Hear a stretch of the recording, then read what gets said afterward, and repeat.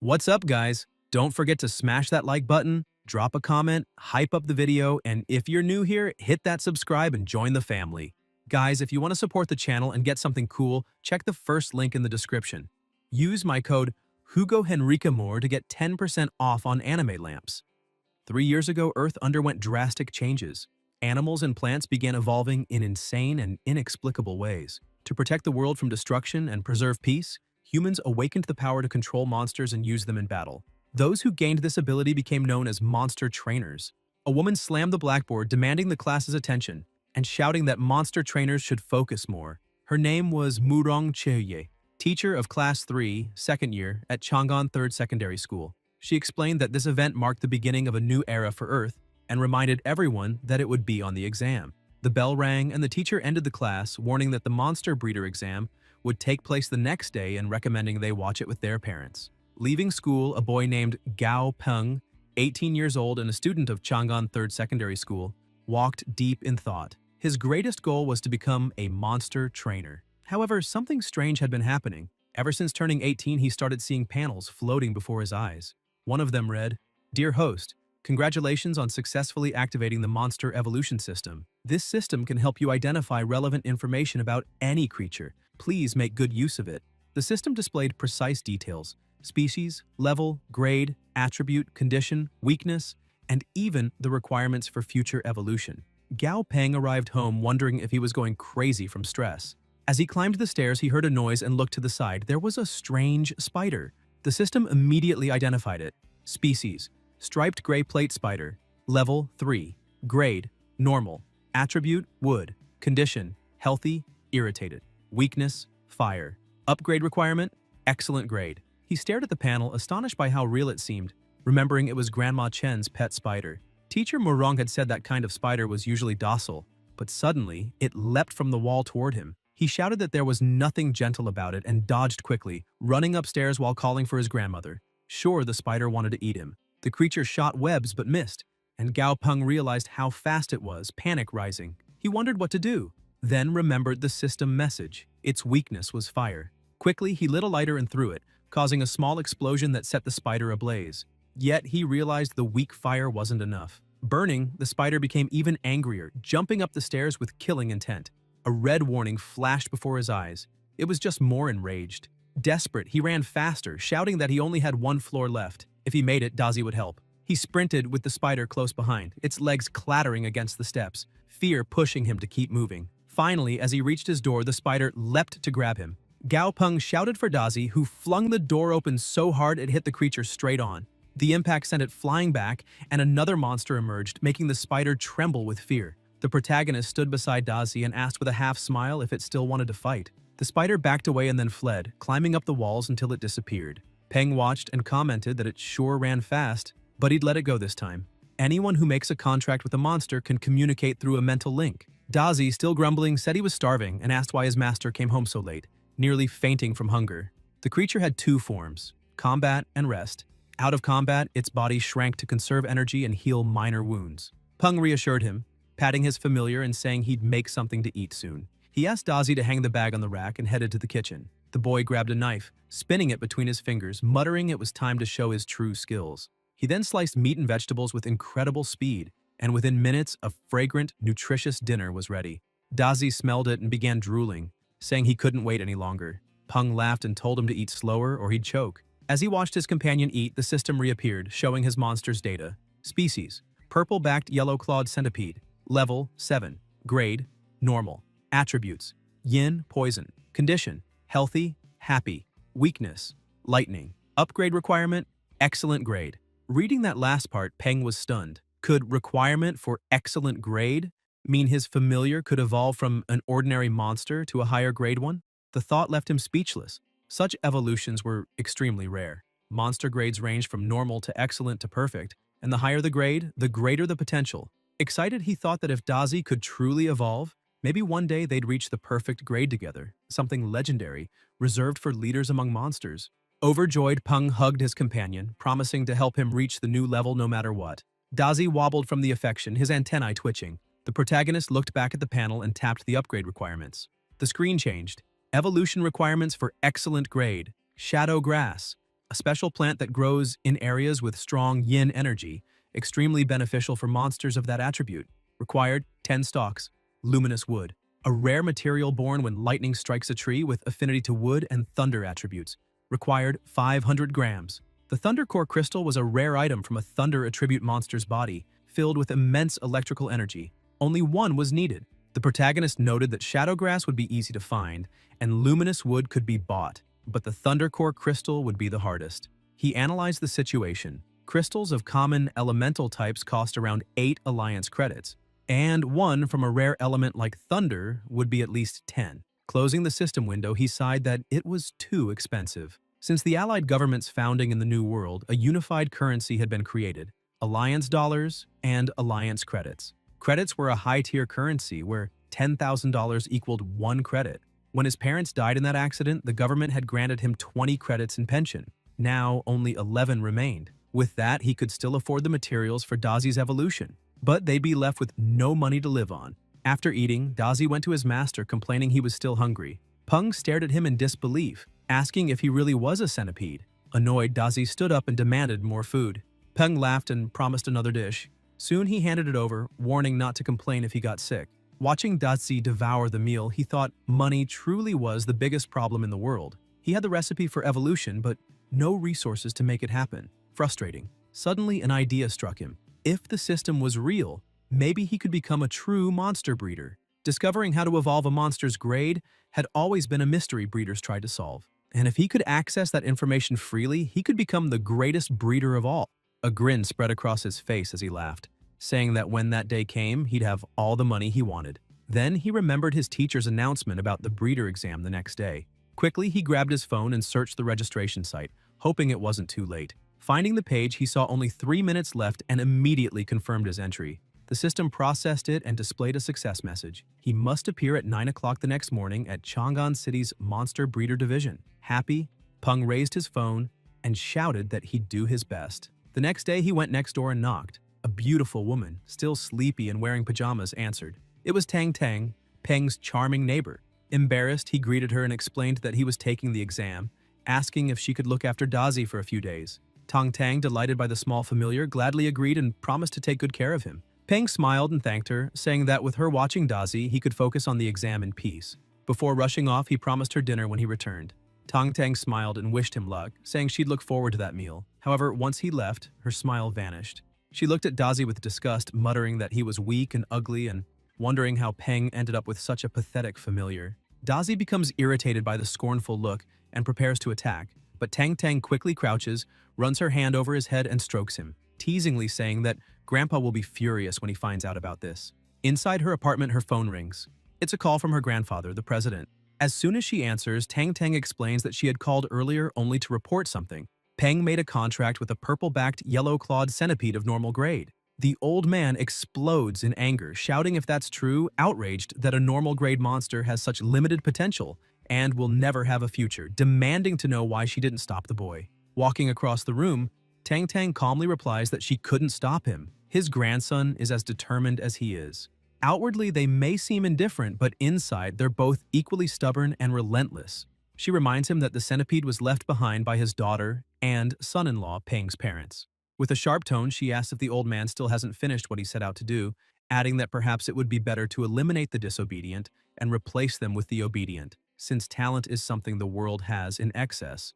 She then looks out the window and sees Peng running down the street, sighs, and apologizes for saying too much, assuring him he doesn't need to worry because as long as she's around, the boy will never be in danger. She hangs up. In the president's office, a woman rushes in, asking if he called for her. With a cold expression, Ji Han Woo orders her to inform the experimental department that they have a 5-month deadline. If they fail to deliver results by then, they no longer need to exist. Regarding the Qinghai branch, he gives Li Ye 7 months to solve the problem, or he'll go there himself. The secretary trembles, bows, and says she'll carry out his orders immediately. Ji Han Woo, now calmer, picks up the phone, looks at a photo of himself with Peng, and murmurs that he'll set everything right within a year at most. He promises his grandson that once he returns, he'll never suffer again. In the city of Chang'an, the Monster Breeder Division building is packed. Peng looks around amazed by the crowd, commenting that becoming a monster breeder has really become a trend. Suddenly, he hears a familiar voice and turns to see his friend Li Zigong, accompanied by Zhang Hong and Li Hongdu. He smiles and greets them. Zhang Hong asks if he came to watch the exam, but Zigong laughs, proudly pointing at his mother, saying they're there to see her take the test. Even though she's failed 3 times before, he insists she'll pass this time. Hongdu lightly taps her brother's head, calling him an idiot. Zigong complains that she hits him so often he's actually turning stupid because of her, and she retorts that he's always been stupid, it has nothing to do with her. Slightly embarrassed, Peng interrupts the banter and reveals that he's also taking the exam. The 3 of them are surprised, and Zhang Hong places a hand on his shoulder with an encouraging smile, saying it's great to see him so determined, that he believes in him, and that maybe today they'll witness the birth of the youngest monster breeder in Chang'an. Peng laughs awkwardly, saying he's not that talented but will give it a try. At that moment, an unfamiliar voice cuts in, sarcastically asking who the youngest breeder in the city is supposed to be, mocking that the exam must be too easy if anyone thinks they can pass. Zigong gets angry and asks what that idiot just said, but his sister tries to hold him back. The man keeps provoking, saying it's ridiculous for a foolish kid to think he can become a monster breeder. Peng stares at him coldly and replies that if someone could become a breeder just by talking, that man would already be the best in the world. The blonde man gets annoyed and tells him to wait. Soon he'll see what that means. Zigong asks who that idiot is and how anyone could be worse than him, and Zhang Hong answers that it's Wang Shu, heir of the Wang group, someone who has failed the monster breeder exam 4 times. So seeing a young newcomer like Peng must have gotten under his skin. Suddenly the doors open and people begin shouting, announcing that the exam is starting. The head examiner of the Chang'an City Monster Breeder Division, Feng Shu, steps forward to welcome everyone. He declares that the exam will begin immediately and instructs everyone to enter and collect the written test in an orderly line. Inside the division hall, Feng Shu welcomes them again and explains that the evaluation consists of 2 parts, a theoretical test and a practical test. Peng listens carefully as Feng Shu emphasizes that they'll begin with the written exam. 3 videos will be shown on the screen behind him, and participants must accurately describe the monsters displayed. He turns on the screen and steps off the stage, saying he doesn't want to waste time, so the video starts right away. The first shows a monster swimming underwater, darting back and forth. When the screen goes dark, the chief examiner checks his watch and announces that was the first video. Everyone has 20 minutes to write their answers. People begin complaining, saying they've never seen that creature before, that it must be a new species, and the clip was too short to see anything clearly. They might have to try again next year. Feng Shu gets irritated and yells for everyone to shut up, warning that the next person who speaks will be immediately disqualified. Silence fills the room. Wang Shu smirks, thinking the written exam this year is harder than usual, but he's grateful for the insider information he received beforehand. Glancing at Peng sitting calmly beside him only makes him angrier. That idiot better enjoy laughing while he can. Meanwhile, Peng is fascinated, realizing the system seems to be responding to his thoughts and providing exactly the information he needs. The monster is a Gale dolphin. It enjoys soft music, tranquility, sunbathing, and eating fish and shrimp. Its weaknesses are darkness-type attacks and chaotic sound waves. Peng writes all of it down. The second video shows a monkey-like monster, and the system identifies it as the muscle gorilla. It likes climbing trees and eating bananas, is vulnerable to poison attacks, and has an impatient, easily irritated nature. The final video shows the third monster, identified as the claw mantis. It's strong, brave, and carnivorous, feeding on all kinds of insects, and its weakness is fire-based attacks. At exactly 10 o'clock, the examiner announces time is up and the tests are collected. Another proctor walks around gathering papers and asks everyone to wait for the results.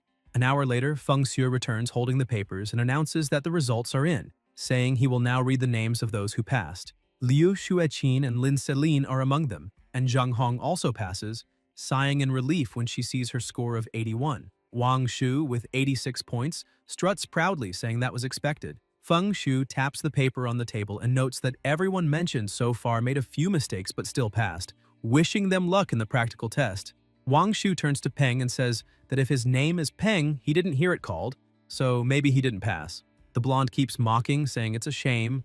Looks like today won't be the birth of the city's youngest monster breeder after all. Peng listens silently, trembling with anxiety, thinking that's impossible. The system couldn't have been wrong. Just then, Feng Shu speaks again, saying there's one final name left on the list of those who passed. He asks the candidate to stand up. Confused, Peng rises and the examiner begins clapping, saying he truly didn't expect the candidate with a perfect score to be so young, praising the talent of the new generation. The crowd begins to murmur in admiration, saying he scored perfectly on the written exam, even though he's still in high school. Proof of an exceptionally bright future. Many whisper that they might be witnessing the rise of Chang'an's youngest monster breeder. Peng smiles and, looking directly at Wang Shu, says that Gao Peng has just been announced with a perfect score, apologizing for the disappointment. The blonde man seethes, shouting that the bastard just got lucky. As the announcement ends, the chief examiner leads all successful candidates into another room. Peng looks around, finding the place huge. Feng Shu welcomes them to the second phase, explaining that the practical test is simple.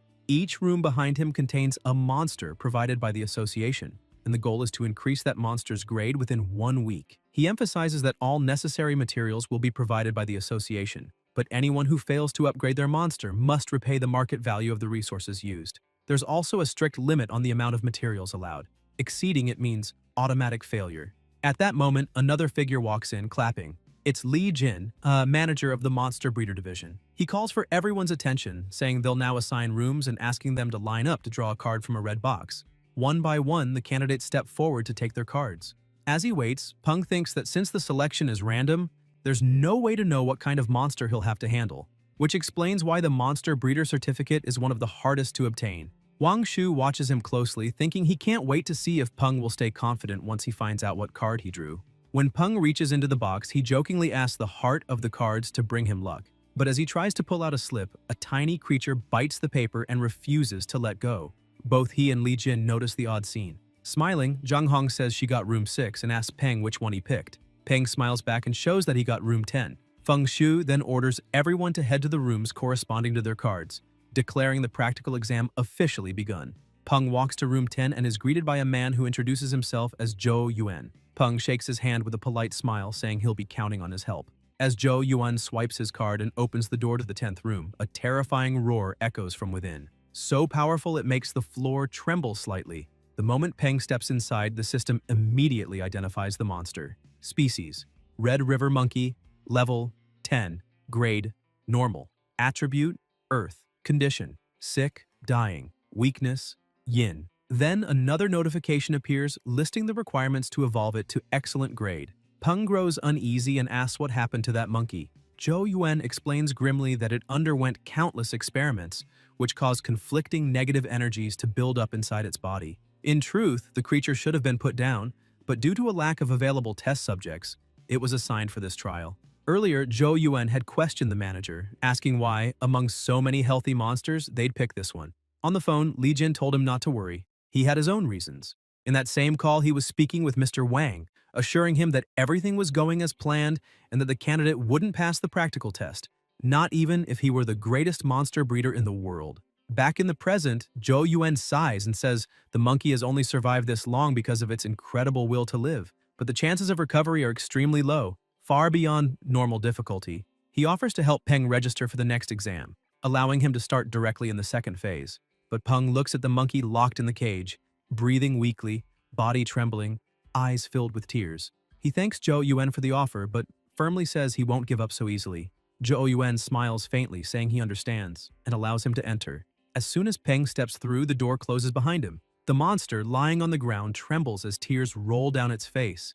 In its mind, flashes of painful experiments and voices calling it useless torment its thoughts. It screams in despair, staring at Peng with raw suffering. Peng slowly approaches, places a hand on the monkey's head, and gently tells it not to worry. Just trust him because he'll do everything he can to help. Using the system, Peng analyzes the Red River monkey's evolution path, and the results shock him. The first screen shows the normal path, purify bodily impurities, and evolve into an excellent grade Red River monkey.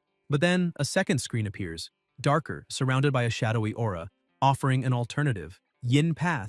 Absorb yin energy to eliminate the body's weakness to the yin attribute. High chance of evolving into a new species and achieving excellent or higher grade. Peng can't understand why this creature has 2 evolution routes, but new windows appear listing the requirements for each. For the normal evolution, 5,000 grams of spiritual aura herb, 4,500 grams of concentrated aucuba scent, 10 bottles of first-class antidote, 5 elite-level monster crystals of the wood attribute, 2,500 grams of spirit-calming wood powder, 10 bottles of heart-cleansing dust, and 10 kilograms of tranquil leaf tea. For the distorted yin evolution, 250 grams of black candlegrass, 1 elite-level carrion attribute monster crystal, 2 or 3 pouches of luminous powder, 1 or 2 skull mushrooms, and 3 stalks of withered grass. Peng compares both lists and realizes the normal path demands an absurd number of materials, far exceeding the limit allowed by the examiners. He reasons that his choice makes sense. It's easier to continue painting on a stained canvas than to scrub it clean and start from scratch. So, he decides to take the risk and choose the distorted path. The system updates and displays the yin evolution formula. Mix a portion of black candlegrass into the creature's 3 daily meals for 3 days. Then feed it the carrion-type crystal and place it in a bath containing sulfuric acid solution blended with luminous powder, skull mushrooms, and withered grass. After that, let the process occur naturally. Reading everything carefully, Peng calls Zhou Yuan and hands him a note. Zhou asks if that's the material list, and when he reads it, he's stunned by the names. Black candlegrass, skull mushrooms, withered grass, all toxic ingredients. He frowns and says every one of them is highly poisonous, asking if Peng intends to raise the monkey's grade or kill it. Peng calmly replies that desperate times call for desperate measures, assuring him he knows what he's doing before closing the door. Zhou Yuan storms off, pacing anxiously, muttering that this boy couldn't possibly have gotten a perfect score on the written test. He's just a fool with a bit of theoretical knowledge, acting like a genius. 3 days pass. In room 2, one participant has already failed. In room 7, another candidate also failed, lamenting that the monster's grade almost increased, but she couldn't figure out what went wrong. In room 8, someone else loses it completely, shouting that nothing makes sense. He followed every ratio perfectly, yet nothing worked. Meanwhile, in room 10, the Red River monkey starts to recover. Peng watches, noting that once again the system was right. The black candlegrass stimulated the monkey's body and healed most surface wounds. After 3 days of feeding, its body and spirit are at peak activity, and the carrion crystal has begun to take effect. Peng holds the cage key and says that now all that's left is to put it into the sulfuric acid solution and wait. He remembers Zhou Yuan's warning when handing him the key, that it was meant to open the cage and that all monsters provided by the association were supposedly docile. But after all the suffering the Red River monkey endured, it could react unpredictably, so Peng must be careful. Looking down at the key in his hand, Peng reflects that it's hard for a monster to communicate with a human without a blood contract, and letting it out could be dangerous. But he's already decided. It's the only option he has left. He approaches the cage and speaks gently, saying he's going to release it, but it needs to promise to behave. The monkey nods as if understanding. Without hesitation, Peng unlocks the cage and calls it out. Though he tries to look confident, he still feels a twinge of fear, until the monkey suddenly runs toward him and jumps into his arms, showing gratitude and affection for the kindness it received over the past days. Peng smiles in relief and pets it lightly, saying it can be free now, because the most important thing is helping it evolve. The two walk to the bathroom where the bathtub is ready. Peng tells the monkey to get in, assuring it everything will be fine. But the creature hesitates, pulls out a handful of fur from its tail, and throws it into the tub. The fur sizzles instantly, and frightened, the monkey refuses to enter. Peng is impressed by the creature's intelligence, but keeps smiling, urging it to trust him, promising it can become stronger if it has the courage. He then places his hand on the monkey's head, radiating calmness. Slowly, the creature gives in and steps into the tub. Peng watches with a tight chest, saying that sight would make anyone uneasy. The moment the monkey submerges, thick, dark smoke begins to fill the room, startling Peng and triggering the alarms. In the security booth, a voice comes over the radio announcing that the fire alarm has been activated in room 10 and they need to contain it immediately before it spreads. Teams rush in with extinguishers while other participants panic, whispering that whoever's in room 10 must have caused an explosion. From afar, Wang Shu watches with satisfaction, murmuring that the investment wasn't wasted and that manager Li Jin really kept his word. The alarm keeps blaring as people run to room 10 and force the door open, only to find there's no fire, just heavy black smoke drifting through the air. Peng turns startled and asks why they barged in like that. Zhou Yuan explains that the fire alarm had gone off, and as a precaution, everyone rushed to check the situation. The protagonist apologizes, admitting he was so focused on the process that he didn't even notice the system trigger.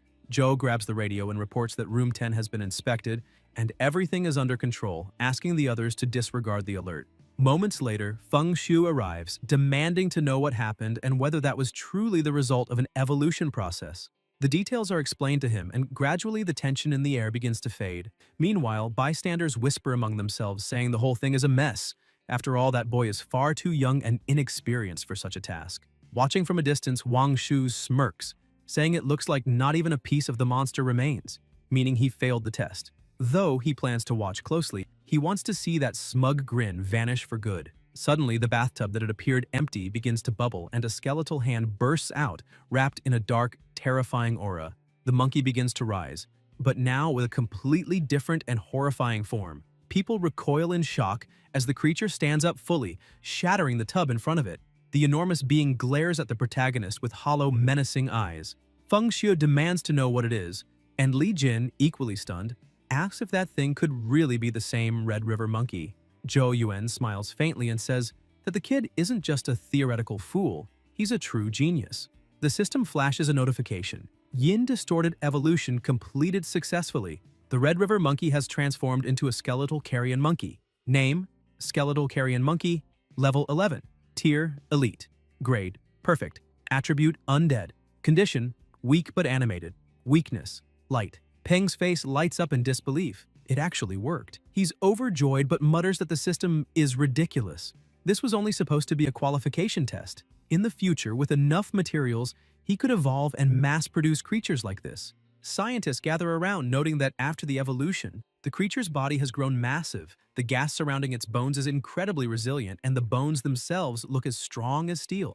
Li Jin comments, amazed, that this must be an entirely new, uncatalogued species, and more than that, an exceedingly rare undead type, making it a priceless discovery. Feng Xiu smiles, observing that undead types are indeed uncommon, even among the allied government's ranks. But the real treasure isn't the creature. It's the boy who created it. Peng turns around and realizes the chief exterminator is watching. Smiling proudly, he calls out to the examiner, asking him to verify the results. He's successfully evolved the Red River monkey. Feng Xiu smiles and tells him he's done exceptionally well, worthy of the top score on the written test. The now transformed monkey tugs on Peng's clothes, trying to communicate. Peng touches him gently and says he understands. He's already helped him evolve. Shouldn't that be enough? But the creature's eyes show it isn't satisfied. Li Jin, consumed by greed, starts grinning. Evolved monsters are usually handed over as rewards to the association staff. Normally, he wouldn't care about such things, but this time is different. That new species has to be his. Feng Xiu, seeing the situation, calmly states that it seems the monster has formed a bond with the candidate. And if that's the case, he should be allowed to keep it. Everyone is shocked, even Peng himself. Feng Xiu repeats firmly that Peng may indeed keep the creature. Li Jin, outraged, demands to know if the chief is serious. Feng Xiu replies yes, because this is a new species, and all data about it is unknown. He adds that the evolution was a complete success, making the monster incredibly valuable, then asks what Peng intends to do with it. Peng pauses, recalling the examiner's earlier words about advancement. But what truly amazes him is something else. Before, the monkey had only been at normal grade and could only reach elite tier upon hitting level 20. Yet it has now achieved elite tier at level 11, skipping the excellent grade entirely and jumping straight to perfect. Even more astonishing, the system indicates it could still evolve further to the epic grade, and it's already an extremely rare undead type. Zhou Yuan approaches, stunned, saying no one could have guessed that creature was once a Red River monkey, and points out that it clearly wants to stay with Peng, so he should take it with him. Li Jin interrupts, raising his voice and turning to Feng Xiu, insisting that can't be allowed.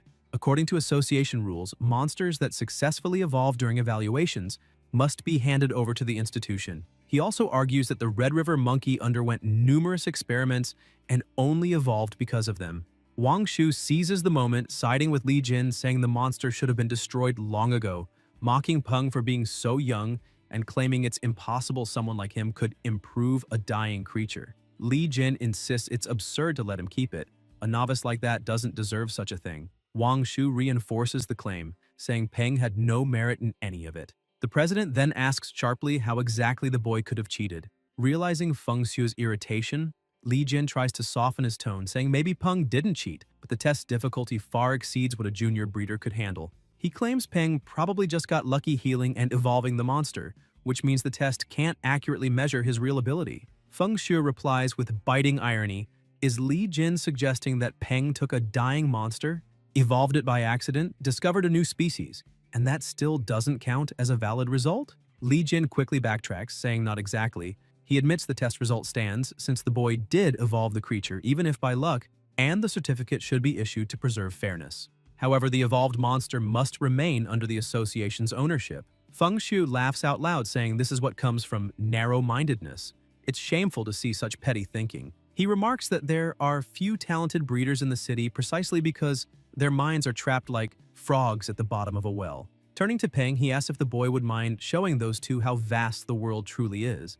Peng takes a deep breath and replies that all he wants is his breeder certificate. He has no idea how he got dragged into such a mess. Then, looking directly at Wang Shu, he calls him old man, asking if he really thinks this was cheating just because he's young, concluding that such thinking belongs to a real idiot. He then points at Li Jin and says that just because he can't do something doesn't mean no one else can, asking sarcastically if the man is blind and didn't just see what happened. Peng goes on, calling them incompetent and ignorant for refusing to accept the truth, staring them in the face, clinging instead to excuses to justify their disbelief. Seeing people like that, he says, is truly pitiful. He then explains that although the name Red River Monkey includes the word river, its attribute has nothing to do with water. The name simply refers to the area where the species is found. But at some point, someone assumed it was aligned with water and yin because of that word. And that person, he says, was a complete fool. Judging by the monkey's condition, plenty of other fools believed the same thing since they had flooded it with materials of those types.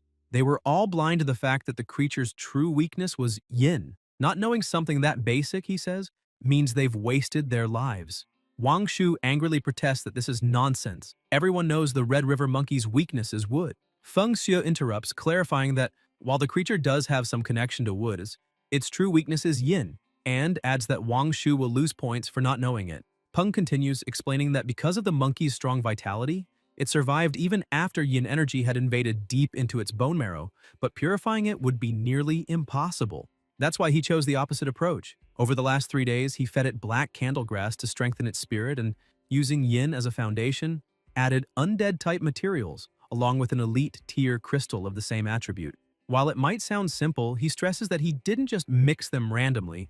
The real key lies in the order and ratio of the materials. Without that understanding, any attempt would have failed completely. Furthermore, anyone who tries without understanding the process could cause unpredictable results. And if the Red River monkeys were to go extinct because of that, he wouldn't be able to bear such responsibility. Feng Xue begins clapping, praising the brilliance of the new generation, and declares that since Peng has demonstrated such remarkable talent, it would be a waste to grant him only a junior breeder certificate. Therefore, the president personally guarantees that the protagonist will receive the official monster breeder certificate. Feng Xue adds that, unfortunately, issuing an advanced level certificate is beyond his authority. But if Peng travels to the main headquarters in Yanjing and undergoes a new evaluation, he's certain that with the talent Peng has shown, he will undoubtedly achieve that level, as long as he keeps working hard. Peng bows deeply, expressing heartfelt gratitude for everything. The president then rises, faces the two men still standing frozen, and returns to the subject of cheating. He demands to know who the real cheaters are and asks if they think he's too foolish to uncover their schemes. He reminds them that someone just admitted the Red River Monkey was an experimental subject meant for disposal. Feng Xue says he too would like to know why a failed experiment, scheduled for elimination, was assigned to a test chamber in the first place. Zhang Hong confirms she already suspected Wang Shu's comments, and the other candidates start speaking up, saying Manager Li was clearly involved and that Peng was their real target. Zhou Yuan raises his hand and states that he can testify, revealing that Manager Li Jin personally added the Red River Monkey to the exam's monster list, even though there were many healthier options available. Li Jin tries to silence him, but Zhou continues, pointing at Wang Shu and explaining that Li acted under the candidate's direct orders. He adds that proof of this is recorded in the association's official monster allocation reports, and a quick investigation would verify it. Wang Shu collapses to the floor in panic, desperately denying everything. The president then declares that based on the evidence as head of the Chang'an City Monster Breeder Association, he officially announces that candidate Wang Shu cheated and is hereby disqualified from the current evaluation, banned from participating in any future exams for the next 3 years. He continues, stating that former manager Li Jin is permanently expelled from the association and will never be reinstated. The surrounding crowd erupts in cheers, saying justice has been served. Feng Xue turns back to Peng, admitting that what happened was disgraceful,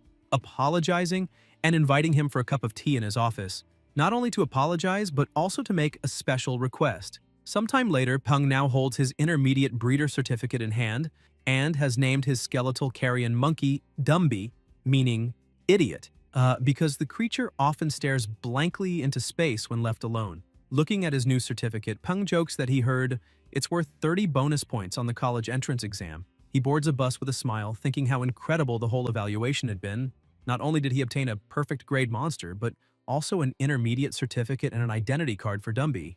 He remembers that the association usually takes ages with such paperwork, but everything changed after befriending the president. Yet, just minutes earlier, inside the association office, Feng Shu had told Peng he wanted to invite him to represent the city in the World Monster Breeder Competition. The protagonist asks if he's serious, and Feng Shu confirms firmly. He explains that, as he said before, the top breeders in the city are mediocre, which is why they've never achieved strong results in major tournaments. But if Peng represents Chang'an, everything could change. Feng Shu emphasizes that the world has only been different for 3 years, meaning both old and young stand on equal ground. Thus, the World Monster Breeder Competition has no age limit. The president, now excited, slaps the desk and exclaims that in terms of potential, young talents like Peng have an overwhelming advantage. Peng tries to hide his growing interest, but his expression betrays him, and Feng Shu teases that it would be a shame for him to refuse, especially since the top competitors receive large cash prizes, with the top 10 earning at least 10,000 alliance credits each.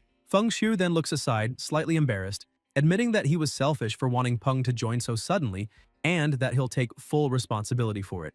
But Peng interrupts him, telling him not to say another word. With a determined expression, he declares that with great power comes great responsibility, and for that reason, he'll accept the invitation to protect the city's honor. Back in the present, on the bus, Peng sits deep in thought, wondering whether he should really enter such a competition, as everything seems complicated. Around him, passengers whisper in awe at his familiar, marveling that it's such a rare undead creature. But as always, there's someone foolish enough to do something stupid. One man leans closer out of curiosity and loudly asks what would happen if he pulled a bone from the monster. Without thinking, he reaches out to try. In an instant, red threads shoot out from Dumby, wrapping tightly around the man's arm. Within seconds, the undead completely restrains him without even turning his head, while Peng, lost in thought, is still daydreaming about the 10,000 credit reward for placing among the world's top 10. After all, someone poor like him can't afford to ignore that kind of opportunity. Dumby rises and stares at the man who dared to touch him, raising a hand toward his eye, ready to strike. Peng quickly calls his name, and the undead instantly releases the man, returning obediently to his master's side. Peng sighs, muttering that with both him and Dazi around, he has no choice but to join the competition. After all, Dazi eats too much, and now, with Dumby's size, feeding them both will be tough. Smiling, Peng jokes to his new familiar not to worry. It's his own fault for being such a genius, so young and talented that even the heavens must be jealous. The passengers keep whispering, amazed that the boy hasn't even signed a formal contract yet and still commands absolute obedience from the creature. Many wonder who this mysterious prodigy is that no one in the city had ever heard of before. After getting off the bus, Peng says it'll be good to talk to Tang Tang and tell her everything that happened. Suddenly, something rushes toward him. Dumby senses the danger and pushes him aside, blocking the attack. The undead looks back concerned, checking if his master is unharmed. Peng gets up, wincing from the pain in his back, and asks why Dumby pushed him so suddenly. The creature remains in a defensive stance, guarding him, until Peng realizes what happened and smiles, saying he was just worried. He walks up to him and says there's no need to worry. From now on, they're all family. When he turns toward Dazi, Peng is shocked at how much the centipede has fattened up. Just then, Tang Tang appears, waving and saying that she and Dazi came to pick him up.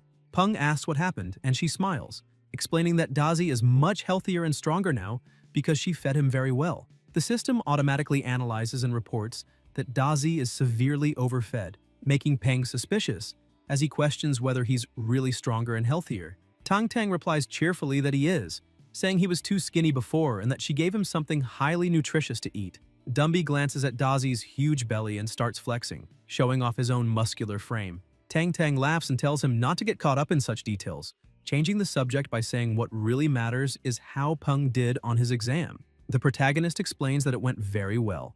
The monster he received had undergone many experiments, and he managed to improve its grade, earning an intermediate monster breeder certificate. Afterward, the association president gave him a new monster as a gift, in gratitude for saving and perfecting the other one during the test. Peng points to Dumby and says he accepted him out of respect for the president. Tang Tang looks surprised and asks if he really obtained an intermediate certificate. He confirms, showing the document, and she smiles, impressed, saying he's grown up so fast and truly amazed her. Peng notices her expression soften slightly, her gaze now warmer and more curious. Tang Tang says she wanted to discuss this later but decides to ask now. Does he know why monster trainers hold such a high status? She says she'll be direct. No matter how powerful familiars are, they're still external forces, and a single shooter or bullet can easily kill them, since humans themselves are fragile. Peng looks shocked and asks if that means the high status comes from the trainers having their own means of protection. Tang Tang smiles and replies, Exactly. Then asked if he'd like to learn how. The secret technique Constellation Shift was, in fact, a powerful damage transfer ability that allowed its user to completely redirect any wound they received to their own familiar. However, its range was limited, and it could only be activated with the familiar's conscious consent. Despite that limitation, the potential of the technique was immense, since a monster's vitality and endurance far surpassed those of a human and continued to grow as the monster evolved. That meant that, over time, the technique would become increasingly useful and efficient. After fully understanding how it worked, the creator and his familiar began to feel a subtle bond, as if connected by an invisible thread. After some time meditating, the protagonist stretched and commented with satisfaction that he seemed to have successfully learned the technique. He thought to himself that for Tang Tang to grant him something so valuable, her support surely wasn't simple.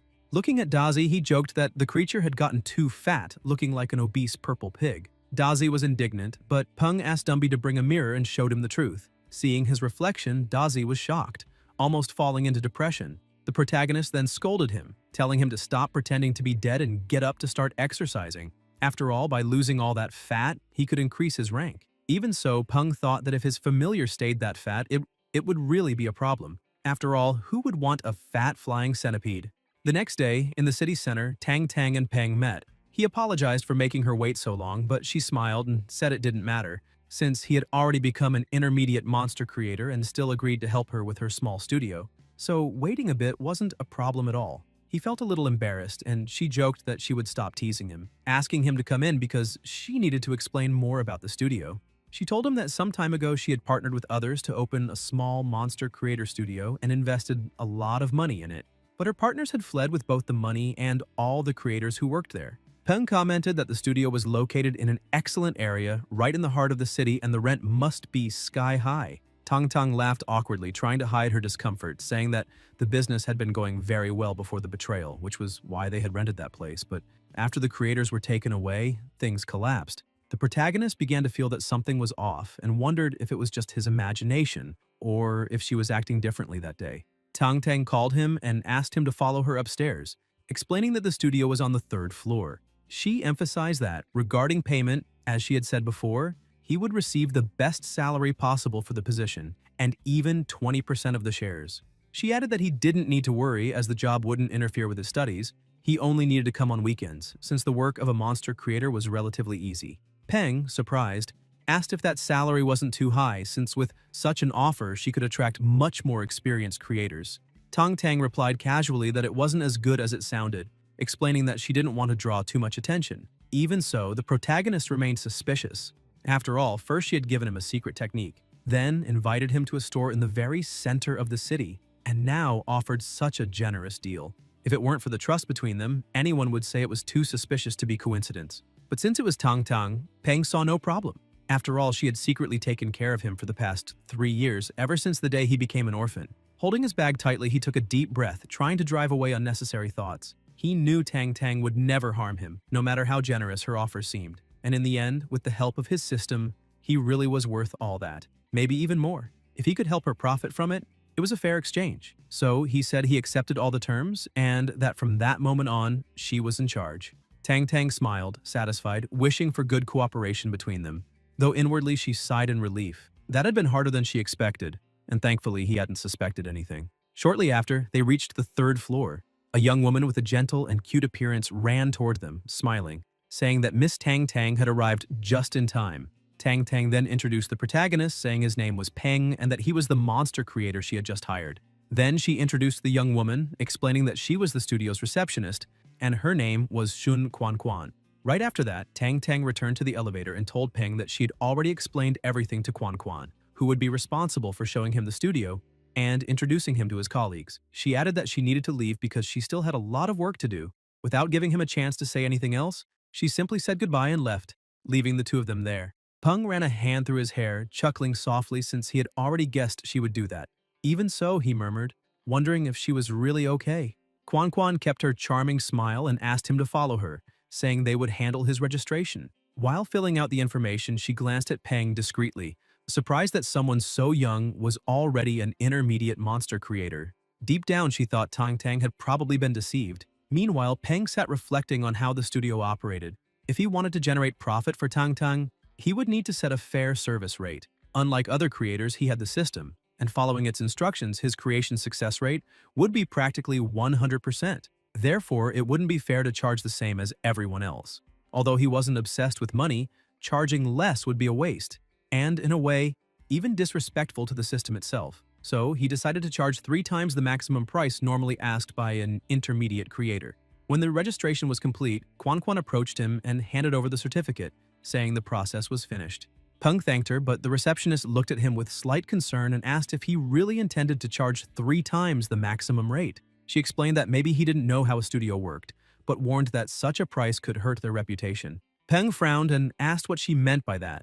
At that moment, the door suddenly burst open. A man rushed in, looking irritated and desperate, saying he would get straight to the point. He stared at Peng and declared that if Peng wanted to charge 3 times the maximum rate, he would have to prove he was worth the price. Stepping forward firmly, he stated that if Peng could heal his familiar, no matter how long it took, he would pay 10 times the requested amount. He repeated with conviction that if his familiar truly recovered and advanced in rank, he would pay 10 times the fee without hesitation. Quan panicked the moment she heard the offer since that amount was absurdly high, and she desperately begged the man to calm down. Peng, however, remained calm and confident, saying it was fine. He remarked that this would be his first client and that, for that reason, he would give a generous discount, charging only 3 times the normal rate, not 10. The man looked at him in surprise and asked if he was really that confident in being able to heal his familiar. Peng asked him to calm down, explaining that he could only give an accurate answer after examining the creature's condition. The man then opened a box and with a worried expression revealed his small familiar. Quan stepped closer anxiously as the animal began whimpering in pain and trembling in its owner's hands. The man looked at Peng in despair, asking if he could do anything. The system immediately activated the analysis. Purple electric rat, conflicting variant, level 19, elite tier, excellent grade, lightning attribute, condition, minor injuries and weakness due to mud contamination, promotion requirements for perfect grade, incomplete. Moments later, a red warning flashed across the system panel.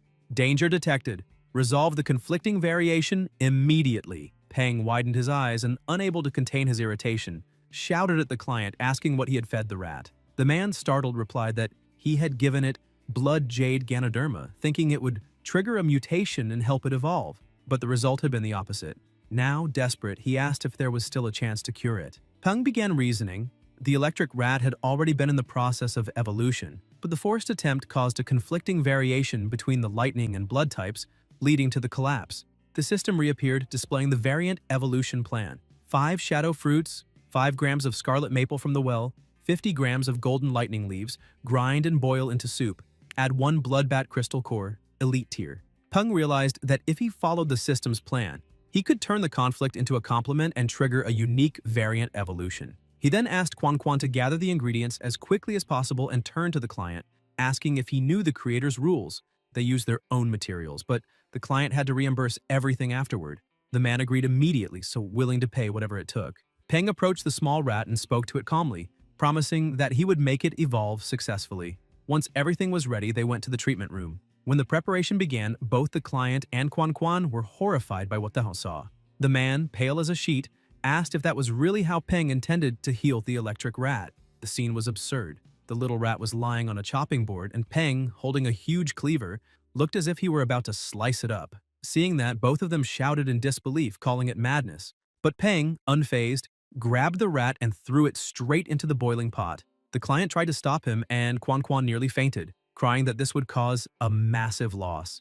Even so, Peng continued stirring the pot calmly, and after a few seconds he lifted a ladle of the broth and, with the most serious expression in the world, asked if the client would like to taste a sip of the rat soup, claiming that, according to legend, it nourished the yin and restored the yang. The man began to panic, but Peng simply smiled and told him to relax, explaining that it was just a joke to lighten the mood. Then he lifted the lid and asked the man to take a look. Mr. Ma leaned in curiously, and to his astonishment, what was inside wasn't soup at all. It was a medicinal bath Peng had prepared for the familiar. The heat was only meant to help the creature absorb the medicine more effectively. Even so, the client kept watching with his heart pounding, trying to stay calm. The protagonist covered the pot again and with a confident smile said that the heavens were about to bless that rat, so it needed to boil a little longer, about 10 more minutes. Mr. Ma thought about how there were only two advanced monster creators in the whole city, both prestigious and impossible to schedule. That was why his only option had been Peng, an intermediate creator.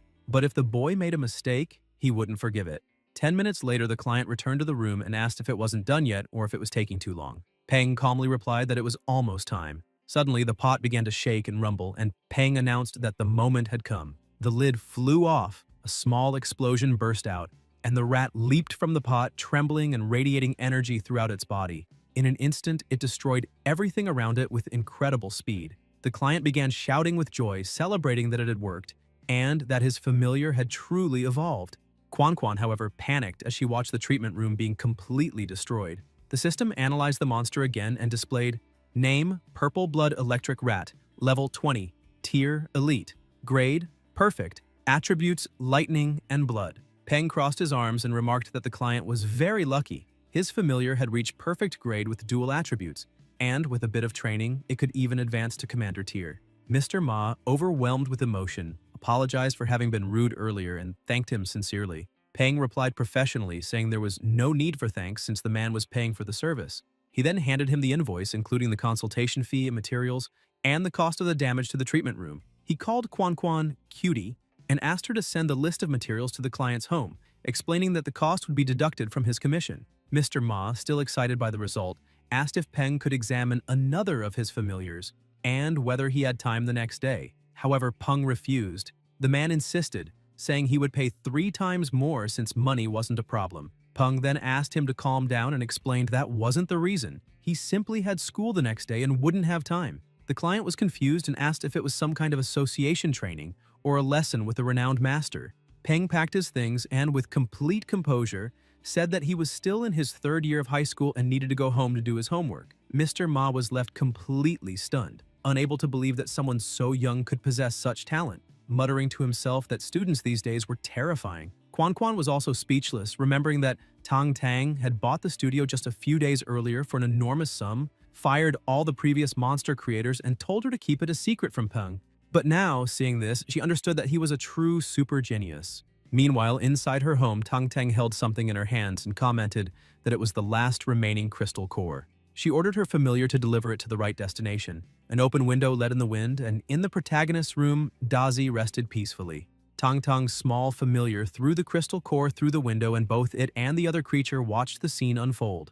Dazi quickly darted forward, swallowed the core, and within seconds began to feel something strange. Dumby, alarmed, tried to help him. Meanwhile, Peng was walking home calmly, mumbling that those 7 kilos of yin cedar needles should be enough to feed Dumby for a month. He reflected that his familiar had already reached perfect grade, and if it continued evolving, it could reach epic grade, something so rare he had only read about it in books or seen on TV. Even so, he decided it would be better to ensure proper nutrition before thinking about new evolutions. On the other hand, Dazi's case was more urgent. To evolve, he needed a crystal core from a level 10 or higher Thunder-type monster, an extremely hard-to-find item, and even if he found one, he probably couldn't afford it. Suddenly, a loud crash echoed from his house.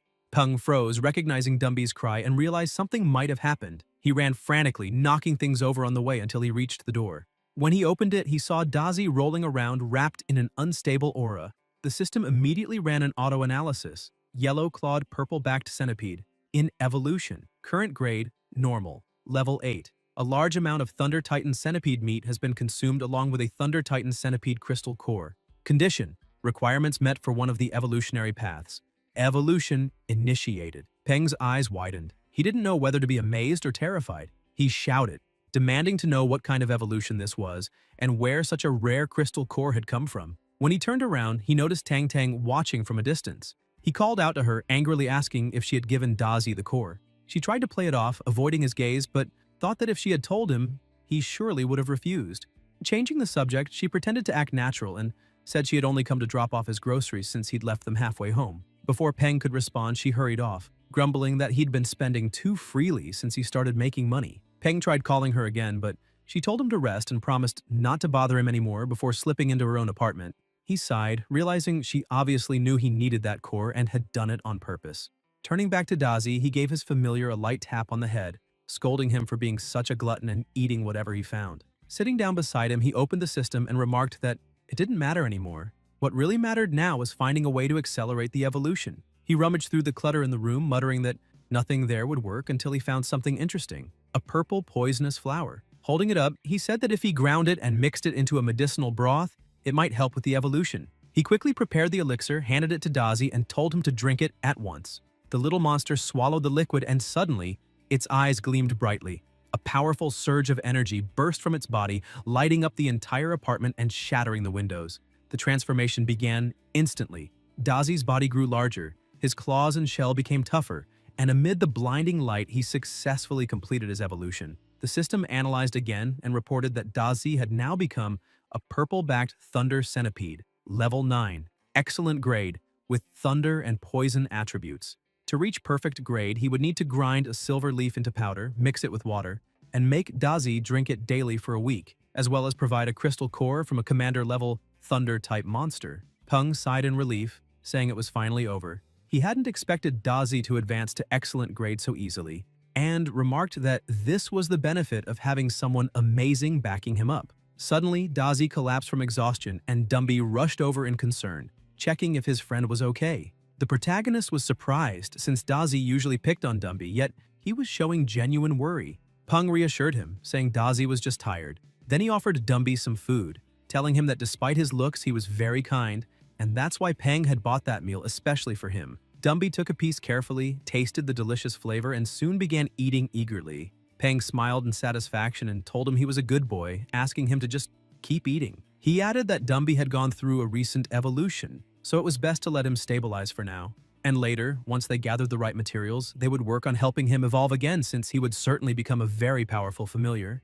Sometime later, Dazi woke up and saw that both Peng and Dumby were asleep. An idea crossed his mind. He grabbed a blanket and quietly walked toward his master. Tang Tung, watching everything through the window, commented that it looked like the calm before the storm. Seeing how surrounded by affection the protagonist was, she said that he needed to grow stronger as quickly as possible. The next day, inside the principal's office, the man slammed his hand on the desk and shouted that he completely rejected the proposal. He demanded to know how they could even consider allowing monsters into the school, given that the students were still young and defenseless, asking if the higher-ups weren't concerned about their safety. Another man tried to calm him down, explaining that in times of peace, such an age might still be considered childish. But in ancient times, people that young were already taking up arms to protect their families.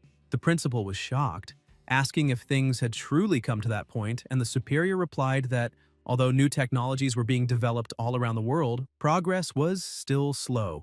And if things continued like this, when the day came that their current technology could no longer face the threats ahead, it would already be too late for regret. Meanwhile, in the classroom, Peng felt uneasy as everyone stared at him. One of the students turned around and asked if it was true that he had earned an intermediate creator's certificate.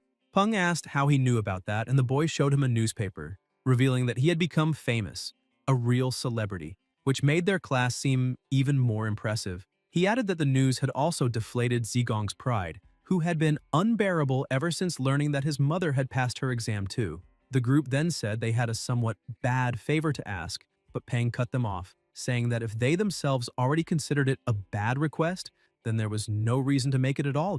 It would be unpleasant both for the one asking and the one doing it. In other words, it wasn't a good idea to insist on bad favors. The boy frowned in irritation, but before he could reply, their teacher suddenly appeared behind him and smacked him on the head with a stack of papers, shouting to know why everyone was just standing around. She then ordered everyone to sit down immediately because she had an important announcement to make.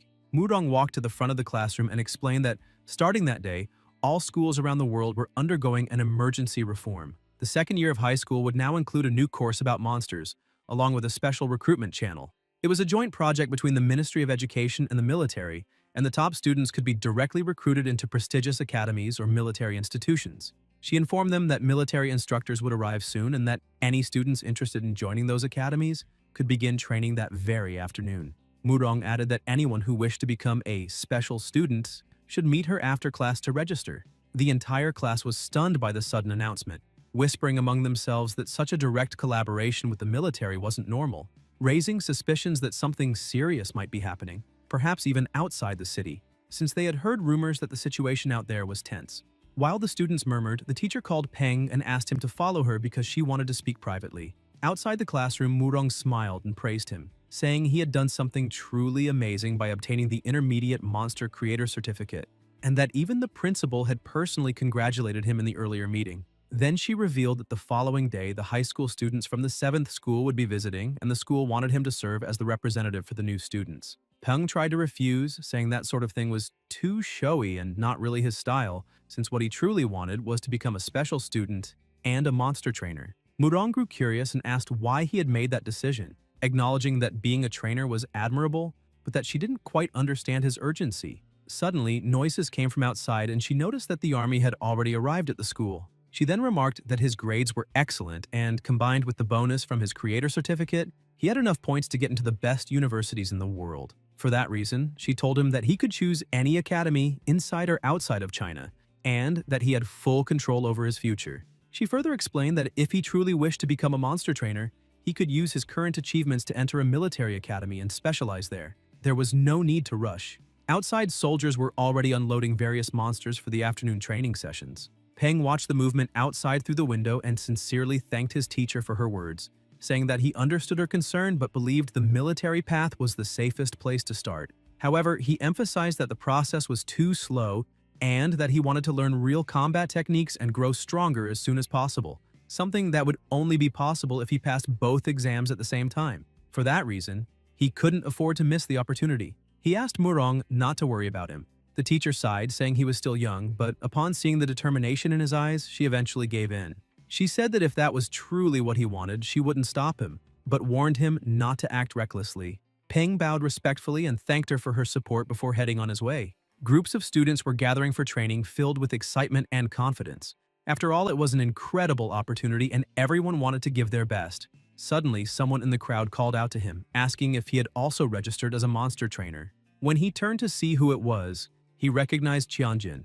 The boy ran up to him enthusiastically, saying that he was already a monster creator and that his grades were excellent too. Curious, Peng asked why he wanted to register. With bright eyes, Qianjin replied that it was his childhood dream. His favorite animated movie had been God's favorite treasure, and the monsters in it were amazing. That's why he wanted to become one with the strongest trainer and couldn't miss the chance. Peng teased him, asking if that strongest trainer happened to be a man, would he still want to become one with him? Annoyed, Qianjin said it was just a figure of speech. Peng ended the teasing and told him it was fine, but they needed to keep moving, since the training field was just ahead. When the group of students arrived, they were stunned by the sight of the muscular soldiers. It was the first time they had ever seen people so imposing and serious. The colonel stepped onto the stage and Qianjin whispered if that man was really the instructor, since aside from his muscles, he didn't seem that special. The colonel heard the remark and, with a single glare, made Qianjin almost faint from fear. Peng observed and thought that murderous aura was terrifying, realizing the colonel was anything but ordinary. The man began to speak, first praising them for having courage, unlike those who had given up. But then he broke the atmosphere, saying that courage alone was worthless. Without a steady mind and iron will, they would wet themselves the moment they saw a wild monster, their legs turning to jelly. They wouldn't even be able to run. The students grew irritated and shouted that it wasn't true, that they wanted to become monster trainers and had already seen many monsters before.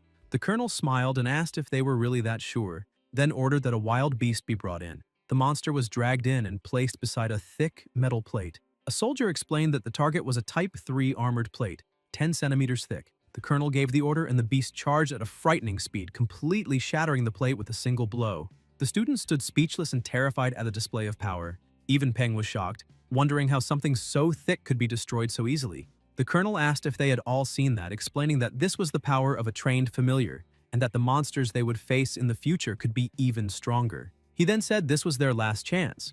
Anyone who wanted to quit could leave right now. People started walking away and Peng was surprised to see that almost everyone left. Apparently, they had only come for the excitement of the moment. The colonel shouted, asking why they looked so down, saying that what they had done wasn't wrong. He smiled and told them that those who went back should study hard because studying was also a fine path and they weren't deserters.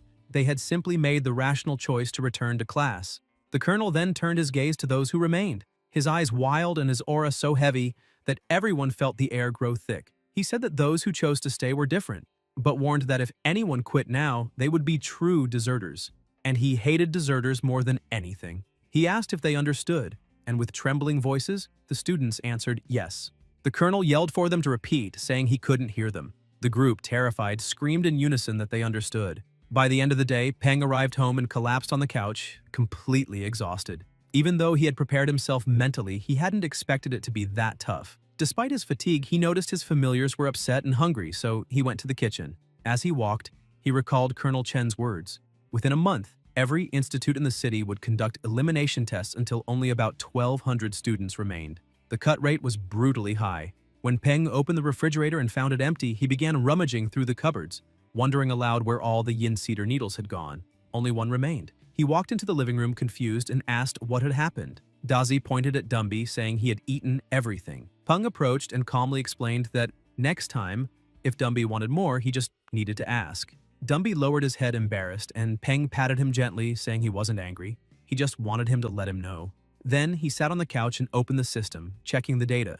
Dumby needed to absorb 250 kilos of yin cedar needles to complete the first stage, meaning he was almost there. Peng placed an order for 15 kilos of needles and 5 kilos of thunderflower fruit. Calculating the costs, he thought to himself that half a kilo of needles cost 1,000 alliance dollars, but only 1.5 credits for 10 kilos, affordable for daily use. Even so, the faster Dumby ate, the faster he would evolve, which meant the materials would become increasingly expensive and rare, perhaps even requiring a legendary crystal, which would be like burning money. And then there was Dazi, the glutton, who needed 100 kilos of thunderflower fruit to reach perfect grade. Fortunately, those fruits were cheaper. Half a kilo cost only 100 alliance dollars. After finishing the calculations, Peng held his head and murmured that supporting a family really wasn't easy.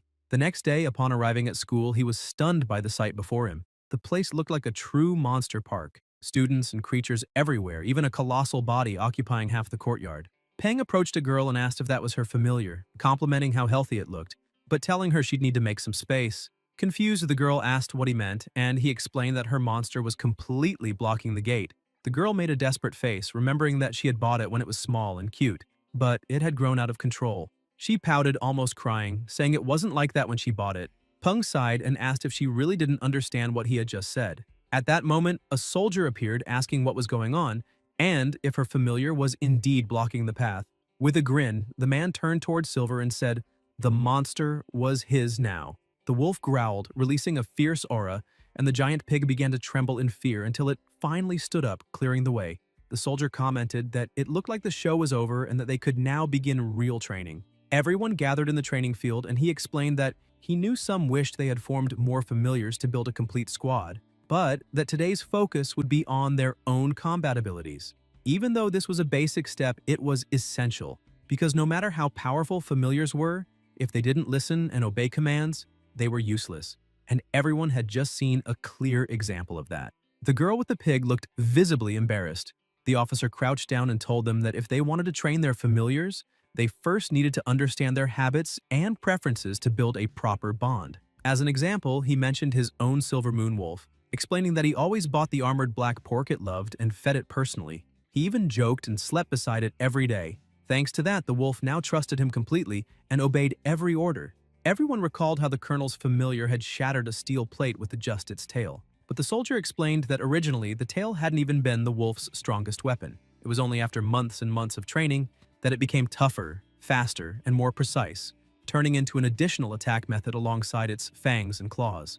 That was the colonel's training style, developing multiple forms of attack. Next, Lee was called to demonstrate his own familiar's abilities. He explained that his was also a silver moon wolf, like many others, but due to a different training method, it had evolved differently. Throwing a rock forward, the wolf dashed at lightning speed and shattered it completely with a single bite. Peng was impressed by the power of that strike. The officer then continued, saying that familiars were divided into 5 classes: attack, defense, support, healing, and control. However, it wasn't uncommon to train a familiar for more than one role. For example, the green demon vine could be used for both defense and control. Finally, he clapped his hands and said that the basics had been covered, so the official training would begin. The first exercises were simple. Start by testing bite strength on wooden blocks and gradually increase the difficulty. While a group of monkeys unloaded a truck, the soldier explained that all those materials were for the students to use during training, so they didn't need to worry about resources. He emphasized that anyone who had already chosen their training style should register and collect the appropriate supplies. The protagonist began thinking about the best way to train Dazi, Since he was strong in offense, perhaps the ideal would be to strengthen his defense. However, he had no idea how to begin training that aspect. Peng, on the other hand, watched the small monkeys curiously as they carried enormous crates and concluded that they had likely specialized in physical strength. Suddenly, he remembered seeing a file at the studio about a species of mutant monkeys with sparse hair known as boxing monkeys. They were incredible attackers but extremely weak defensively. According to the document, these monkeys were trained by their own parents from birth, going through a harsh process where they repeatedly struck their bodies against tree trunks, then against piles of stone, facing tougher challenges as they grew. Over time, their constantly wounded skin dried and hardened, forming a natural armor of calluses and scars. As adults, they developed powerful muscles and a tough hide, capable of protecting them even from heavy impacts against rock. Inspired, the protagonist studied the training materials and thought he might adopt a similar method to improve Dazi's defense. After selecting the equipment, he walked over to his familiar, who was lazily lying in the shade of a tree. Calling him over, Peng said he had chosen their new training method, explaining that it was for Dazi's own good. Better to feel a bit of pain now than suffer for life. Holding something in his hand, he assured him it would only hurt a little, and smiled as he raised a hammer, saying that Dazi just needed to trust him because it wouldn't be that bad. Terrified, Dazi started trembling and bolted in panic. The protagonist ran after him, shouting that he didn't need to run, that it wouldn't hurt, and that it was all for his own good, insisting that it hurt him emotionally too. When he finally caught up, he sighed, complaining that the hammer was so heavy it had nearly broken his own arm. A week later, at 7 in the morning, the alarm went off. Peng turned it off and rolled over in bed, mumbling that he wasn't training today. He'd sleep a little longer. But a thunderous roar made him jump up immediately. Annoyed, he left the room grumbling that Dazi could stop making such a racket already, heading to prepare breakfast. While cooking, he commented that his familiar had indeed grown stronger, though completely exhausted physically, something he found deeply unfair. Even so, he noticed he had improved a bit himself, gaining strength and speed. Even his cooking, like making pancakes, seemed faster. Looking at his two familiars, he remarked that it was good Dazi hadn't eaten junk during that time, since he had grown and now reached level 10. Still, Peng admitted he wasn't entirely sure if that method had truly increased Dazi's defense, remembering that he had nearly broken his arms in the process, and that feeding Dumby had almost bankrupted him. At that moment, his phone started ringing. Dumby noticed and brought it to his master, who answered on speaker. On the other end, a voice asked if he was speaking to Peng and introduced himself as Liu Senlin, general manager of the Blue Shield Security Company. Peng greeted him and, confused, asked why he was calling, since he didn't even know that company existed. Senlin replied that on behalf of the company he wanted to arrange an in-person meeting as the matter could be very beneficial for him, and asked if he had any time available to talk. Back at the studio, Quan welcomed Peng and informed him that the guest was already waiting. When he entered the room, a man stood up and asked if he was Peng. The protagonist confirmed and returned the question, wanting to know if he was really Senlin. The man smiled, saying it was a pleasure to finally meet him in person, and reaffirmed that he was indeed the general manager of the Blue Shield Insurance Company, as mentioned on the phone. Senlin explained that he was there to ask if Peng would be interested in working for the company as a consultant monster creator. The protagonist was surprised by the offer, but gestured for him to sit first. Once they were both seated, Peng asked why the manager had sought him out, pointing out that there were advanced monster creators in the city, while he was only an intermediate one.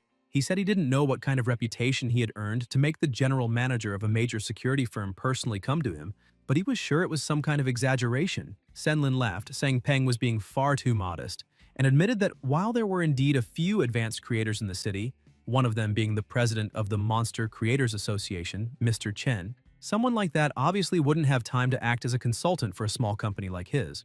The other was Mr. Guxian Lin, who already worked full-time as a government consultant. That was why, among all the intermediate creators, Senlin preferred to trust a talented young man like Peng rather than anyone else. The protagonist replied that if that was the case, then before proceeding, he wanted to make his conditions clear. The negotiation would only continue if they were accepted. First, he explained, he had classes from Monday to Friday and, unless in urgent situations, should not be disturbed during the week. Second, he would accept the consultant position, but he would not sign any exclusivity agreement, although he guaranteed he would never assist any competitors of Blue Shield. Senlin smiled and said that was perfectly fine, accepting the terms, and then showed him a contract asking what Peng thought of the part-time model they had prepared. The protagonist began reading and was surprised. The contract was almost too generous. There were no mandatory clauses, the salary was 500 credits per year plus commissions, and an additional 50 credits for every successful evolution of the company's demonic mantises. That made Peng think that the owner of Blue Shield must be an extremely wealthy person. After carefully reading it and finding no disadvantages, he decided to sign. At that moment, someone knocked on the door. Quan Quan entered and announced that Mr. Ma, who had an appointment with him, had arrived a bit early. The general manager stood up, saying that since the contract was signed, there was no need to take more of Peng's time. They shook hands, and Senlin said he was very much looking forward to the collaboration between them. The protagonist thanked him for coming personally. As the manager stepped into the elevator, he called someone, reporting that the contract had been signed and that Peng had chosen the part-time model. Though he still didn't fully understand why there had been such insistence on that young man, he remarked that there were so many creators in the city, why go through all that trouble? He was interrupted by the person on the other end, listened carefully, and then replied that he understood. Meanwhile, in the treatment room, Peng was examining one of the monsters and asked the client if that was the familiar he had mentioned during his last visit. Mr. Ma confirmed that it was. With the help of the system, the protagonist analyzed and identified the creature as a wax begonia fairy, level 3, normal grade, wood attribute, in healthy and cheerful condition, weak to fire and electricity. The requirements for evolving to excellent grade were 100-year wood essence and 100 drops of dew flower. Peng asked if the familiar was indeed of the flower type since its petals were beautiful, its leaves had a fuchsia pattern, and it emitted a soft fragrance. He then asked if the client truly wanted to evolve it, and Mr. Ma nodded, explaining that in half a month the Flower King competition would take place in the city, and he intended to compete for the crown with his familiar. The protagonist thought to himself that this competition was a parade of flora-type monsters. Although plants had undergone natural mutations, those that developed spiritual intelligence were rare. Due to their healing properties, flora types were more sought after than ghoul types, even if not rare, so that creature was indeed fortunate. Feeling a bit awkward, Quan Quan interjected, noting that usually only women participated in the Flower King competition. The client smiled, saying he knew that and admitted it was odd for a man to compete for the crown, but he gently held his familiar's vine and said he trusted her completely. With a loving look, he explained that the little creature was his second familiar and he wanted the very best for her. Determined, he asked Peng to help her evolve to increase her chances in the competition. Peng was surprised, realizing he hadn't noticed how much that man cared for his familiars. Pleased, he smiled and told him not to worry, assuring that everything would be in good hands. Snapping his fingers, he declared that the rule was simple. The price would be triple the normal rate. Quan Quan rushed excitedly with the card machine, her eyes shining as she asked the client to swipe his card. Once the payment was completed, Peng told her to gather the materials. 200-year wood essences, 150 drops of dew flower, 1 psionic leaf, 5 grams of fructus tuscendon, 500 grams of chestnut seeds, and 1 black venom herb. She confirmed everything was written down. Those were common ingredients and surely available in the storage room, and promised to bring them quickly. Shortly after, she shouted that everything was ready and set on the table. The protagonist thanked her and pushed both of them out, saying that no one should disturb an artist at work. The client tried to peek through the door, but the receptionist stopped him, saying it wasn't wise to interrupt Peng while he was working. As always, the protagonist looked like a mad scientist. He started laughing while holding a syringe, approaching the little creature and telling her she was a good girl, that it would just be a tiny prick and there was no need to be afraid. When he injected it, the small fairy let out a soft cry of pain, and the worried client tried to shout for him to stop, but the receptionist held him back, assuring him it was for his familiar's own good. A short while later, Peng called them back in, saying they could come see the results. The fairy had now evolved into a level 4 wax begonia, excellent grade, wood attribute, healthy and happy, still keeping the same weaknesses to fire and electricity. The client smiled in relief, saying it had worked, and Quan Quan, enchanted by the transformation, commented that she looked even more beautiful. Mr. Ma rushed over to Peng and hugged him enthusiastically, saying he was the best in the world. Peng looked uncomfortable and asked him to stop, insisting there was no need for such a display. Meanwhile, somewhere else, a woman asked a group of boys if they were really planning to give up again. The boys started leaving, saying that even if they passed the test, they wouldn't get into a good academy and would end up working 9-to-5 jobs. That is, if they could even find one. One of them added that either way, becoming monster trainers was out of reach, and now that they were stuck in that situation, getting out wouldn't be easy. Another boy tried to reassure them, saying it was fine. After all, only 1,200 people would be recruited, so they might as well relax for a month and take the test later, treating it like a vacation. The woman grew angry, glaring at them with contempt, thinking that those idiots didn't care what others thought. She decided she wouldn't give up, and muttered to herself, telling Peng to wait for her. Outside the city, deep in the forest, a small monster was running in search of food, when it was suddenly struck by sticky webs that immobilized it. Trembling in fear, it dug its claws into the ground and spun its body to break free, releasing spikes. But more webs fell from above. Several spiders surrounded and trapped it, closing in slowly.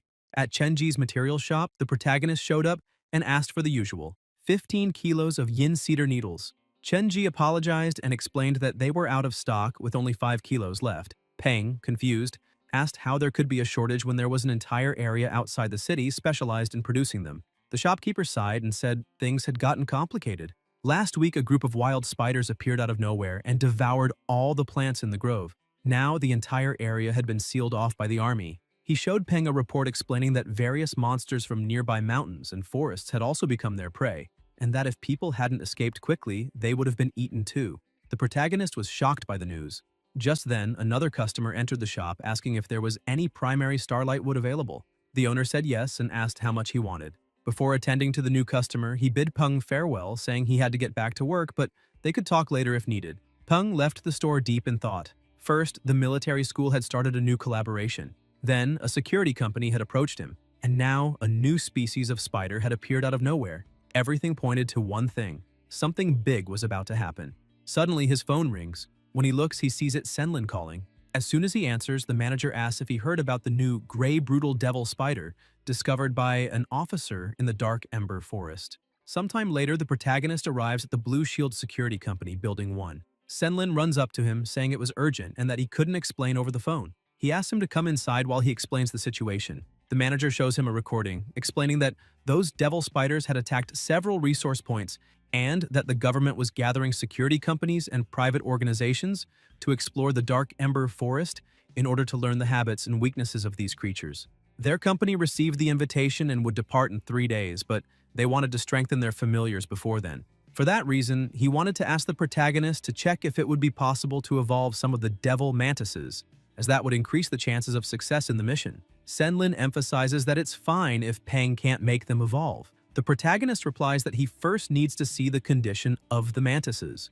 Worried, Senlin asks Peng to give it his full attention, as the company sees this opportunity as something very serious. He explains that at the last conference, the Alliance government abolished several regulations that restricted unofficial forces due to the changes monsters have undergone in recent years, which have overburdened the government. The manager stresses that this conference opened many opportunities, but fears the Alliance's leadership might change direction, so he asks Peng to do his best. He then opens a door and shows all the devil mantises the company currently has, noting that they've also prepared enough manpower to assist if Peng needs help. He adds that as long as results are achieved, the rewards will be satisfying for both sides. Peng laughs and tells the manager not to worry, assuring him he won't disappoint. He approaches the mantises and begins to touch and examine them carefully.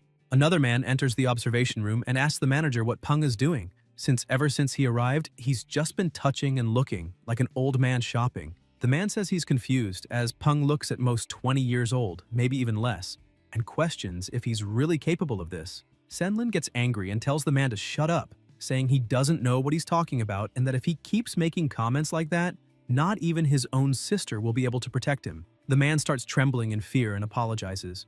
The manager returns his gaze to Peng, thinking that he really doesn't know if this will work, but he's betting his entire future on that young man, so he must succeed. Suddenly, the protagonist stops and says, "The 8th to the left of the 1st row, the 4th to the right of the 4th row, the largest in the 7th row," and continues selecting a few more. Then he asks them to bring the 10 mantises he mentioned and prepare a laboratory, as well as a low-rank insect-type monster enhancement pharmacy, an earth-type core crystal, a star steel blade, perilla leaves, and 10 units of each. Senlin looks at the man beside him and shouts, ordering him to do everything Peng requested immediately. The manager looks back at the protagonist, astonished, thinking that in just 10 minutes, he managed to pick the 10 strongest among hundreds of familiars without a single mistake. That speed and precision are truly worthy of an intermediate breeder, perhaps even greater than a newly promoted advanced one. And the most impressive thing is that he's under 20 years old. Quickly, everyone starts preparing the area for the protagonist to work, and without wasting time,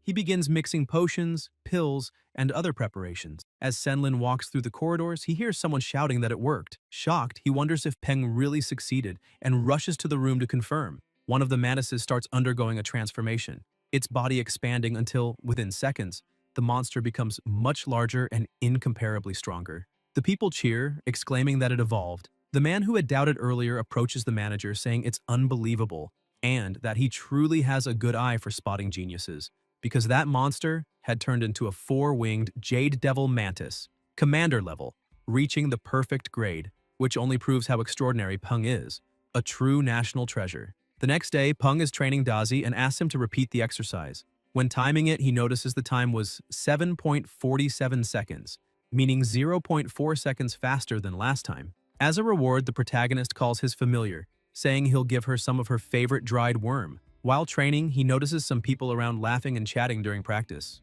Looking around, he realizes that several students have already started slacking off and making a mess. But the instructors only care about the hard-working ones, completely ignoring the lazy ones. Still, he thinks that the lazy are the least desirable on a battlefield, so there's no reason to worry about them. Suddenly, a woman calls out to him. She approaches, saying she's noticed how dedicated he is in training. It's Mu Tiaying, Peng's classmate. He's surprised to see she's taller than he imagined and thinks that if she were a man, she'd be a real brute. He thanks her for the compliment, and Tiaying explains that she'd like to form a team with him. Confused, Peng asks why she wants to do that with him in particular. She clarifies that in the intermediate and final stages of training, the students will form teams to battle, and scores will be based on collective performance. Since no one else is as diligent as him, and no one seems willing to team up with her, she decided to invite him. Peng thinks the girl is pretty straightforward and that it'll be easier to talk to someone like that. He then asks where her familiar is. Tiaying smiles, tells him to wait a moment, and whistles. A massive rhinoceros comes charging toward them, stopping right beside her. Slightly embarrassed, Tiaying pets the creature and says that this is her girl named Lotus Seed, an iron rhinoceros. Peng and Dazi are impressed by the size of the familiar, and Tiaying points out that before he agrees to team up, there's something he needs to know. Lotus is extremely shy and sometimes even gets scared of small monsters. The young woman crouches and excitedly adds that, despite that, her familiar is excellent in the defense class and has incredible pain resistance, probably due to having low sensitivity to it. Peng starts thinking that forming a team with that girl might not be a bad idea. Even though there are many familiars around, 99% of them belong to the common grade and only a few have reached the excellent grade. According to the system's analysis, her rhinoceros is level 12, elite tier, perfect grade, metal attribute in healthy and happy condition. That means there are only 2 familiars at the perfect grade, the iron rhinoceros being one of them, while Dazi follows an attack-focused path with the poison attribute. In that way, a defensive familiar would be the perfect combination, balancing their strengths perfectly. With her on the team, Dazi would have more room and time to attack as well as new strategic options.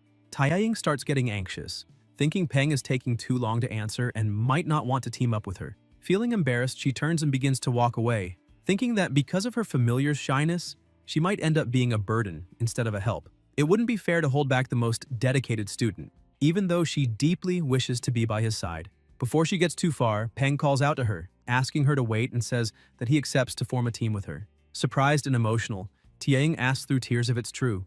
The protagonist smiles and replies that it doesn't matter if Lotus is shy. With enough training, that can change. Besides, he could never get along with lazy people anyway. Delighted, Tiaying runs to him, grabs his hand and thanks him for the opportunity, but her strength is so great that she ends up shaking Peng like a doll. Meanwhile, on the outskirts of the dark ember forest, someone orders all group leaders to gather for a meeting in the clearing. Shortly after, a woman meets with the general manager. He laughs and comments that it looks like the captain isn't joking, adding that according to the latest official reports, this new species of spider shows a clear fear of fire, and the captain's team is the best at handling that element, which means she probably intends to lead the mission. The captain keeps her composure and replies that she'd never dare such a thing, emphasizing that the manager's devil manises aren't called jungle assassins for nothing, and that she believes he'll be the first to complete the mission. The two stare at each other, as if locked in a silent battle.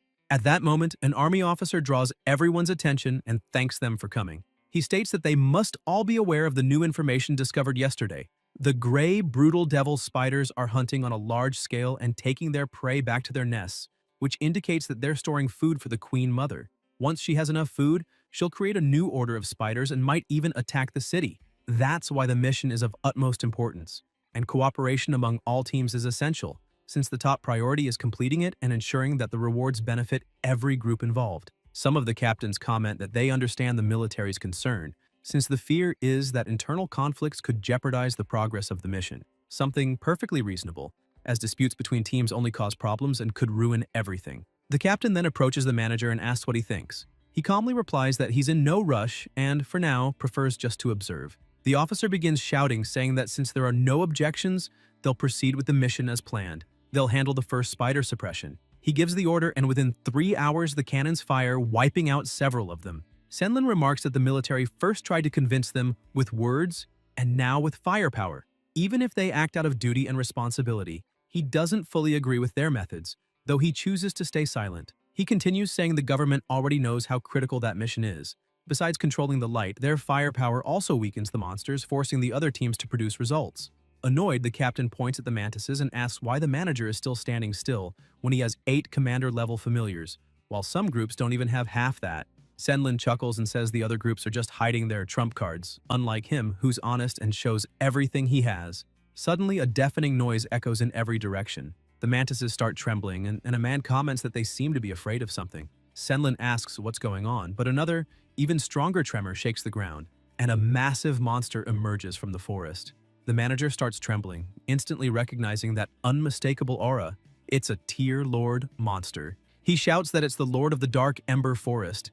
The monster charges forward, unleashing a terrifying roar that makes everyone run in panic. The military commander watches them flee, thinking they're nothing but trash. Suddenly, a phoenix appears in the sky, and the people, relieved, point and cheer, saying it's the golden deity, the military's guardian beast. The Lord faces the phoenix, and with just one fiery attack realizes its power, retreating right after. The crowd celebrates, saying that thanks to the military, the Lord has retreated, and they breathe in relief, believing they've escaped annihilation. The commander walks up to the manager and says they'd better start moving soon since they won't be able to hold that gorilla off for long. The order is given, and everyone starts regrouping. But the commander still can't understand why they have to let those useless groups do something they themselves could easily handle. A man with the blue hair steps in, saying they already understand the world is changing, and that this is a huge advantage for them, but those changes are beyond what they can control alone. The situation is starting to spiral, and for their own future, private organizations need to grow and start helping as soon as possible. Deep in the forest, inside a cave, the captain and her team are scouting the area, taking down small spiders along the way. One of her subordinates approaches, saying this isn't working. They're spending too much energy, and even though they kill the monsters in seconds, more keep showing up immediately after, quickly exhausting their familiars. The captain shouts an order to adjust formation. Defensive familiars at the front, support in the center, and offensive on the sides. The melee fighters should take the lead, and she stresses that no one is to use long-range abilities so they can keep advancing in formation. But several spiders appear, attacking one of the familiars quickly, and the same young woman from before calls on her Thornflower Fairy to use its thorn armor to protect the other familiar. The captain summons her own monster, saying it's time for it to act immediately, and her familiar engulfs all nearby spiders in flames. The young woman cheers, saying they took down 3 spiders at once without spending much energy, and that it looks like the tactics they practiced earlier paid off. The captain thanks her familiar for its good work, but soon they hear a noise farther ahead. The young woman shouts that it sounds like a fight, and judging by the noise, they must be close. The captain starts running ahead, saying they need to move faster. When they reach the edge of a cliff, they look down and see a group of trainers attacking a gigantic spider. However, their attacks seem ineffective. One of the fighters yells that the broodmother has little offensive power and is only large for better reproduction, weak for her level. Senlin takes command, saying they need to work together to kill the spider queen and then divide the reward based on the damage each group caused. He asks everyone to trust him, assuring them that he'll make a fair distribution of rewards. At his command, the long-range group should aim for the eyes while the rest attack the legs, and everyone agrees. However, the broodmother also had shields covering her eyes, so Senlin orders them to increase the power of their attacks. The young woman beside the captain says the situation is critical, and they need to go down to help, otherwise the military might lower their contribution score, and the other groups would avoid future cooperation. The captain agrees, saying that just standing by and watching could go wrong, and orders an immediate descent, though she feels something strange about that spider and has a bad premonition. Suddenly, the shield protecting the queen's eyes shatters, and the manager yells for everyone to attack with full force. The mantises charge forward and strike accurately. The broodmother begins to rage, and the captain immediately senses danger. A monstrous pressure bursts forth, making everyone's ears ache. Some even start bleeding from their eyes. Senlin, also affected, shouts, asking who the idiot was that said the spider wasn't good at attacking. But then he recognizes the aura. It's the same as the Lord's. He leaps onto one of the mantises and yells that the spider is evolving into a Tier Lord. They interrupted its evolution. He orders everyone to retreat immediately as there's no chance of defeating that monster. Outside, the military and agents wait, Some comment that more than 3 hours have passed and no one has returned, assuming it'll take at least 5 more. Suddenly, the commander senses something off, and the agents report that something is coming toward them. At first, they think the group finished the mission early, but the commander instantly understands what's really happening and orders all troops to prepare for battle. Senlin appears, shouting for the soldiers not to shoot. He's not an enemy. Upon landing, he collapses from exhaustion, and someone runs up to him asking why he's alone, where the others are, and what's going on. The manager stands up angrily, grabs the man by the tie, and demands to know if the government is trying to get them killed. They'd been told the broodmother wasn't dangerous to attack, but she was actually evolving into a tier lord. The commander intervenes, asking him to calm down and explain. Senlin lets go of the tie, still furious, and explains that while exploring the cave, they found the broodmother mid-evolution, and because of the overwhelming difference in power, they were slaughtered. To complete the mission, they sent their strongest familiars, but now all of them are dead inside. He adds that he doesn't know how many of his men managed to escape, and that just the pensions and compensation will cost a mountain of gold. The commander understands and also grows enraged, turning to the government agents and demanding how they could have given such ridiculous information and let this happen. Suddenly, another person emerges from the forest and the commander asks where the Spider Queen is. Did she follow him? The man answers that he's not exactly sure what happened, but he thinks the broodmother went after the others and they split up to escape after leaving the cave. The soldiers exchange glances as more survivors begin to appear, apologizing for failing to protect the rest. They barely escaped becoming spider food themselves. The commander says that if they had known earlier that the spider was evolving into a tier lord, they could have sent stronger reinforcements. He adds that if they'd managed to tame the Spider Queen, she would have been a tremendous asset to the military zone. But the government made a grave mistake this time. However, since the spider failed to complete its evolution, it's now useless, and they don't need to worry anymore, because 2 tigers can't live on the same mountain. The Lord of the Dark Ember Forest won't allow another tier lord in his territory. Sometime later, back at the academy during training, Dazi was evolving rapidly, which sparked envy among some students who scolded their own familiars, saying that if they trained as hard, they could also evolve better. Peng begins to wonder whether what happened was bad luck or good fortune. After all, Senlin had encountered 2 tier lord monsters and 1 almost lord just from accepting a government mission. That showed how much more dangerous the wild zones were becoming. The selling price of a normal tier monster's body was very low, and an elite tier's was only slightly better, only worthwhile in large quantities. That's why he needed to make Dumby and Dazi advance to commander tier as soon as possible, and then go hunting in the wild zones. Once they advanced, his reputation as a monster breeder would be established, and he could go to Yanjing to obtain his advanced monster breeder certification, 1 main profession, monster trainer, and 1 secondary breeder, which would allow him to follow his path. Dumby had already reached level 14, but unfortunately, no one had completed the mission he had posted in the Monster Hunters Guild, and he had already used up all his yin cedar needles. Now, Dumby just sat in front of the refrigerator every day staring at it. As for Dazi, after all the training, she had reached level 13. That's when Tiaying arrived and showed him the defensive familiar training guide she had mentioned before. Peng takes the guide and starts flipping through it, realizing that Tiaying didn't choose to form a team with him by chance. She seemed well prepared, and with those notes, they could plan tactics based on their familiar's traits. On one page, it said, "For a defensive familiar, a will of steel is far more important than physical defense. Therefore, rigorous and intense training is required."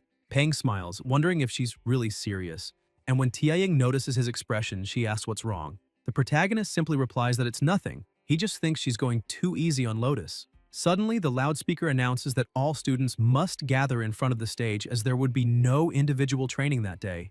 Once everyone assembles, the instructor announces that it's the last day of the first training phase, and before starting the second, he'll reveal a list of names. He begins, Liu Keshu eliminated, Xie Jiangyi eliminated, Hu Yantian eliminated, and lastly, Wu Yonghuan eliminated. He orders all the named students to leave the field immediately. Some begin shouting, claiming it's unfair and demanding to know why they were eliminated. The instructors grow angry and ask if they have a problem with that, saying they've been watching everything they've done for weeks and should already know they've been fooling themselves. One instructor turns to Xie Jiangyi and asks if the phone is more important than training, while to Hu Yantian he asks if it was comfortable sleeping during practice, adding that from tomorrow on she'll get to rest in a softer bed. He goes on, saying that if they can't even put effort into the first phase, there's no reason for them to stay, because the second phase involves real combat. Anyone keeping that lazy attitude will not only be useless, but also endanger their own familiars' lives through sheer incompetence. The students are startled upon hearing that real battles are next. One of them, excited, asks if they'll fight real monsters and brags that his teddy is strong and will easily win against anyone. Another snaps back saying that Mutt looks like a joke and would probably panic at a scratch, adding that if he wants to fight, he should face something like his own yellow-tailed Scorpion King. The two start arguing and taunting each other. One of the instructors orders everyone to form groups of 5 as they're about to begin real combat training, each group under a designated constructor, and tells them to hurry up. The same two arguing students run to Peng and Tia Ying's side, saying the others should find their own groups because they've already chosen theirs. The students organize into groups, and then the head instructor appears, smiling and greeting the protagonist. He introduces himself formally as Zhang Renbai, saying he'll be their team's instructor. With a menacing air, he laughs and asks who wants to be the first constructor, revealing the first monster, a steel-bristled boar, level 9, normal grade, slightly injured but aggressive. The two young men look terrified and ask if they can pick another monster. Renbai shows another one with a calmer appearance and asks what they think. The protagonist observes and recognizes it as a bloodthirsty hyena, level 10, excellent grade, wounded and on high alert. He evaluates that since it's of excellent grade, it's stronger than the boar and even has poison resistance, but the injuries make it unstable. He thinks that if that hyena catches the scent of blood and goes berserk, it'll be far more dangerous than the boar, so he decides not to let the instructor switch monsters. He raises his hand and steps forward, saying that if no one else wants to, he'll go first. Renbai releases the boar and the protagonist prepares for battle, ordering his familiar to charge. The boar charges furiously, trying to attack, but Dazi moves swiftly, dodging nimbly and climbing onto the monster's back. With a firm bite to the head, Dazi makes the boar scream in pain, turning even more violent. The beast spins its body and slams Dazi hard, throwing him to the side and shaking the ground. The two boys watching grow tense, thinking the protagonist is about to lose. Peng quickly analyzes the situation. At first glance, his familiar seems at a disadvantage, but the system shows something different. The steel-bristled boar is now poisoned. Its condition changes from slightly injured to injured, which means Dazi is starting to take control of the fight. The poison was injected along with the attack, and the more the boar moves, the faster it spreads.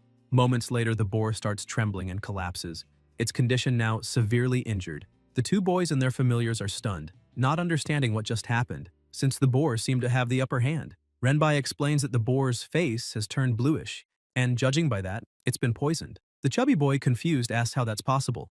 One of the instructors approaches Peng and congratulates him, saying he's passed the day's training since his centipede displayed good combat instincts and an effective toxin. However, the instructor warns him not to overuse poison, or his creature might become dependent on it and end up powerless against enemies immune or resistant to venom. Peng thanks him for the advice and begins feeding his familiar, while the instructor, impressed, comments that the centipede acts more like a trained dog than an insect. Renbai declares that the steel-bristled boar can still fight and asks who will go next. The black-haired boy steps forward, saying he'll be the second and that his scorpion will surely finish the boar off. The chubby one mocks him, saying that's obvious since his lazy scorpion could only win against a drowning dog. The dark-haired boy snaps back, saying that's exactly why his scorpion is perfect. It's meant to take down filthy dogs like his.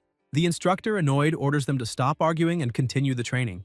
The second combatant commands his scorpion to advance, telling it to use its stinger and poison the boar to death.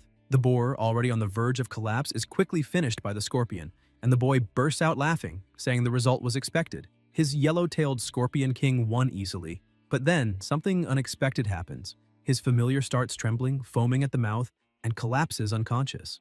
The boy screams in panic, asking what happened and why his powerful Scorpion King suddenly fainted. Peng explains that it happened because the scorpion was poisoned, and the boy, shocked, asks how that's possible. Taiying clarifies that the protagonist's centipede venom was still inside the boar's body, and not all poisonous familiars have resistance to toxins. The boy realizes that his own familiar ended up poisoning itself. The chubby student bursts out laughing, mocking that the scorpion is as dumb as its master. The dark-haired one points to the side and snaps that the fat one laughs too much, but doesn't even watch his own familiar. Turning around, the boy sees his dog about to bite the boar and rushes to grab Teddy, shouting that he can't eat that.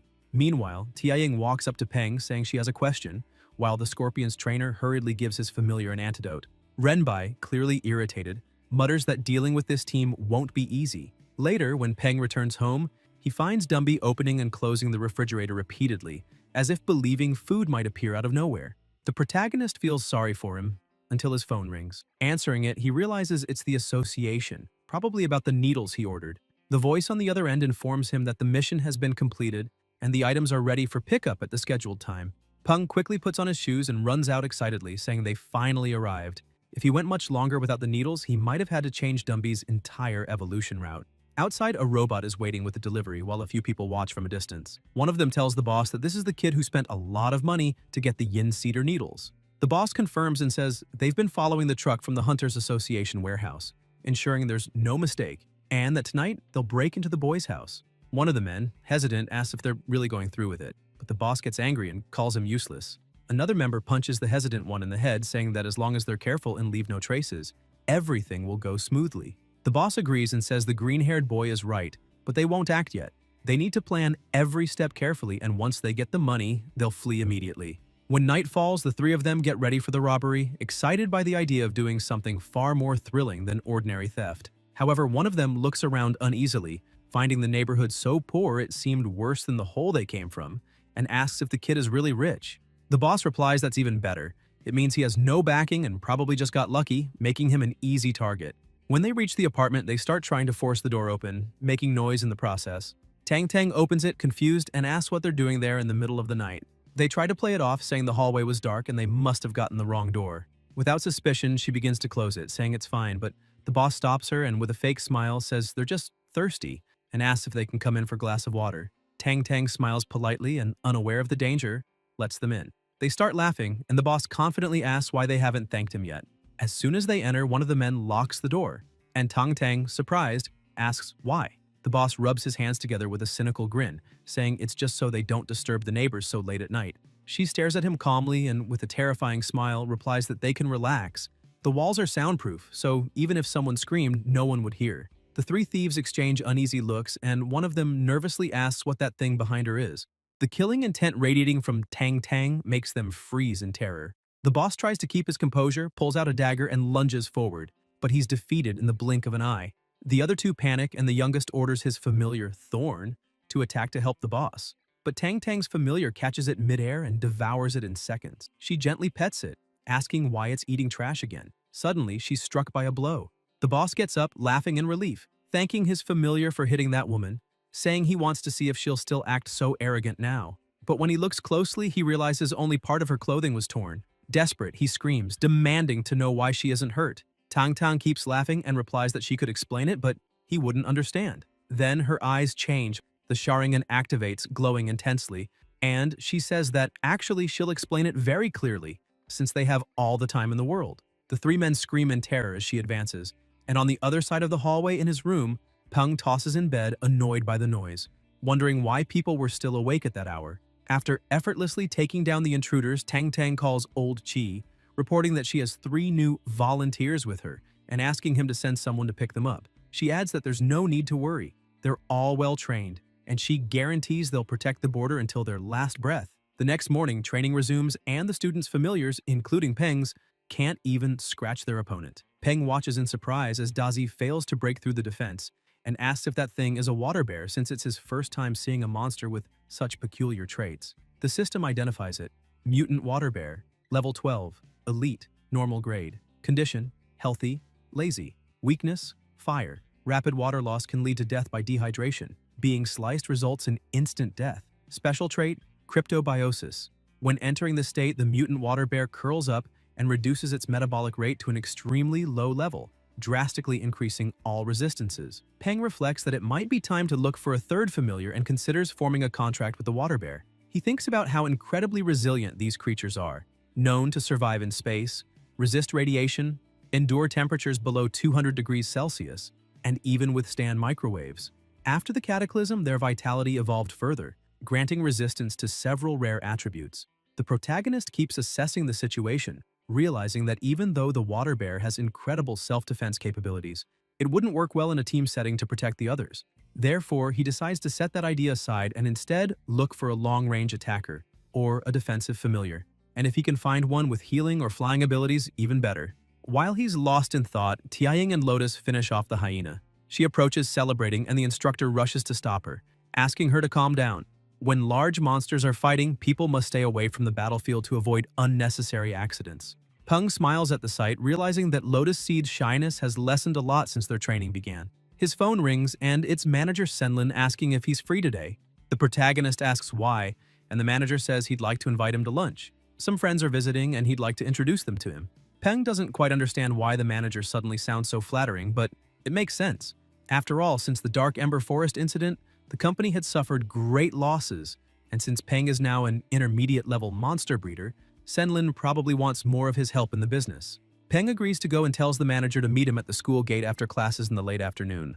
When classes end, Senlin is already waiting outside. Peng gets in the car and apologizes for the trouble, but the manager waves it off, saying it's no trouble at all. He often passes that way since his daughter attends the same school, so it was just convenient to pick him up. His daughter, Liu Jiaoyu, sitting in the back seat, rolls her eyes and calls her father a liar, saying this is only the second time he's ever gone to her school, and the first was just to enroll her. Senlin quickly changes the subject, saying that, in any case, if Peng ever has free time, he'd like him to take a look at his daughter's familiar. Peng glances back and sees it's a cat-type familiar, a rare sight. He quickly scans it and finds it's a mint cat, level 12, normal grade, wood attribute, weakness, water. Smiling, he says he's usually at his studio on weekends, so she can come for a consultation then. Zhao Yu brightens up and asks if he's serious. The manager stops the car in front of their house, telling his daughter she can go in and that they'll talk about it later since he and Peng still have business to discuss. She gets out smiling, thanks Peng again for offering to help, and waves goodbye. Peng, puzzled, wonders what's going on. If they're just meeting some friends,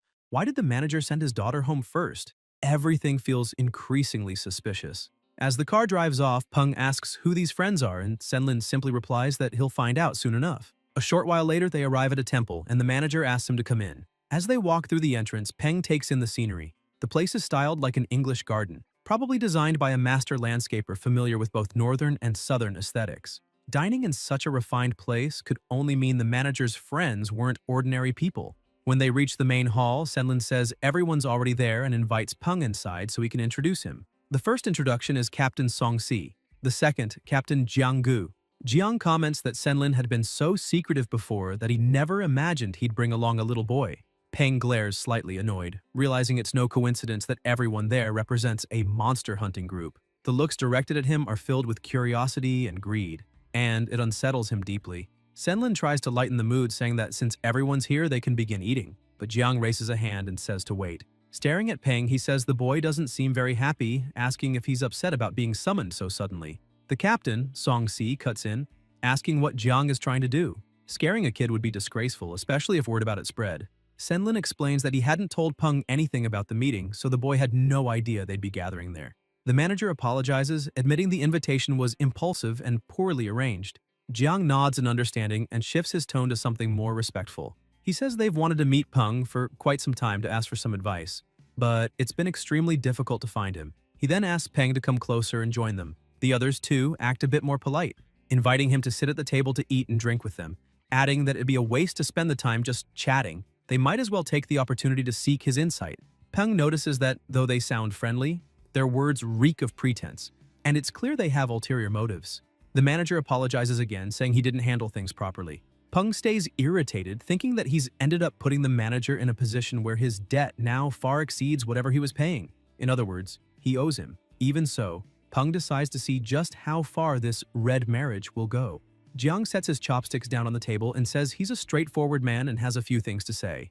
Jiang points out that the rumors about the protagonist describe him as an extremely talented young man with a 100% success rate in monster evolutions, and he asks if Peng is really as miraculous as people say. Peng laughs and replies that it's not quite like that. All that fame comes from Examiner Feng Xu's care and guidance, but adds that if they ever need help, they can visit him at his studio or through Senlin's company for a proper consultation. The captain smiles, saying Peng's words are quite straightforward and that since he's a friend of manager Senlin, then he'll consider him a friend as well. He emphasizes that it's only natural for friends to help each other, so why would they need to involve a company in between? The others echo the same sentiment, treating him as though he were just another friend and claiming that mixing business with friendship isn't right. Peng starts to grow irritated again, realizing these people are treating him like an idiot. Feeling disrespected, he simply stands up and starts to leave. Senlin quickly asks him to wait, but Peng apologizes to the captains, saying he's just a high school student who's only been in the field for a short time, so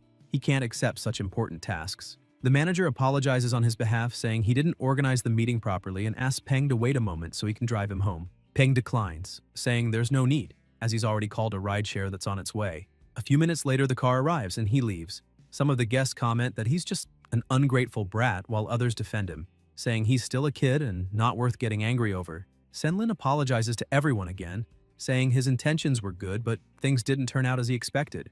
The others eventually accept his apology, saying they should get back to dinner. After all, the manager had gone through the trouble of arranging the meeting, and the real fault lay with that immature young man. Jiang pats Senlin on the shoulder and says that this time he helped lure Peng in and build ties with the other groups.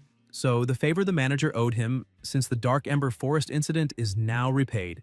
Senlin laughs, saying there's no need to talk like that since they're longtime friends and should always help each other. Jiang denies it, saying favors are favors, and they are not friends. As he walks away, he thinks that Peng had helped the manager tremendously. Yet even so, Senlin acted that way toward him, so what the hell would he do if they were truly friends? He concludes that the man is nothing more than an old fox. For those still unfamiliar, here's a quick recap of ranks and tiers. Normal tiers range from level 1 to 10, Elite from 11 to 20, Commander from 21 to 40, and Lord is the highest class. As for grades, they follow this order: normal, excellent, superior, perfect, epic, and hidden. Now that we're clear on that, don't forget to like and subscribe. Love you all. Once again, night falls, the protagonist returns home and decides to watch a bit of TV. On the news, the Alliance News Channel reports that the Blue Magic Genetic Enhancement Serum released by the United Dragons Group is a scam with severe side effects. In the Neon region, there have been multiple cases of malicious mutations in familiars that use the serum. The United Dragons Group has announced a global recall of the product. Even just watching through the broadcast, Peng's system analyzes the familiar shown in the footage and identifies from the image that its status is injured, as its blood vessels have been damaged. The report continues, informing customers that anyone who purchased the product can request a full refund at United Dragons Group stores. Scientists from various countries state that genetic enhancement serum is an inevitable step forward and that the public should face it actively instead of rejecting it. Peng's phone rings again. It's the manager. Surprised, he wonders why Senlin would be calling at that hour. He answers, asking what he can do for him. Senlin starts by saying he truly feels sorry for what happened, admitting that the incident earlier that evening was his fault. He explains that he should have told Peng in advance who those people were but didn't, as he never imagined they'd act so disrespectfully. Peng tells him not to worry and that he doesn't care about such things. Senlin insists, asking him to trust him and saying that if those people dared to behave that way, it means they also offended the Blue Shield group, and that from now on, before he can finish, Peng hangs up on him. Irritated, he thinks he doesn't really blame those people for trying to take advantage of him. It's his own fault for still not being strong enough to tell all those idiots to go to hell. Staring intently at the television, Peng reflects that, for now, he can only play by the rules, at least until he has enough power to change them. The program changes, and the host announces that the first King of Dogs of Yangcheng contest concluded successfully the day before. Participants came from Yangcheng, Rongcheng, and Pengcheng. The monster breeder Han Ning, 21 years old, won the championship, and his familiar became the first King of Dogs of Yangcheng. Peng studies the data on the screen. The creature's name is Starfall Autumn Dog, level 39, commander tier, perfect grade. The host continues, explaining that, according to reports, Ning is still a university student, currently in his third year at the Yangcheng Institute of Science and Technology. Peng lowers his gaze, thoughtful. In just 3 years, that young man managed to evolve his familiar to commander tier and perfect grade, placing him among the strongest people in the world. Determined, Peng murmurs to himself that Ning should wait for him, because soon he'll be just as powerful. The next day, in the cultivation room of his studio, Peng is with Dumby, preparing a potion. He hands the vial to his familiar and tells him to drink it. Meanwhile, Zhao Yu arrives, accompanied by her friends. One of them looks around and asks if this is really the studio of the famous Mr. Peng she keeps talking about. Zhao Yu confirms with a smile. Another friend, curious, asks why she calls him Mr. if they're the same age, and if it's because he's like her. Zhao Yu turns and starts tickling her, calling her a brat and asking how she dares imply she's old. The two burst out laughing while the third watches amused. At that moment, Quan Quan appears and greets them warmly, welcoming them to Flying Rock Studio. She asks if they have an appointment, making the girls exchange puzzled looks and wonder if booking ahead is really necessary. One of them glances around, noting how empty the place seems, and asks if business is really that good to require scheduling. Quan Quan says that if they don't have an appointment, she can call the boss to confirm a slot. Zhao Yu pauses, remembering her father's words, that this Mr. Peng is one of the best monster breeders in the city, the greatest genius of Chang'an, and thinks that the only downside is the high fee, which must be why there are so few clients. While they're chatting, a deafening roar echoes from the cultivation room, followed by an overwhelming pressure that fills the air, making the girls feel faint and gasp for breath, asking what that sound was. Inside the cultivation room, Dumby begins evolving, and an intense aura bursts from his body. When the process ends, Peng checks the system. The skeletal ghoul monkey has reached level 16, epic grade, ghoul attribute, light weakness, and acquired the special trait, Heart of Blood Threads. Excited, he opens the details. Special trait, Heart of Blood Threads. Effect 1. Active. Consumes a certain amount of blood threads and energy to form a heart of blood threads. While active, all physical aspects of the skeletal ghoul monkey are enhanced. The effect ends when the heart is destroyed. Effect 2. When the heart of blood threads is consciously activated, it triggers heart resonance, allowing control over the heartbeat of other beings. Peng celebrates, realizing Dumby's combat power will increase dramatically with this addition, but then frowns, noticing a new problem. His familiar now looks like a Susanu, and that kind of flashy form is anything but discreet. Peng asks Quan to help him find something to cover Dumby with, since there's no way he could walk around the streets in that form. The receptionist looks both shocked and impressed, thinking that the protagonist managed to promote his familiar extremely fast, proof that he's getting stronger by the day. Zhao Yu and her friends approach him as well, surprised to see her there, assuming she must be the manager's daughter. Peng, still suspicious, remembers hanging up on the manager earlier and is confused about his motives, wondering if he might have sent his daughter to test him. However, he becomes curious about her friend's familiar since it's quite intriguing and of a completely new kind, a monstrous being that floats in the air as if swimming through the sea, making him realize there might be creatures as strange as that one roaming around. Embarrassed, Zhao Yu calls the protagonist Sir and asks if he could take a look at her familiar. Peng tells her not to call him that, since they're the same age, and it feels weird. He reminds her that clients pay up front and says her familiar, a mind cat of the elite tier, normal grade, will cost 60 credits. The protagonist thinks he should probably let it go, since she clearly doesn't know what her father did, and it wouldn't be right to treat a little girl harshly. Peng then adds that because of her father, he won't charge for the materials used to promote her familiar. Zhao Yu is delighted and thanks him, while the protagonist asks where her familiar is. Zhao Yu panics, looking around and asking where it went since it was just there moments ago. Her friend points to a corner saying the cat is hiding, probably scared. The cat is completely terrified by Dumby's presence, and as soon as its owner approaches, it leaps toward her with gleaming eyes, almost crying, falling into her arms and feeling slightly safer. She tries to comfort it, telling it there's nothing to fear. Peng then walks up to her friend and asks where she got that jellyfish. The girl is surprised and asks if he's really interested in her familiar, to which he replies that he's just curious. He's never seen one with those traits before. She explains that the creature isn't really a familiar, just a little pet that acts as a walking wallet. She then takes her phone and places it inside the jellyfish, showing that it can store items within its internal space. She explains that this species originally came from Pengcheng, but recently many sellers have been importing large quantities and selling them at Wuku Square's commercial street. Peng becomes serious, analyzing the situation, and thinks that he's just found what his third familiar will be. Shortly after, at the square, a crowd has gathered and a man with a megaphone shouts for everyone not to miss the chance to get the latest and only flying coin purse, the flying pouch, encouraging people to check out Pengcheng's newest and most popular pet. A few jellyfish float gracefully in the air and the women watching are instantly charmed, asking their boyfriends to buy one for them. The protagonist approaches and asks if he can take a closer look. He scans them with the system and sees they are level 1, normal grade. He says he'd like to see all the floating jellyfish available to choose personally. The vendor agrees and invites him into the shop, explaining that the rest are inside. He tells him that according to the records, these creatures used to live in the city's marine zone, and during the cataclysm, a group of them was infected and mutated by a special power, eventually settling and thriving in that area over the years. However, after some time, they were nearly wiped out by other monsters that preyed on them. Peng remarks that it might be the most pitiful monster in the world. The vendor smiles and says that even though it's a special creature, aside from being able to float in the air and open a small dimensional space inside its body, it has no other abilities. And if not for its cute appearance and terrible taste, it would have gone extinct long ago. The protagonist thinks that's actually a good thing. As he examines the jellyfish, he notices their levels are similar to the ones outside, except for one. This one is noticeably livelier than the rest.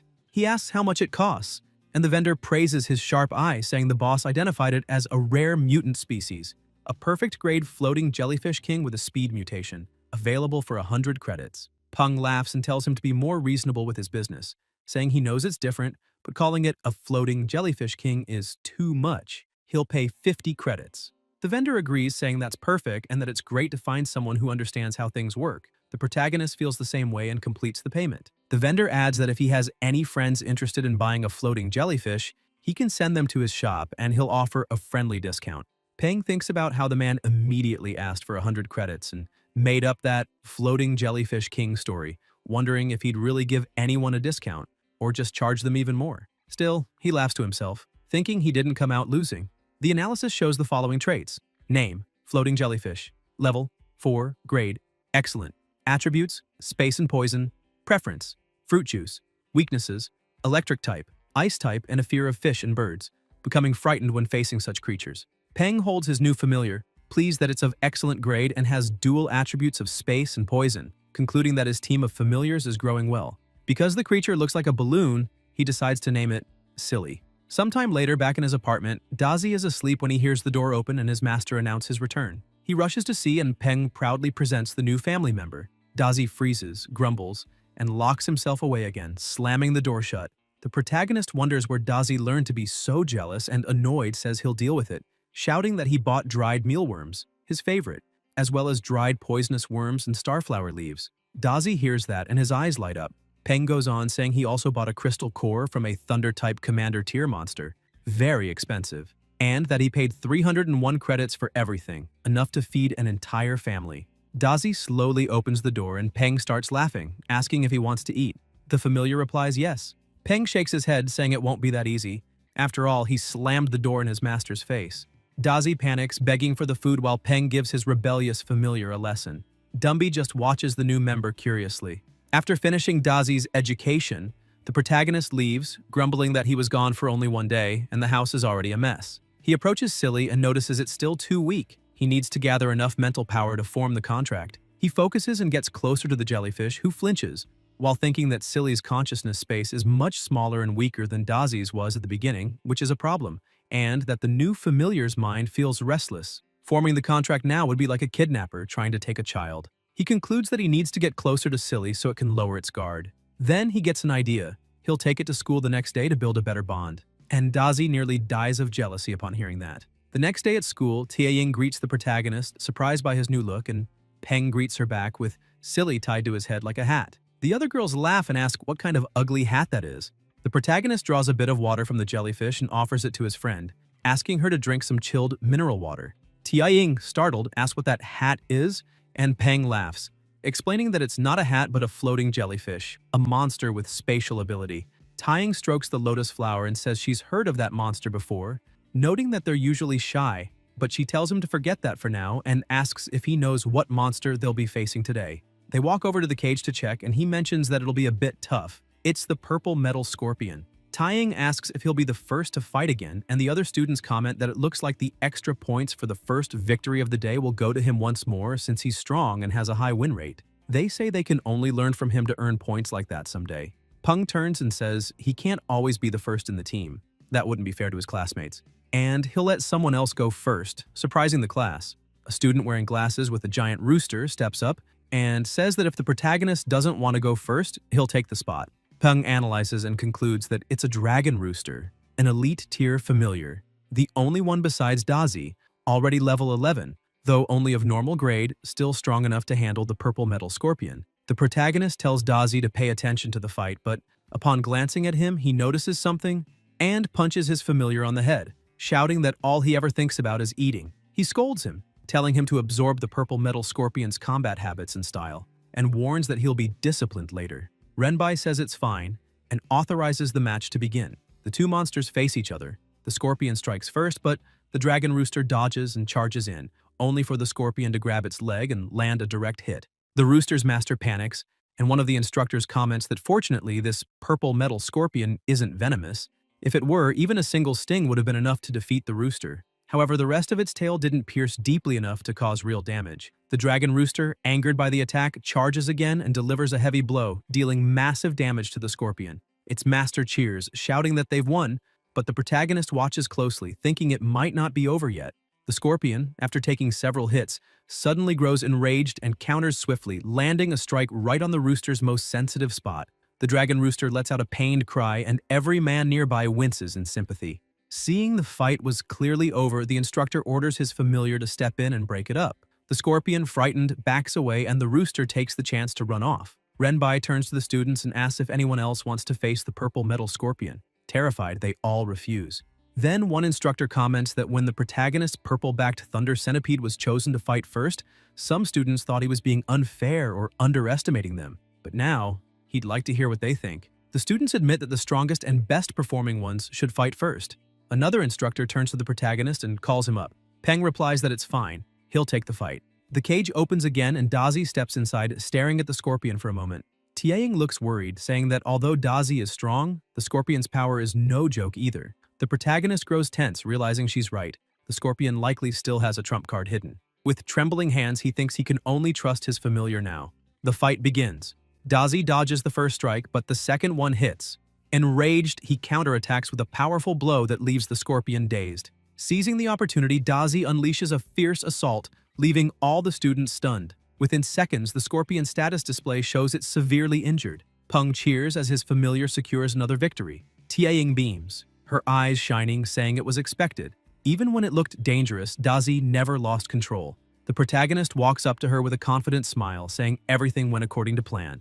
Though, deep down, he's about to have a heart attack from the stress. Concerned for the defeated monster, Renbai asks him to recall Dazi, reminding him that they don't have many training monsters available. And if Dazi eats one, Peng will have to pay for it.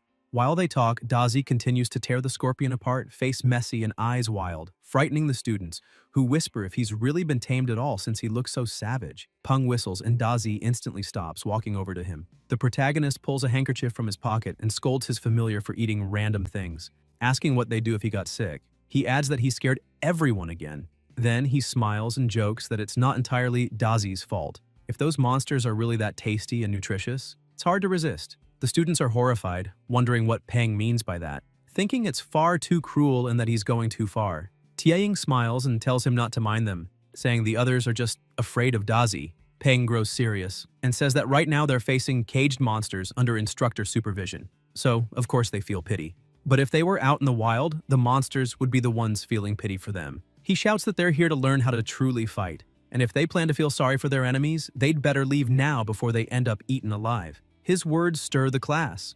Some agree with him, while others think he's being too arrogant. The instructor claps his hands and says Peng isn't wrong, then takes advantage of the group's attention to make an announcement. Renbai explains that basic training is no longer enough, and starting tomorrow, everyone will begin real field training. He tells them to think carefully before deciding, as the training will last a full week and has already been approved by the school. The instructor advises everyone to discuss it with their parents or guardians, as registration will cost 5 credits. The students grow excited, asking if it's true since they'd waited so long and would finally be able to train in real combat. Peng falls silent, reflecting that joining a real field training camp is a huge leap. Some pupils approach Renbai and ask why they must pay to register, arguing it should be free. An instructor with a strange aura smiles and says they can opt out or, if they prefer, choose a private training zone. The students complain that private zones are very expensive and usually lack strong monsters, costing around 20 credits per week. Another student adds that 20 credits is just the base price and that extra fees apply for other facilities. Some students get discouraged, saying they can't join because they're poor, while others try to comfort them and offer help. Renbai urges calm and explains there's another route. If they sign a military contract, the alliance will cover all costs. Those who sign must serve 8 years, but afterward they're free to pursue anything. If accepted into the military academy, that time counts toward the 8 years. Tianying remarks that obviously 5 credits isn't affordable for most students, and that the policy was devised quite strategically. The protagonist notes that even if accepted into the academy, they'd still owe 4 years of mandatory service. Peng states that whether it's 4 years at the academy plus 4 in the army, or 8 straight in the military, the method is incredibly efficient. Renbai continues and reminds everyone that participating in the field training also requires signing a death insurance policy. A frightened student asks if that means she'll die if she signs. The instructor explains that the entry exam for monster trainer cadets is very different from others, and they must treat this special opportunity seriously. He then tells the girl that signing the death insurance doesn't mean she'll die, but if she keeps showing that level of intelligence, he might have to remove the word no from what he just said. Tianying gets excited and asks Peng if she can go with him the next day. They bump fists and he says it will be an honor to accompany her. The next morning, cars and trucks speed toward the training site. Everyone is impressed by the beauty of the place until the vehicle runs over a rock, startling everyone inside. The driver laughs and looks back apologetically, saying he hadn't seen the rock. Peng remains silent, merely observing, thinking that's how a driver behaves when he dislikes noise. He remembers earlier before leaving, banging on Tang Tang's door with no answer, and that she didn't pick up her phone. Still, he thinks there's no reason to worry because she isn't weak, so it's unlikely something bad happened. Perhaps her disappearance relates to the secret she never wanted to reveal. Suddenly, the vehicle brakes sharply, throwing the students to the sides. Irritated, some scold the driver, saying it was too much and he couldn't treat people that way. The driver apologizes again, insisting this time it wasn't on purpose as they had just arrived. Everyone disembarks and forms a line before Colonel Chen. He explains that the valley behind him is the jungle training base, and that every inch of the territory has been inspected, leaving only normal and elite-level monsters. No commander-tier monsters nearby. The colonel then shows a watch and explains it's an identity timepiece they must all wear. It has a tracking system and an emergency button, and their mission is to survive for a week inside the valley. Chen emphasizes that nobody may abandon the field before training ends because doing so will be considered desertion. After explaining everything, he asks if anyone has questions. A student raises a hand and asks if there are fixed places to get food and water. Chen answers that there are safe houses scattered across the valley made of special steel that only monsters above commander level could break. Basic supplies are stored inside, so surviving 7 days isn't impossible. Everything depends on how each team acts during training. Shortly after, the valley gate opens and the colonel announces it's time to enter. The students walk in slowly, chatting, until a military officer shouts for them to stop talking and enter at once, adding that if anyone is killed by a monster, the tracking system will help locate the responsible party, and they will avenge the death. The students, nervous but determined, decide to enter right away. Once inside, Tianying asks what Peng is observing. He replies that he was watching a sparrow, a species that tends to migrate toward humid habitats near lakes or rivers, and is extremely sensitive to rain. That's why they're called rain sparrows. They always fly in the direction where the weather is about to change. Tianying says she remembers that most of the city's weather forecasting towers raise rain sparrows. Though their attack power is weak, they're incredibly fast. Suddenly, the sparrow takes flight, and the protagonist remarks that it's his first time entering a wild region. He realizes how different the environment feels compared to the dull city. It's full of life, a true paradise for monsters. Tianying smiles, saying that a genius will always be a genius. While everyone else rushes deeper into the valley, he's calmly observing his surroundings, and that kind of mindset is what makes him so amazing. Peng replies that, in truth, he was only standing still because he wanted everyone else to go in first. Tianying laughs, doubting him, and asks if they can move on. He nods, and the two begin walking through the valley. Still, Peng remains alert, sensing something move among the treetops, but when he looks again, nothing's there, perhaps just his imagination. On the first day, they explore the forest, admiring the flowers and mountains until they come across one of the safe houses. Tianying points ahead, saying there's a camouflaged cabin that must be one of the safe houses mentioned by the colonel. Peng agrees and says they should check inside. When they open the door, they find a simple, clean room with minimal furniture. Tianying notes that there are only 2 beds, suggesting that the instructors don't want students forming large groups. Peng comments that since there are no Lord-level monsters and very few Elite-level ones nearby, forming big teams would make the trip pointless. It would defeat the purpose of the training. He then notices that each bed has 5 boxes of biscuits and 10 bottles of water. Used carefully, that's enough to last an entire week. This shows the military is testing the students' survival ability. If they had to hunt monsters for food, many wouldn't make it. Tianying, fully equipped like a battle robot, asks if he's not going to wear his suit too. Peng looks surprised and she smiles, explaining that the jungle is full of mutant mosquitoes, some so venomous that a single bite can kill. He laughs and says he'll just use an herbal repellent, adding that they might as well explore and hunt something, since he doesn't plan to eat biscuits all week. Besides, now that they have a safe house, he suggests Tianying can unleash her lotus seed in full size to travel faster. If anything happens, she can bring them back quickly. Tianying looks even more impressed, saying that's exactly what she expects from a genius, someone who thinks ahead of time. As they walk through the jungle, Peng explains that the first step is finding a water source since animals usually gather there to drink and survive. Tianying then notices a strong scent coming from flowers on some tree trunks. The fragrance is intense but mixed with a rotten odor, making her head throb slightly. The protagonist grabs her arm and signals for silence, telling her to command her lotus seed to strike the tree with full force. Confused, Tianying looks at the tree, seeing nothing special, wondering why he'd want her to attack it. But when she sees his focused expression, she remembers that Peng's instincts have always been accurate, so she decides to trust him and gives the order. In that instant, something in the tree shifts almost imperceptibly, as if trying to hide. The lotus seed shoots forward at high speed, smashing into the trunk, knocking a snake loose. It tumbles through the branches before hitting the ground. Tianying gasps, realizing something had actually been there, and thanks Peng, saying that without him, they might have been caught off guard. She asks what kind of snake it is, since its camouflage was practically invisible. The protagonist explains it's a green tree snake, a species that blends perfectly among the branches.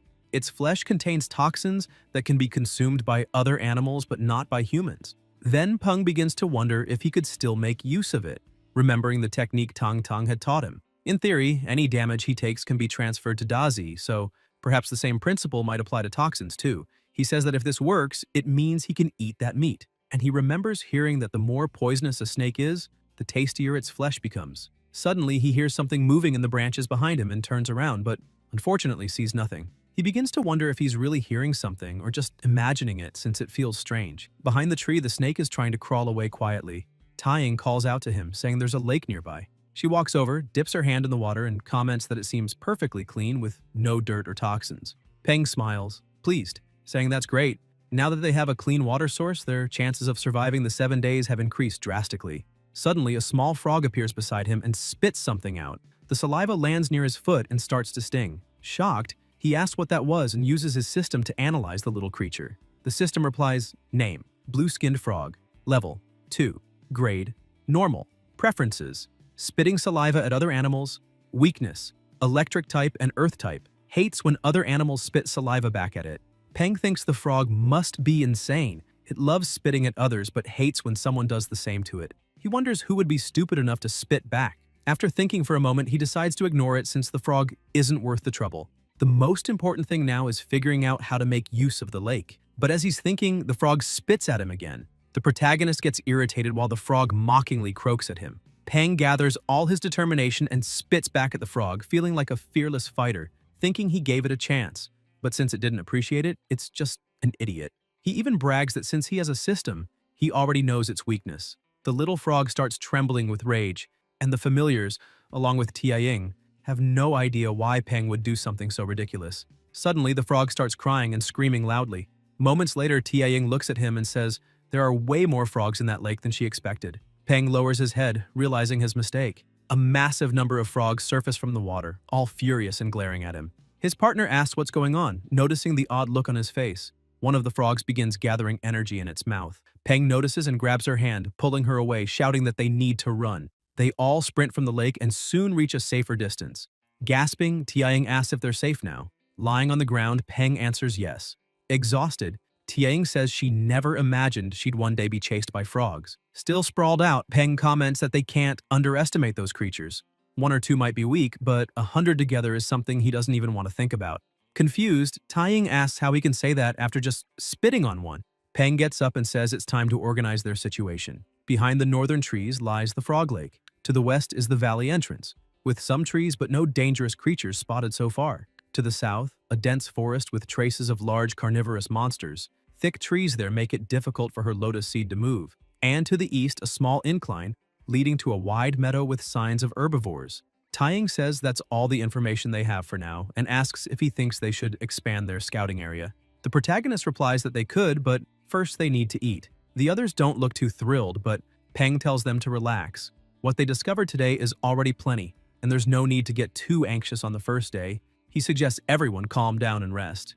Tiaying agrees and says they still need to find something to eat. Peng tells her not to worry and lifts the green snake he'd captured earlier. Tiaying is completely puzzled since a few hours ago he'd said humans couldn't eat that meat. Peng tosses a few small bottles on the ground and says those will be the seasonings: fine lilac lotus, golden strand nutmeg, and black-blue grass. She asks when he picked all that up and where he's been keeping it. Peng points out that this is jungle survival training. They always have to be prepared. Meanwhile, everything they do is being monitored in a control room, where several people are watching dozens of camera feeds showing what's happening during the test, the safe houses found, the paths the students take, and even those who've triggered emergency signals asking for help. One of the agents turns to his colleague and asks if number 17 is the one Zhang mentioned. The other soldier monitoring the cameras confirms it, saying both his familiar and his appearance match. The agents keep commenting that faced with so many frogs, the only option was to run, and even then, you'd have to shake them off. And that boy did exactly that, which showed he was good. Colonel Chen points out that it might seem simple, but for a student with almost no training, it's quite difficult. Whether it's using the terrain, mastering jungle survival skills, or having the determination not to give up when everything goes wrong. Peng outperformed most teams, and that's why he wanted everyone there to focus their monitoring on him. Meanwhile, the pair were heading back to the safe house, and Tiaing said she wanted to see if that would really work. She tries to open the door but notices something odd. The protagonist asks what happened, and she, worried, replies that it seems the door is locked. Tiaing starts knocking and asks them to open up, but the people inside say there's nobody there and it's already full, telling the two to go away. She tells Peng that apparently they've lost the safe house, but they should have expected it since there are so few available. Peng tries to reason with them, saying it's already getting dark and it's just the two of them, and that he wouldn't mind sleeping on the floor inside. Two people inside start arguing. One asks why he's even explaining himself, saying they should just tell the outsiders to leave since the house is already too small and no idiot would agree to squeeze in with them anyway. The other agrees, saying they'd better go quickly because it will be more dangerous at night. Taiying gets angry and starts cursing them out, but Peng calms her, saying there's no point getting mad at people like that because sooner or later they'll learn their lesson. She takes a deep breath, admits he's right, and turns to summon her familiar, but then notices the protagonist is heading toward the house and asks why he's going back. Peng takes out a chain, leaving his partner stunned, and the people inside start shouting when they realize he's locked the door from the outside. Tiaing asks where he got that padlock, and the protagonist explains he took it in the safe house near a table. Apparently, the instructors wanted them to reinforce the doors to increase security, so he grabbed the chain and put it in his bag when they were leaving. Laughing, he keeps walking alongside his partner. The instructors laugh too, saying that's great and that the boy is truly remarkable. Cunning like an old monkey. Even the colonel notes he has potential. An examiner a bit further back observes that the protagonist is much better than most students, but now they'll see if he's capable enough in a place full of monsters at night, raising the question of whether they'll survive. Peng leads the group, saying they should follow that path and might find another safe house. As they walk, a monster stalks them, watching from the darkness. After a long trek, Tiying, already tired, says it looks like there's no other way. They'll have to spend the night in the middle of the forest. The protagonist agrees, saying they shouldn't keep exploring because it's late and they haven't found a cave, so they need to stay at the top of that tree. The trunk stands vertical, and if they branch out about 3 to 4 meters above the ground, they can build a simple shelter there. Taiying agrees, saying it sounds good. The lotus seed strikes to fell the tree, and then the protagonist sets up camp, and within minutes, everything is ready. Taiying breathes a sigh of relief, saying they're finally done. And when she looks ahead, she sees her partner has fallen asleep quickly. She looks at the familiars and sees they're both asleep too. She pulls a blanket from her bag and thinks she'll try to rest a bit as well. Higher up, among the trees, someone watches the two and comments that they're very brave to sleep in the middle of the jungle without a fire or a night watch. She smiles, saying she'd like to see how far they'll go, but is interrupted by a noise and turns quickly as something approaches. Tang Tang camouflages herself again and sees a black shadow panther advancing. It isn't very strong, and with the protagonist's current power, it shouldn't be a problem. The panther speeds forward with impressive agility toward the two. The lotus seed hears it and rises on alert, waking its mistress, while the protagonist shouts for them to get out of the tree. Tiaing quickly jumps onto her familiar's back. Peng and Dazi also spring up, alert. She stares at the blur ahead and notes it must be a shadow-type monster, unsure of the species or its strength, and wonders whether they should run or fight. The protagonist uses the system and analyzes carefully. It is a black shadow panther, common rung, level 15. He explains that running away wouldn't only mean turning their backs, which would actually trigger the panther's hunting instinct even more. As he speaks, the monster lunges. He's caught off guard by its speed and calls for his familiar. Dazi jumps in front and tries to land a hit but misses. The panther appears behind them, ready to strike. But that's exactly what Dazi wanted. He unleashes his electric power, stunning the panther, then bites down hard, leaving a deep wound. Peng is astonished to see his familiar using electricity to paralyze the enemy, realizing that it's slowing the panther down. All that training truly paid off. Even when facing a higher-level monster, Dazi still manages to maintain the upper hand. The panther writhes, counterattacks just enough to break free, then stumbles away, trembling as if something else were watching it. When it looks back, it sees a massive serpent darting toward it. Peng spots it too and freezes, asking what that thing is, because with a single bite, it swallows the panther whole. He immediately orders everyone to run as fast as they can. As they flee, the snake simply turns in another direction and crushes a tree in its path. Watching from a distance, Tang Tang notes that the serpent doesn't seem interested in Peng, which is good. If they fought there, it would attract too much attention and likely expose everyone's positions. She vanishes again while the instructors monitor everything on their screens, tracking the serpent and reporting an emergency. They turn to the captain, asking if they should engage the giant mutant jungle anaconda. Another man replies that it's unnecessary. This particular anaconda is docile and not very aggressive, making it a good test for the students. If they can't handle something at that level, they might as well give up on this path. The colonel agrees with Instructor Chen but orders the Golden Eagle team to remain on standby for a possible rescue mission. ready to deploy the moment anyone hits the emergency button. The next morning, Tianying wakes up with sunlight on her face, still leaning against her familiar. The protagonist is already standing, telling her she woke up just in time. They're heading out. She asks where to, and he says they'll return to yesterday's camp since they fled in a rush and left their things behind. Concerned, Tianying asks what they'll do if the anaconda is still nearby, since they don't know its weaknesses or attacks. It's dangerous to go back without any knowledge. Peng explains that's precisely why he has to return. A trainer's greatest strength is knowledge about monsters. Even the smallest detail can save a life. Times have changed, and hiding from danger would only make them weaker. He starts walking off, leaving her speechless for a moment. Then she tells him to wait and runs after him, saying she can't keep up if he walks that fast and asking how he plans to escape if the giant snake tries to devour him, since he can't ride his familiar. She approaches the two, apologizing to Dazi but admits he's not built to carry people. Meanwhile, Tang Tang continues observing from afar. As they near the camp, Tianying notices the damage to the fallen trees around them, and says that if they hadn't run fast enough, they'd have ended up the same way. The protagonist glances to the side and spots something shining. He moves closer to the trunk, wondering what it could be. Tianying says she'll go ahead to check, but he shouts that it's impossible. The system identifies it as wooden spatial heart, a spatial attribute material. He realizes it's a vital item for Silly's evolution, one he's never seen in the market. People weren't even sure it really existed. He never imagined it would be hidden inside bottle trees. He quickly concludes that the snake from yesterday must have grown that large because of this rare material, and that it didn't chase them because it was simply guarding its food. The protagonist takes the material and stores it in his bag, thinking he'll need to return later to collect more. For now, though, he can use this training to find other rare resources. By the third day, he finds another rare material, and the same happens again the following days. Finally, at the end of the 7th day, the colonel gathers all students who pass the test and tells them they are truly the best group the program has ever had, which makes him very pleased. The provisional date for the next combined valley training is set for 3 weeks later, and all students who attended this one will be allowed to join the next free of charge. With the end of training, the colonel reminds everyone that he hopes they've learned a lot from the experience, and that now they can rest for the next few days, returning to classes after 3 days as a reward. The students all cheer, thrilled to finally get some rest.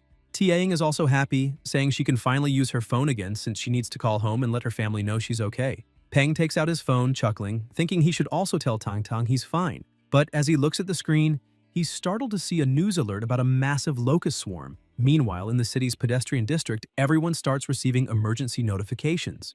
Even the TVs begin broadcasting breaking news showing footage of the northern region. A reporter speaks from the front lines, explaining that the city's military forces have managed to contain the swarm on the outer perimeter. According to director Feng Xiu of the City Monster Trainer Association, these creatures, called deadleaf locusts, are highly afraid of fire. That's good news since the troops managed to fight them off by exploiting that weakness. Reports estimate there are hundreds of millions of these locusts, with each adult measuring at least 30 centimeters long. Peng watches the report and mutters that things aren't looking good at all. Suddenly, his phone rings. It's Feng Xiu calling. The protagonist asks how he's doing, but the director goes straight to the point, asking if Peng has finished his training and is back home. The military, he says, has delivered a batch of a new species, the voracious golden frog, and hopes the association can help enhance their grade levels. Feng Xiu asks if Peng can assist with that the next day, emphasizing that it's a paid assignment. The protagonist asks if the military plans to use those frogs to handle the deadleaf locusts. The two people standing in the director's office glance at each other, clearly uneasy,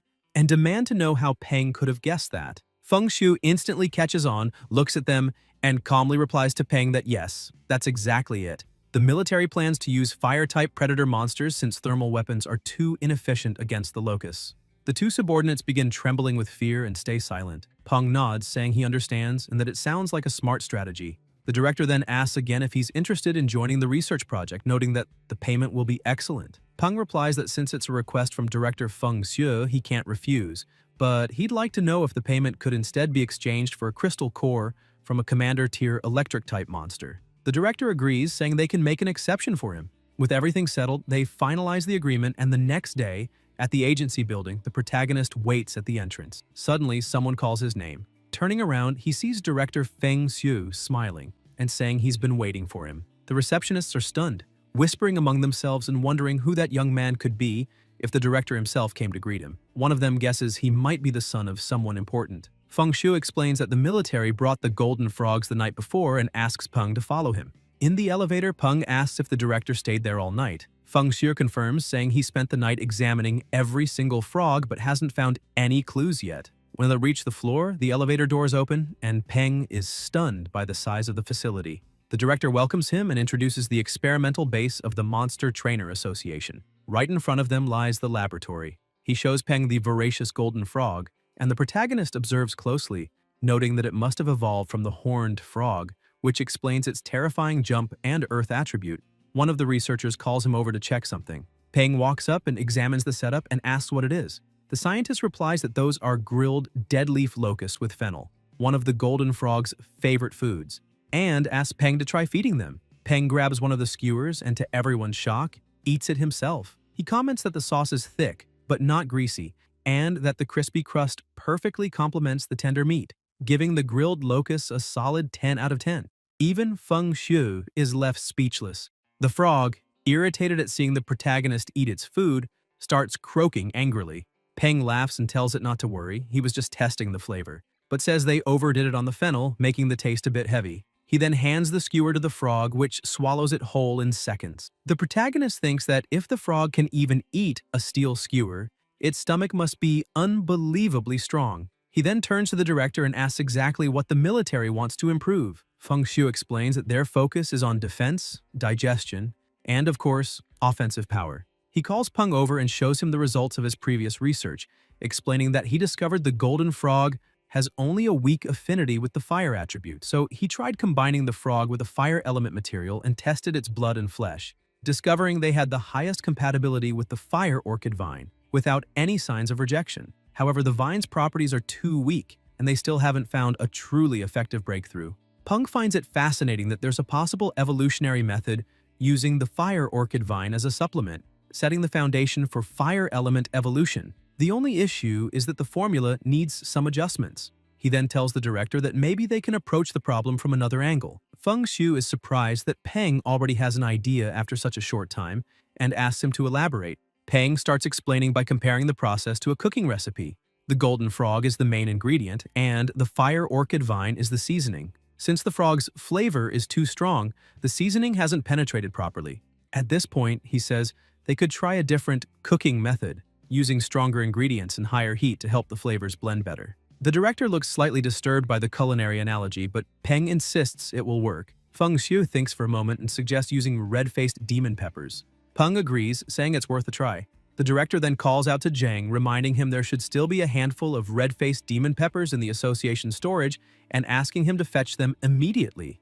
Zhang agrees and goes off to get them, though he still finds the whole idea absurd, trying to evolve a monster as if they were cooking it. He wonders if this is really the method of the city's youngest monster breeder. The director notices his expression and thinks that, although Zhang has plenty of potential, true growth for a monster breeder takes more than just talent. It requires courage to explore new paths, and he hopes the young man realizes that soon. A few minutes later, Zhang returns, telling the director that the materials have arrived. When they open the container, they see that the ingredients are in excellent condition, well preserved. Zhang looks at the protagonist and smiles smugly, thinking, of course I picked the best materials.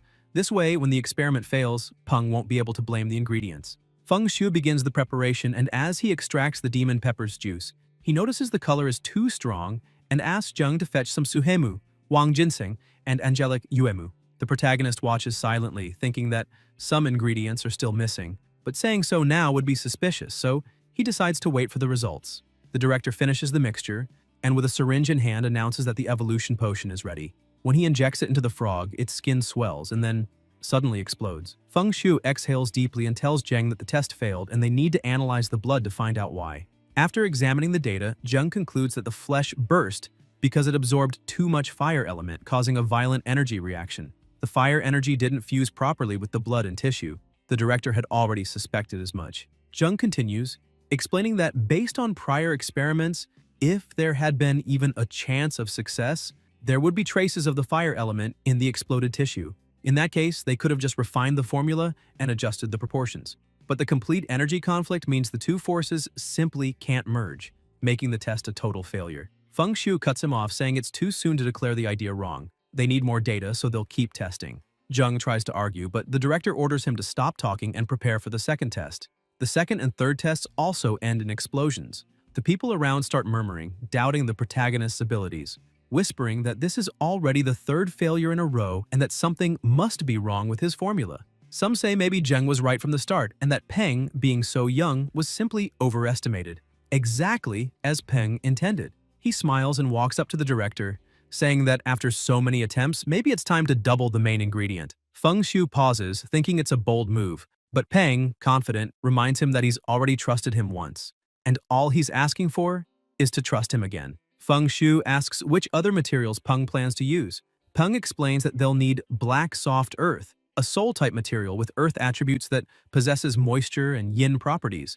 It would help the golden frog protect its internal organs. Then they could add sparrow saliva wood to supplement the red-faced demon pepper, since wood feeds fire and fire generates earth. The director hesitates for a moment but ultimately decides to test it.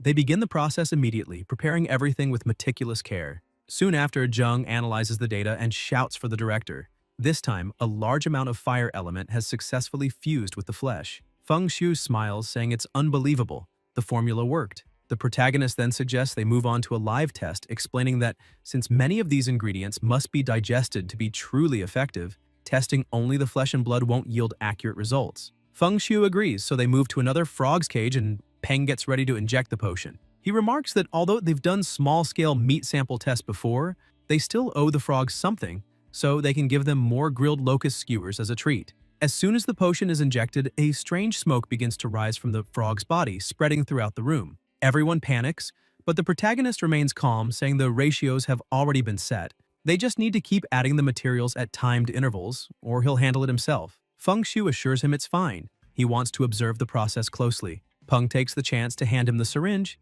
asking if he can step out for some fresh air. Feng Shu takes responsibility and lets him go. Outside, Peng mutters that demon pepper really is strong, but now he just hopes no one suspects that he already knows the final formula. He's only been suggesting changes gradually, as the tests yielded partial results. And besides, the director has been helping him. Still, he needs to be cautious. This is the first recorded evolutionary experiment of a golden frog with the fire element, and he's just a high school student with no authority who supposedly didn't know the recipe beforehand. Suddenly, the lab doors burst open and people rush out coughing through a thick cloud of smoke. Peng notices the smoke has turned red, meaning the formula worked. Then, from the haze, a huge frog emerges. Zheng cheers, shouting that it worked. Fire and earth, dual element, they've done it. Peng, however, quietly analyzes it with his system, thinking that while the fire element is present, as a dual attribute creature, it'll only be able to fully embrace one path for now. The system scan displays all its stats clearly. Monster name, Magma Fire Frog, level 19, grade, excellent, attribute fire, weakness, water, description, evolved from the voracious golden frog. In order to adapt to its revolutionary path, its earth attribute was discarded, transforming it into a pure fire-type monster. During the evolution, its body suffered extensive internal damage. Large portions of muscle were corroded by fire energy, weakening its physical strength and jump capability, while slightly reducing its evolutionary potential. Meanwhile, on the city's northern border, troops were already positioned for battle. The commander called for all units' attention. The target had appeared in Sector A3. They were to prepare for immediate engagement. Through binoculars, they could see the swarm of locusts approaching. The commander ordered the use of white phosphorus bombs, and all tanks fired simultaneously. The results were effective. The bombs worked perfectly. Smiling, the commander shouted that they just needed to keep it up to crush the swarm. But his expression quickly turned to shock as he saw the insects starting to form a sandstorm again. A massive sand tornado began advancing toward them, rendering their attacks useless. The storm was absorbing the blasts. An urgent transmission was sent out to all forces. The deadleaf locust had begun forming a firestorm, and all incendiary bombing was to cease immediately. The soldiers grew uneasy, asking what they could possibly do if they couldn't use fire anymore. One of them clutched his weapon tightly and declared that behind them were billions of lives. Those disgusting insects could not be allowed to pass. He shouts for everyone to open fire. If they can kill even one, that will be enough to honor their families. Suddenly, an army of red frogs appears on the battlefield. The frogs fix their gaze on their prey and release a strange odor that makes the locusts tremble in fear. The soldiers notice the sandstorm beginning to subside and ask where those frogs came from. The captain explains that a young monster breeder created them specifically to fight the deadleaf locusts, and that they shouldn't be called just frogs. The locusts attempt another charge, but the frogs are already prepared. They all attack at once, creating a massive explosion in the sky that roasts the entire swarm instantly. The charred insects rain down and the frogs leap to devour them. The soldiers are stunned, saying that more than 100 locusts died in a single strike. The captain adds that the small army of magma fire frogs ensured that their comrades no longer had to risk their lives, and whoever created them is truly remarkable. Meanwhile, in the city, a group of elderly folks sit chatting in a plaza.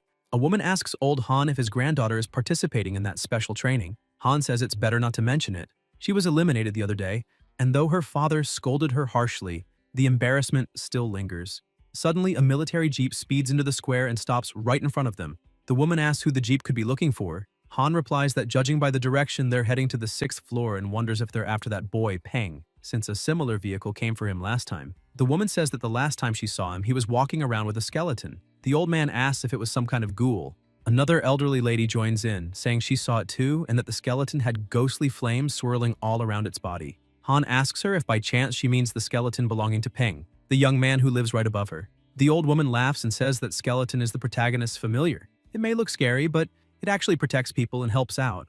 A rather cute creature, really. The others seem unconvinced, so she changes the subject and asks her spider to help thread a needle. Han comments that her spider is very handy and asks if it has a name. The woman replies she hasn't named it yet. Meanwhile, at his apartment door, Peng stands frozen in shock at the sight of so many army agents before him. The platoon leader steps forward respectfully and explains that, based on the agreement Director Feng Xue made with Peng on behalf of the military, a commander-tier crystal core from a thunder-type monster is being awarded to him as payment for the successful evolutionary research on the magma fire frog and asks him to take a look. Peng, both happy and nervous, thanks them sincerely. The platoon commander says he came personally to deliver it because he wanted to meet him in person. Saluting, he tells Peng that on behalf of all his comrades, he wishes to express their deepest respect and gratitude, especially for those who lost their lives during the operation. It is a sacred duty, he says, for soldiers to defend their homes and their country. They do not fear death, only dying without being able to do anything. After this heartfelt gesture, the soldiers depart, and Peng watches them through the other window. At that moment, he realizes he's been given a gift, the system, and maybe it would be worthwhile to participate in more experimental projects to help the military. Still, he understands that the system is merely a tool. The most important thing is to strengthen himself as quickly as possible so he can protect himself, and only after that think about protecting others. He senses something approaching and looks down to see Dazi hugging his leg. Smiling, he pats his familiar, saying it seems Dazi sensed his mood and came to comfort him. Then he adds that the main material has just arrived, so it's time to upgrade Dazi's grade. He heads to the kitchen and starts preparing a special soup. When it's done, he returns with an unsettling smile and tells his familiar to drink it immediately. Dazi hesitates, sniffs the bowl, then gathers his courage and drinks. He drops the bowl to the floor, and an aura of electricity envelops his body, even frightening Peng. After a few seconds, the aura fades, leaving Dazi scorched and motionless. Peng stands silently for a while as Dumby, nervous, pokes his friend to see if he's all right. Then he gets an idea. He goes to the fridge, takes out some metal needles, and tries to get Dazi to eat them to recover. The protagonist approaches and tells him not to worry, that they should leave Dazi alone for now. Dumby, still confused, simply obeys and sits beside his friend, munching on the needles quietly. Peng watches and thinks that those two really are living treasures. Then he decides it's time to form the contract with Silly. He calls her, but she doesn't want to come closer. He smiles and says he has some delicious juice with him. Silly immediately rushes over and hugs the juice. Peng thinks that the three of them are truly a trio of gluttons. He pricks his finger, touches the jellyfish, and begins to focus. Silly's consciousness is still a bit weak, but he notices she's brave, approaching him without even being called. Apparently, all the good food he gave her wasn't in vain. He places his finger on her consciousness, telling her to become his new companion. The contract appears, and he continues, saying she will become his partner, and that he'll give her the power to never fear anything in this world again. Silly responds that she doesn't want power, she wants juice. Peng can't believe it, but ends up agreeing, promising her liters of juice. Thus, the contract is complete. The next morning, Zhou Ying was sleeping peacefully with her familiar when a shadowy figure began calling her, asking her to get up because it was time for breakfast. She wakes in fright and looking ahead sees that it's her parrot telling her to wake up and eat. Zhou Ying says he's a good boy, since ever since the old man passed away, the bird has been her only companion, and she thanks him. She remembers that ever since her daughter's accident, she had no will to do anything, and that it had been difficult for the old man to handle the meals every day until he eventually left too, especially breakfast, because he would wake up early every morning to make it and wake her up. When she finally recovered and could take care of him, he was gone. Now she doesn't know how she's still alive or how much longer she'll keep going, and that's why she's grateful to the parrot for giving her a reason to keep living. She smiles as if she already knows something, thanking the parrot once more for staying with her all this time. However, she adds that the old man has been waiting for her for a long time and that she needs to go be with him. Suddenly, a blue energy begins to fill the room. The old man appears beside her and places his hand over hers, saying he's there to stay with her. Xiuring starts trembling and crying, and the old man extends his finger, saying that from now on they'll never be apart again and asking if she agrees. She holds his finger and says she'll never leave him again. Suddenly, everything returns to normal, and it's actually the parrot touching her hand.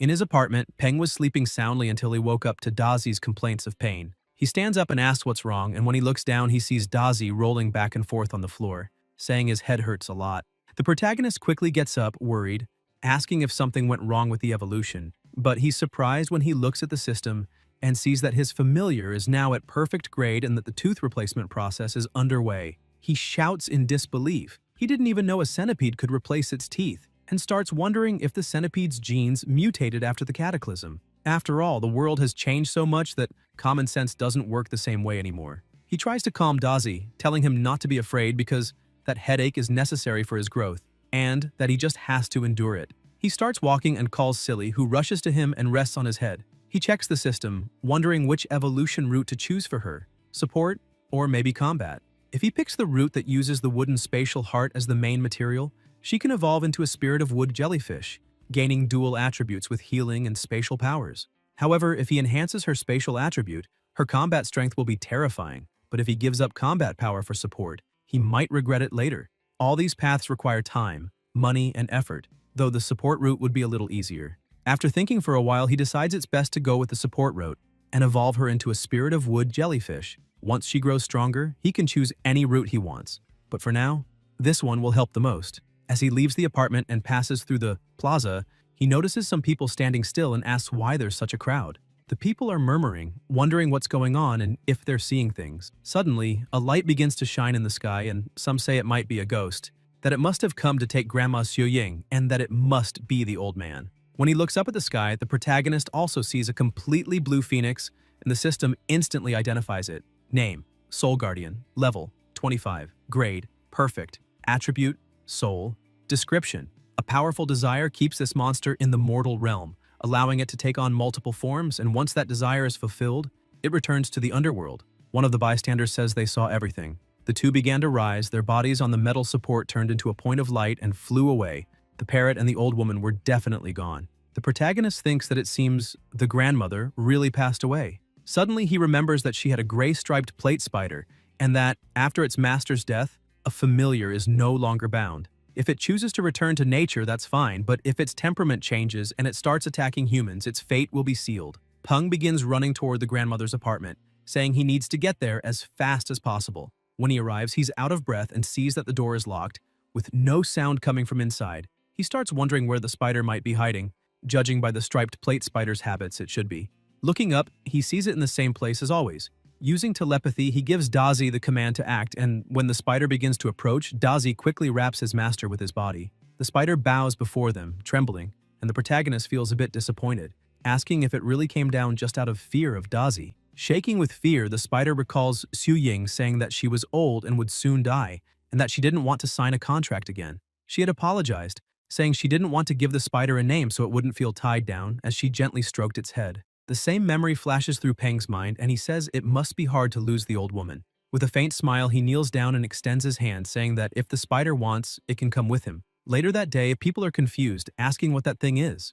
Peng is walking through the streets looking like a black Spider-Man with his familiars, and people whisper that he must be trying to become the leader of the Five Poisons sect. As he walks, he thinks that now he just needs a familiar with good defense and his team will be complete. Even if it sounds ridiculous to use a spider as a meat shield, however, it has a defensive evolutionary path, and the materials aren't hard to find. After forming a contract with the spider, he can strengthen it to gain more soul power, combining it with the soul power he already obtained from Dazi and Silly. Maybe he's not too far from forming a contract with Dumby, but he feels a bit down knowing he'll have to stop improving Dumby's grade for a while, since if it evolves further, the soul power required for the contract will only increase.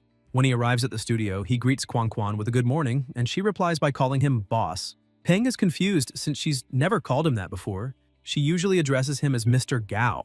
She keeps calling him boss, her eyes sparkling with a charming expression, saying it's been a long time since they've seen each other. The protagonist finds it strange, and suddenly Quanquan's aura begins to change. She says that lately many people have been looking for him, and that several clients keep asking when he'll be available. Even when she tells them he's busy, they insist, and she can't even get through to him anymore. Peng realizes she's completely irritated and asks her to calm down, saying that now he actually has plenty of free time. Somewhat nervous, he shows her a list and says he'd like her to prepare some materials first, and afterward he'll treat her to milk tea. Quanquan snatches the list, clearly annoyed, and walks away, leaving the protagonist standing there. He sighs in relief as Dazi mutters that he's a real scoundrel.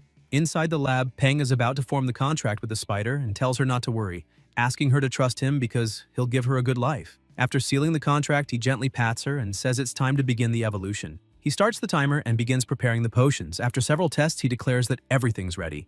Approaching, he notes that her body color is gray, a gray-striped plate spider, and says that after evolving, she'll become an armored gray spider. Since Silly and Dumby's names both end with Y, he decides to name her Stripey. He holds up the potion, saying this is the carefully crafted evolution potion he made himself, and that she'll get stronger with just a single bath. He pours the potion into the container holding the spider, and something begins to happen. The protagonist suddenly feels intense pain, realizing it's being transmitted through the soul connection, part of the suffering Stripey is enduring at that moment. He grits his teeth, thinking it's fine because pain is the path to strength, and they have to accept and endure it. Quanquan opens the door, calling him boss again.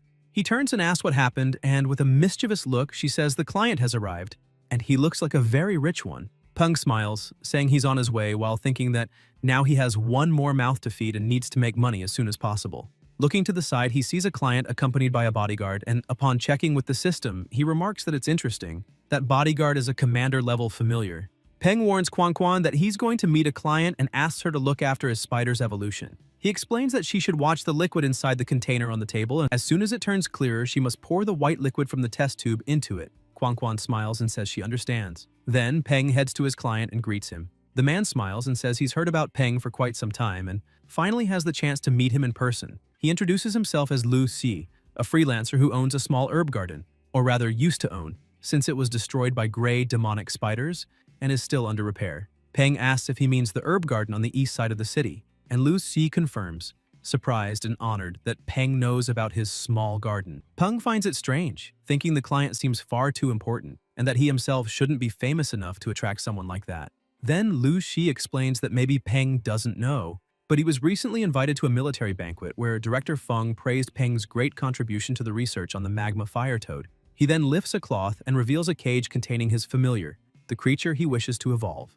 Upon seeing the animal, Peng is startled. It's an ebony night hound, a rare species. All hounds have the potential to evolve into this form, marked by black fur that blends into the darkness, able to absorb most light. They're considered perfect assassins at night and ideal guard dogs, which is why many mansion and garden owners choose them as familiars.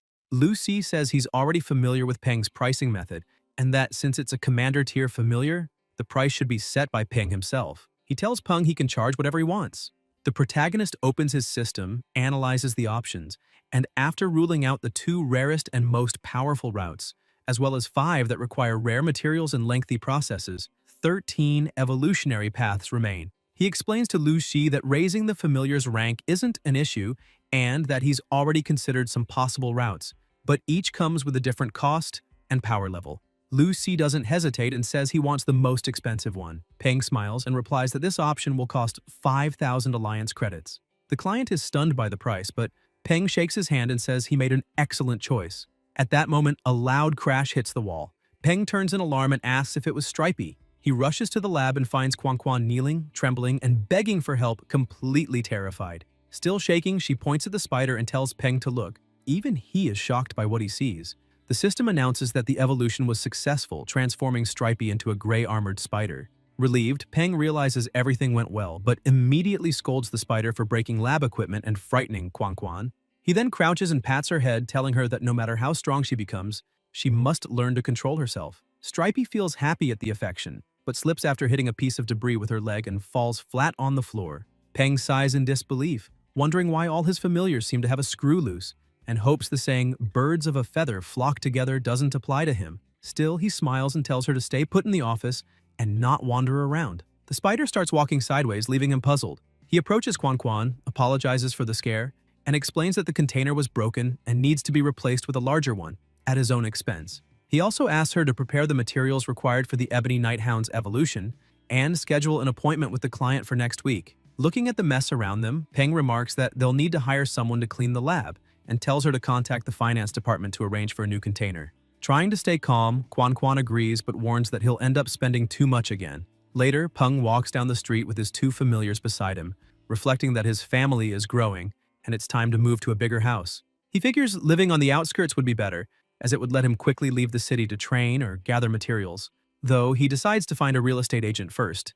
Looking at Stripey, he notices she's still walking sideways and sighs, wondering if he messed up the formula and gave her the wrong medicine, turning her into a crab instead. He complains to her, saying she should walk properly since she's a spider, not a crab. Stripey stares at him in confusion, and he's left not knowing what to think either. Shortly after, Peng arrives at the agency and is greeted by a friendly woman who asks if he's Peng. She explains that she's the sales agent he spoke with earlier and introduces herself as Xiaoliu.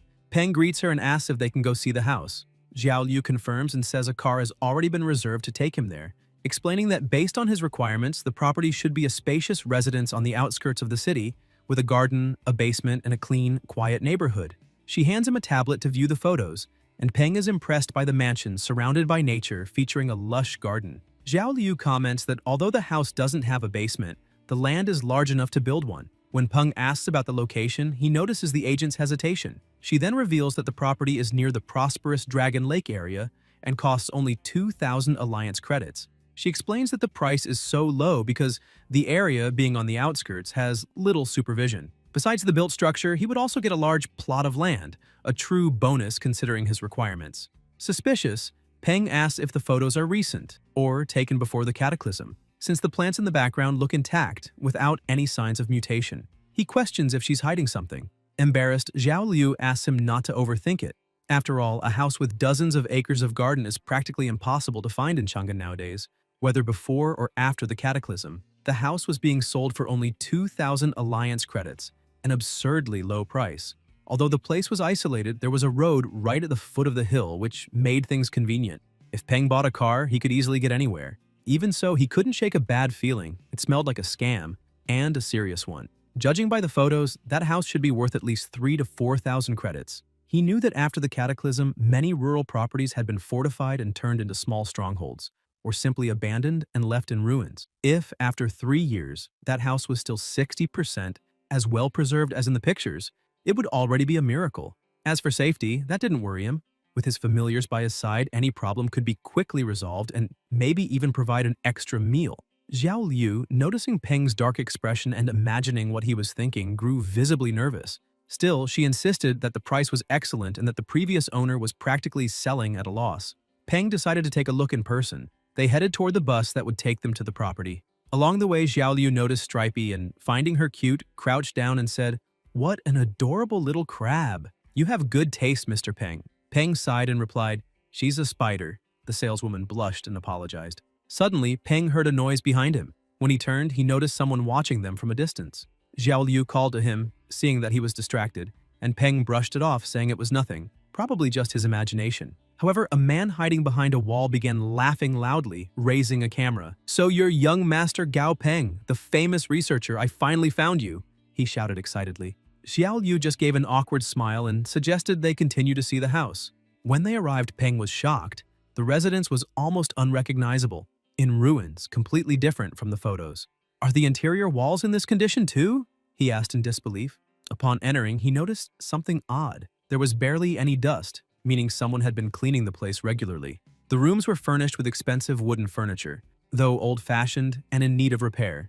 Even with the bad location, a house like that should never cost so little. Before he could comment, the door suddenly opened. A man appeared, smiling. "You must be Peng?" he asked. Surprised, the protagonist wanted to know who he was. Xiaoliu explained, "This is the owner, Mr. Liu." The man laughed heartily and said, "I heard you had just arrived, so I rushed over." Peng found it strange and asked why the hurry, also wondering if they had met before. Liu replied confidently, "Come now. Who in this city doesn't know you? Director Feng's ace, the hero behind the last military operation." He handed Peng a business card. "I also work with familiars. If you're interested in collaborating, I can offer a 20% discount." Peng stared at him, surprised. The man really knew how to do business. Liu then asked what he thought of the house and explained that it was well maintained since he hired someone to clean it every month. If Peng wanted to buy it, he'd just have to pay a renovation fee and could move in immediately. Quick and easy, he assured. Peng crossed his arms and replied honestly, I'll be straight with you, Mr. Liu. The price you're asking is certainly tempting, Peng said. But there's a problem. This house is worth at least 4,000 credits, even with the poor location. 2,000 is far below market value. He stared at Liu seriously. So I'd like you to tell me the real reason behind such a low price. Liu placed a hand on the table and said that the house had actually been bought for his parents after they retired, since they were simple rural folk not used to life in the big city. That's why he purchased a home on the outskirts. He wanted them to live peacefully. They had worked hard for him their entire lives, and now that he was successful, he naturally wanted to repay them, ensuring they could enjoy a happy old age. But the monster horde ruined everything. They didn't even get to spend a single day in the house, and ended up dead. Liu began trembling, cursing that damned world and slamming his fist on the table. After a few moments, he took a deep breath, regaining control, and explained that he simply wanted to get rid of that cursed house as soon as possible. He had heard that Peng was looking for a property like that and asked the agency to sell it to him for 2,000 credits, saying Peng should see it as an investment. Mr. Liu emphasized that, unfortunately, he was no longer young and his future was limited. He didn't have the strength to do much anymore. But talented young people like Peng were the city's future, and he hoped they could prevent such tragedies from ever happening again. Peng was moved by the story, reminded of his own parents. He said he understood, thanked Liu for his honesty, and agreed to buy the house. By the end of the day, as night fell, Peng arrived at his apartment and greeted his two familiars. But they barely acknowledged him. He placed a bag on the table and told them to take a look, saying it contained food he had carefully picked himself, much better than the orange juice and yin cedar needles they usually had. Instantly, both were interested, and everyone gathered around the table. Just as they were about to eat, they heard someone comment that the house seemed lively. Turning around, Peng saw Tang Tang. She smiled and said it had been a while since they'd seen each other, then began teasing Dazi, saying he had evolved quite a bit and even grown teeth, poking at his mouth to check if any were crooked. Dazi begged for help, but Peng just looked away and told him to hang in there. Tang Tang changed the subject and asked if it was true that he had bought a house. Peng smiled and said she found out fast, but explained that the place still needed renovations, so they wouldn't be moving just yet. She grabbed his hand and scolded him, saying he should have asked for her help since she knew many people, and he didn't have much experience. He could easily be deceived. He tried to explain himself, but she turned away, saying she was leaving. Still, her words echoed in his mind, and he began wondering if that man had fooled him with that tragic story. As she closed the door, Tang Tang muttered to herself that it was perfect, because when he moved, she would move into the house next door. The next morning, deep in the forest, Peng observed the surroundings with his familiars and realized they were close to their destination. The bottle tree grove shouldn't be far. Stepping over dry leaves, he reflected that it was the last day of break granted by the academy, and that he needed to gather all the required materials as quickly as possible. If he didn't find the wooden space hearts that day, he'd have to wait until the weekend, delaying his plans. Suddenly, he sensed a presence behind him. Turning around, he saw a gray sand-brown lynx. The system identified it, level 13, normal grade, wood attribute. The animal stared at him for a moment, then lunged. Peng warned his companions to stay alert. The lynx charged quickly, but Dumby shoved the others back and stepped forward, countering the attack and forcing the enemy to retreat. He took a stance and declared himself the lynx's opponent. When he lunged, the beast panicked and tried to flee, but Dumby used the threads from his heart to bind it, and, with a swift and precise strike, eliminated it instantly. The protagonist watched in surprise, realizing Dumby was far stronger than he had imagined. The skeleton stared at his own hands in confusion, unable to understand how he had won so easily. Peng noted that Dumby still couldn't control his own strength. After all, he had never fought since his evolution, and concluded that it was probably time to take him to the academy for training. Then Peng turned and said it was time to head to the grove. Dumby silently gazed at him. Even if he didn't understand what his master said, he knew that boy wished him well, and that was enough. Peng then started teasing Dazi, saying Dumby had been faster than him. Dazi, annoyed, snaps back that if that stupid skeleton hadn't interfered, he would have finished off the kitty first. Peng smiles and says it's fine, since he knows just how amazing Dazi really is. After searching for 3 hours, Peng explores all the areas where the bottle trees grow and finally finds a few of them. Near the trees, there's a green tree snake, a species that seems to favor that type of environment. The moment Dumby spots it, he swiftly catches the snake and splits it in half, pulling out its core and showing it to Peng. The protagonist studies the crystal with curiosity, wondering if it really is a green tree snake's core, but reminds himself that this was just a secondary goal. The real mission is to find the wooden spatial heart within the bottle trees. Still, Dumby had acted on his own without needing any command. Peng then tells him to punch one of the trees. Dumby gets ready. Even the tree itself seems to sweat nervously. With a powerful blow, he knocks it down with ease.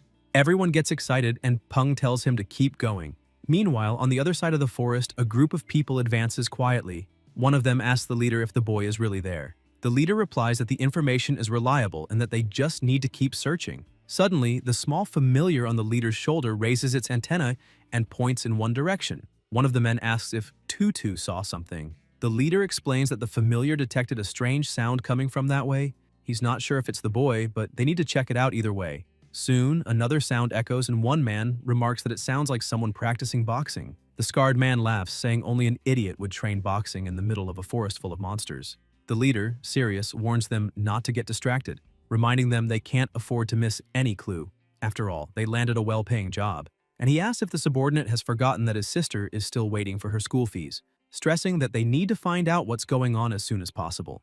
As they approach the source of the noise, they see Dumby striking tree trunks with overwhelming force. The man in the bandana backs away, frightened, saying he's out. Any monster strong enough to break a tree that thick with one punch is way too dangerous. The leader tells them to watch carefully and shows them a photo. The young man in the picture is the one they're looking for. Still, even he doesn't understand why the boy is destroying those trees. The bandana-wearing man comments that they were only hired to investigate the boy's familiars, so it'd be best to observe from a distance. Getting any closer might expose them. The scarred man agrees, adding that those familiars are far from normal. The giant centipede looks especially powerful, and messing with it would be a terrible idea. Both suggest retreating. The leader, however, rebukes them, calling them cowards and reminding them that they've always lived off pathetic jobs like corpse disposal. He asks if they aren't tired of it. With their skills, they've never made it far into the dark ember forest, but now an opportunity stands before them and it's time to seize it. The leader concludes that the boy must know something. After all, no one would make that much noise in the forest just to test a tree's toughness or practice boxing. If there's something valuable inside those trunks, they can profit too. With so many trees there, they could make a good sum. He then orders Dongsen to move to the darker side of the clearing and use his familiar to control the boy while he and Huan handle the big monster. He admits it'll be risky, but maybe this is their chance to finally leave poverty behind. Suddenly, the protagonist notices some bushes rustling. His familiars notice too and turn in that direction. Peng shouts, demanding to know who's there and ordering them to come out. The leader, realizing they've been spotted, thinks they're in trouble. Still, he steps out of the shadows, laughing, greeting Peng with fake friendliness and saying it's just a coincidence they ran into each other there, asking if he needs help. Huan watches his leader, thinking that, thankfully, he reacted quickly. But Peng doesn't buy the story. He recognizes the familiars those men have, the amateur stinger bee and the skull butterfly, both dangerous forest creatures. That's how he knows these guys aren't just ordinary adventurers. Dumby senses the stranger's presence and warns his master. When both look toward the sound, the leader turns pale, baffled that they managed to detect hidden people. Trying to hide his unease, he insists there's nothing to worry about, saying that's just his brother and they're not bad people. At that moment, Dongsen bursts out from the bushes, claiming he'd gone to the bathroom and just got back. The system identifies the familiar beside him, a mithril mantis, level 18, elite grade, excellent quality, gold attribute with an electrical weakness. Peng observes the creature, realizing it's a rare mutation, but quickly notes that Dazi would have the advantage, so there's no need to worry. With a firm resolve, he replies that he doesn't need any help, especially not from people like them. The leader forces a smile and says that if that's the case, fine, they'll leave. Huan looks puzzled and asks if they're really retreating. The leader explains that now that they've been discovered, they've lost the element of surprise, and if they fail, they might just end up creating a powerful enemy for nothing. He points out that the boy may be young, but already has 3 strong familiars, which means he's either very wealthy or extremely talented, and in either case, he's a troublesome target. Moreover, the black-cloaked familiar had made Tutu, the small creature on his shoulder, visibly uneasy, and his companion's instincts had saved his life many times before. For that reason, it's better to withdraw. In such an unpredictable world, no one knows what kind of disaster might unfold. He concludes that they can wait for the boy to leave and later return to the site to search for clues. After all, there are plenty of trees in the area, and a fight right now wouldn't be worth it. Peng watches as the men walk away, thinking that if Dumby hadn't detected them, they would have certainly attacked. But if they had tried, he wouldn't have hesitated to kill them. 2 hours later, with several trees felled, Peng and Silly celebrate, concluding they've gathered enough material. Peng calls Dazi over and asks him to use his electricity to light a stick, which he tosses onto the dry leaves, setting them ablaze. Before the cataclysm, starting a forest fire would have been a serious crime, but that had changed. Those trees were much tougher now, and a small fire wouldn't cause much harm. It might even help, since if all the monster breeding forests were burned down, the world would be a safer place. Besides, the fire would erase any trace of their actions. From atop a mountain, Huan points to the rising smoke and tells the leader to look. Deng Sen remarks that the boy is clever. He did that to prevent them from returning and discovering anything. The leader agrees, saying the kid is indeed cautious, then falls silent, realizing that even without meaning to, Peng had revealed the ruthless decisiveness buried deep in his soul. Huan keeps pressing, asking if they're really just going to let this go so easily. The leader glares at him in irritation and scolds him again, demanding to know what he thinks they should do. Then, calmly, he explains that if the boy truly possessed some extraordinary treasure, perhaps it'd be worth the risk, but there's no reason to provoke someone like that for nothing. They can't attack others without a legitimate reason. That would only bring trouble. However, the leader adds with a subtle smile that even if they can't take action, someone else can. He then picks up his communicator and makes a call, asking the operator to inform Director Jiang that the task has been completed and that the information about the target's familiars has been delivered. The operator thanks him for his hard work and confirms that the payment has already been made. Immediately afterward, he reports to Dr. Jiang that the group did not attack Peng, meaning the test mission was apparently a failure. Director Jiang, however, doesn't show any frustration. He merely smiles faintly and says that it's fine, asking if preparations for the next phase are complete. Then, with a calculating gleam in his eyes, he comments with satisfaction that he has finally located Ji Hanwoo's grandson. Peng remarks that Stripey is growing too fast. In just a short time, not only has she leveled up, but she also looks noticeably larger. Looking at the mess around him, he concludes she must be eating a lot. He crouches down, picks something up from the floor, and examines it, realizing she's molted. He wonders if that shed skin might have some special effect, like in certain novels. Then, smiling, he approaches her and tells her to eat as much as she wants. Stripey gets excited, but he jokingly adds that once she's nice and fat, they'll have a spider barbecue. Stripey immediately puts her food bowl down, visibly upset. Peng laughs and tells her she'd better eat less anyway, since canned food could build up toxins in her body. He then reflects that now that he's obtained the spatial wood, he finally has all the materials needed for Silly's evolution. The problem is, he can't cook everything at once. Silly is too fragile to handle so much stress at once, so he needs to prepare the ingredients carefully. Late at night, he goes to his workshop, turns on the lights, and notes that Quan Quan has probably already gone home, which is great since no one will disturb him. He puts on his apron and studies the materials, saying they're rare and require special processing methods, high-temperature heating, deep freezing, and even acid corrosion. After some time, he cheers in satisfaction, saying he's finally done, and is sure Silly will love the sweet flavor. He places the portion in a container of water, and the smell alone makes Silly excited, even comparing the aroma to a delicious juice. Peng tells her to get in, but before he can even finish the sentence, Silly leaps straight into the container. Surprised, he says he hadn't finished talking yet, but then he notices something strange. The water starts turning green. He asks what's going on, remembering that Silly's favorite place has always been his head, and wonders if he chose the wrong evolution path. The green glow intensifies. He shouts for her to stop, but it's too late. The evolution completes. Breathing heavily, he realizes that the materials needed for an epic-grade evolution are far too rare, including that magical spatial sand, whose effect he still doesn't fully understand, so the next evolution will probably take time. The system then announces the result. Wood Spirit Jellyfish, Level 6, Perfect Grade. Attributes, Space, Wood, and Wind. Condition, Healthy and Happy. Weaknesses, 1 word electric, 2, Ice.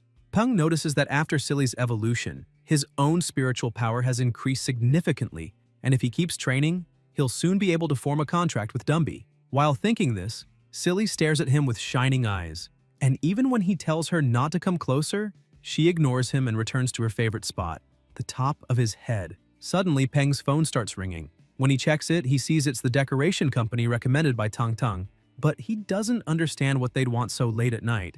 When he answers, the manager asks if he's available, explaining that they're having trouble cleaning the house and need him to come in person to take a look. Intrigued, Peng asks what kind of trouble, and the manager replies that it's caused by some mutant plants interfering with the work. If they aren't removed, the renovations can't continue, so they need him to come instruct them. Peng agrees, saying he'll go immediately, and the manager sounds relieved, saying all the workers are waiting for him, so he should come as soon as possible. At that moment, Peng finds the situation odd and asks if he really said all the workers are there, wondering why they'd be working so late. On the other end of the line, the real manager Lee is being forced to speak. Trembling, he says that's just how his business operates and pleads for Peng to hurry. Once the call ends, Dr. Jiang praises the manager, saying he did a good job and just saved his own life. Still suspicious, Peng mutters that it all sounded strange and tries calling Tang Tang, but her phone doesn't answer. Unsure what to do, he decides to play it safe and takes Dazi and Dumby with him, calling silly as well as he rushes out the door. Half an hour later at Peng's new house, one of the men approaches Dr. Jiang and asks why Peng hasn't arrived yet, suggesting he might have caught on. Dr. Jiang replies that they need to be patient. What matters is that he'll come, sooner or later. He admits that he doesn't like using such crude methods since they're civilized people, but also says this is a once-in-a-lifetime opportunity. Ji Hanwoo has a living grandson, and if he hadn't exposed that secret, he would have died believing that old man was alone in the world. The man with glasses comments that many others are probably interested in that secret, and once they find out, they'll definitely try to eliminate the boy in secret. Jiang agrees, saying Hanwoo is already old and unlikely to have another descendant, but the grandson is young and promising, and money moves people's hearts. He adds that the Southern Sky Group has already become a giant full of masters, each with their own plans and ambitions. The bespectacled man, intrigued, asks whether the doctor really intends to eliminate the boy, and if that were the case, why not have killed him outright instead of luring him there? Dr. Jiang explains that it's very likely the old man keeps people constantly protecting his grandson. A rash attack would be a mistake because it would only ruin everything and alert old Ji Hanwoo. Jiang raises his eyebrows and asks who said he wanted to kill Ji Hanwoo's grandson, making it clear his goal is not to kill him, but to capture him for bargaining with the old man. He explains that if the boy is killed, Hanwoo would certainly go mad, and then no one would benefit. Only those truly qualified to compete would win in the end. The doctor goes on to say that his research institute is only one of more than 30 belonging to the Southern Sky Group, not to mention other sectors like security. Even if the sole heir dies, that does not make anyone else the successor. Therefore, he has no reason to eliminate Peng. After all, the boy would bring him no advantage. In a sense, Jiang says, Peng is like a prince who will inherit a throne in the future, and even if they are on opposite sides now, one day they could become allies and profit together. He looks at his watch and says the boy is probably arriving. Then he orders that manager Li be eliminated. The man begins trembling and begs for his life, reminding the doctor that he had promised not to hurt him. Jiang only releases a small butterfly and tells him to calm down, saying he is a researcher, not a barbarian, and therefore will not harm him. The butterfly flutters before the manager, and within seconds, he falls to the ground dead. The doctor smiles coldly, saying the manager shouldn't have seen what was about to happen. One fewer witness to the night's success. Suddenly, something streaks across the sky at a high speed. The bespectacled man screams in fright and tells the chief to look. Jiang turns quickly, stunned, asking whether that could be the old Ji Hanwoo himself. Moments earlier in the city's military district, the divine familiar suddenly rises and fires a beam of golden energy toward the horizon. The soldiers alarm, asking what is happening and whether the monkey of the dark ember forest has reappeared. Another soldier says no. The golden deity is warning about something coming from the south, and they must investigate. The military chief approaches and says there's no need. It's just someone from the Southern Sky Group arriving in the city. Still, he asks everyone to stay on alert, breathing in and murmuring that the storm is drawing nearer. Meanwhile, at the protagonist's new house, Ji Hanwoo himself has already arrived, surrounded by a murderous aura and accompanied by a colossal dragon. Before him, Dr. Jiang lies fallen, trembling with terror. Trying to bluff, he shouts at the president not to come closer, claiming to have captured Peng. Hanwoo frowns and, furious, asks how he dares say such a thing. Everyone else has already been eliminated. Jiang panics, trying to explain he said that only to save his own life, and begging to be allowed to speak. Hanwoo then asks who told him about the grandson. Jiang, in a panic, says he told no one, but confesses he set a program to send Peng's information to all group employees if he died. The old man stares at him coldly and replies that that was not the question. Faced with silence, Jiang realizes the danger and cries out that it was Secretary Liu who told. Gasping, he tries to justify himself, saying he only wanted more funding for his research, that he would never hurt the boy, and that his work would bring great benefits to the group. It only needed a little more investment. The president ignores him completely and in a frigid voice says that since he has said what he knows, he may die. Jiang falls into despair and begging for mercy and shouting that he recognizes his mistakes, but it's useless. A roar echoes along with the sound of destruction, and his screams of terror are heard in the distance, announcing his inevitable end. The president surveys the wreckage and murmurs that Jiang was a complete idiot because he is Ji Hanwoo and would never bow to a threat. With a touch on his bracelet, he contacts the team and orders an investigation into everything related to Jiang Yilong. He says it's possible Jiang actually set up the program mentioned, so if they find anything similar, they must destroy it at once. If they can't, they must notify him immediately, because Peng is the rightful heir of the Southern Sky Group. An absolute fact. However, it would be a huge problem if that information became public before the right time. As the doctor's screams fade, Hanwoo stands motionless, listening in silence, and remarks that he rather enjoys this kind of simple, brutal world. Tang Tang approaches, calling him Professor, and he turns with a faint smile, saying she must have endured difficult times. After all, when he returned from abroad, the group was in complete chaos, and he still hadn't fully regained control. He recalls that after Peng's parents died, he had to hide his grandson's existence, and the only way to keep the boy safe was to let him grow up far away, sending Tang Tang to guide and protect him in secret.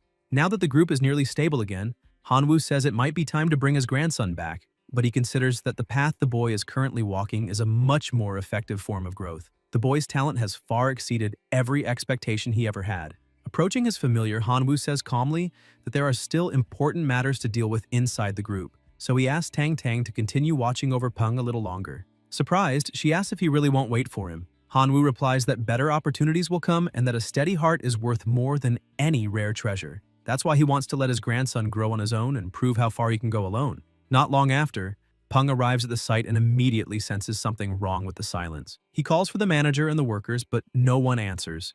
Looking at the ground, he notices deep marks and mutters that it doesn't look like the work of renovation. Tang Tang steps out from the shadows with a smile, saying he surprised her. She really underestimated him. Peng startles and asks who she is, but Tang Tang reassures him that it's just her. Relieved, he laughs, saying now he understands why Dumpy didn't react. However, Tang Tang stares at him and asks why he's so relaxed when he has no way of knowing she isn't an enemy. Peng tells her to stop with that. If he couldn't trust her, then he couldn't trust anyone in the world since he's an orphan. Tang Tang calmly replies that he's wrong. He's not an orphan. His grandfather is still alive. Peng freezes, completely shocked, and asks if that's true. Tang Tang explains that when the cataclysm happened, his grandfather became trapped on an isolated tropical island with a few close companions. It was a place filled with monsters and surrounded by an endless ocean, making survival far harder than anywhere else. If normal difficulty was high, that island was pure hell. He had no armies or resources, but by luck he found a mysterious key, and through immense effort survived by taming countless powerful creatures. Peng is amazed, saying that's truly incredible. Tang Tang continues, saying his grandfather always worried deeply about his safety. That's why she was sent to protect him. However, she couldn't reveal anything because before she can finish, Peng smiles and says he understands, and there's no need to justify it. He says his grandfather must have had his reasons. Staying close to him would have been more dangerous, and protecting him from afar was safer. It might also have been a test to see whether he could survive on his own. Firmly, he assures Tang Tang that he won't take it the wrong way or complain. Tang Tang watches him, surprised and impressed by the maturity and composure with which he handles the revelation. Excited, Peng starts asking questions, eager to know what kind of familiars his grandfather has, their levels, and how strong they are. Genuinely curious and enthusiastic to learn about the man whose blood he carries, she tells him he'll learn all that in due time, while far above on the back of his colossal dragon, the president watches his grandson from afar and smiles, thinking Peng truly understands him, and now he wants to see what the boy is capable of. The next day, chaos breaks out at the academy. The protagonist approaches and asks what's happening, why there's so much shouting so early, and whether something serious occurred. A girl answers that it wasn't an accident, but a student attacking another. She explains that the two had hated each other for a long time over personal grudges, and that morning, one of them had just become a tamer. Right in front of the school, they argued until the new tamer ordered his familiar to attack his rival, who was nearly killed. Farther back, two boys gossip about the incident. One says that student could never make a good tamer, but the other warns him not to say that aloud or he might get attacked too. The girl goes on, saying the aggressor had always been humiliated by others because of his weak personality, while the injured one was the worst of them all and loved to bully people. The students start arguing. One says that if he used to beat others when he was stronger, now he can get hurt too. But another scolds him, saying that's not how it works. Because regardless of the reason, using violence is wrong. Another group snaps back, asking if he really believes that, and dares him to say the same thing to the monsters outside the city, claiming they'd love to see how many of them would listen. The boy retorts that they're changing the subject. Monsters and humans are completely different, and wonders aloud what the academy and the military plan to do about the situation, even suggesting that the training grounds might be removed from the school. Meanwhile, in the office, the headmaster, furious, shouts that students are forbidden from carrying knives precisely because of their immature mentality and impulsive nature. He emphasizes that monsters are far more dangerous than weapons, and that letting children command them creates enormous risk. Not to mention, it's unfair to students who still don't have familiars. Colonel Chen tells him to calm down and assures him that no one wants such incidents to happen again. The director takes a deep breath, apologizes for his outburst, and explains that he only lost control because he's deeply worried about the student's safety. Chen nods, saying he understands completely, and stands up, adding that he'll take the headmaster's suggestion into consideration, though he can't promise concrete results. As he leaves, he remarks that nowadays, nowhere is truly safe, and all they can do is trust the law and enforce it properly. The headmaster tries to argue further but can't find the words. In the city's military district, Chen goes straight to the chief instructor to report the incident. The man says the academy should be a place of learning, but that's long gone. Just in the past month, over 30 of the 300 crime cases involving familiars have been recorded in the city alone. And the problem isn't local, it's global. In Huaxia, they still maintain the lowest crime rate, but Western countries are in crisis, relying on powerful tamers to preserve peace and order. Chen lowers his head, saying he understands, and the chief instructor places a hand on his shoulder, saying he knows how he feels. But the Alliance won't stand idle and let things worsen. They'll act soon because extreme times demand extreme measures, and there's still much work ahead. Back at the academy, Renbai scolds the students, saying they've really outdone themselves. They've barely started fighting monsters, and now they're bullying each other. He declares that starting tomorrow, all familiars will be banned from entering the school, and a separate area beside the training grounds will be built exclusively for them. Meanwhile, Silly is stuck on Peng's head, humming nonstop, making it impossible for him to hear properly and drawing everyone's attention. Peng starts trying to pull her off while the little jellyfish clings tightly, begging him to stop. Annoyed, he mutters that he's heard jellyfish soup tastes pretty good. Terrified, Silly grabs a juice bottle and pleads with him to drink fruit juice instead of jellyfish juice. At that moment, Renbai calls for attention and announces that in 2 months, the college entrance exam will begin. He reminds them that time waits for no one, and that the results of these final months of training will directly influence their final grades. He warns them not to underestimate the importance of a good performance, since major groups, the military, and the government always prioritize candidates with high scores. Those who achieve the best results will receive special training and privileges far beyond those of regular students. He then asks everyone to look at the big screen, where the first official details of the exam appear, already sent to multiple cities around the world. According to the document, the exam will be divided into 3 stages. The first will be a combat test. Participants will bring their familiars and face monsters. They can choose the tier and grade of their opponent but cannot select monsters with attribute disadvantages, and they'll be allowed 1 replacement if that occurs. Anyone who defeats a monster will earn a 10% bonus. Scoring will be 10 points for normal tier monsters, 50 for elite tier, and 500 for commander tier. Monsters of excellent grade will grant a 50% bonus, and those of perfect grade will double the score. In addition, each competitor may only challenge as many monsters as the number of familiars they possess.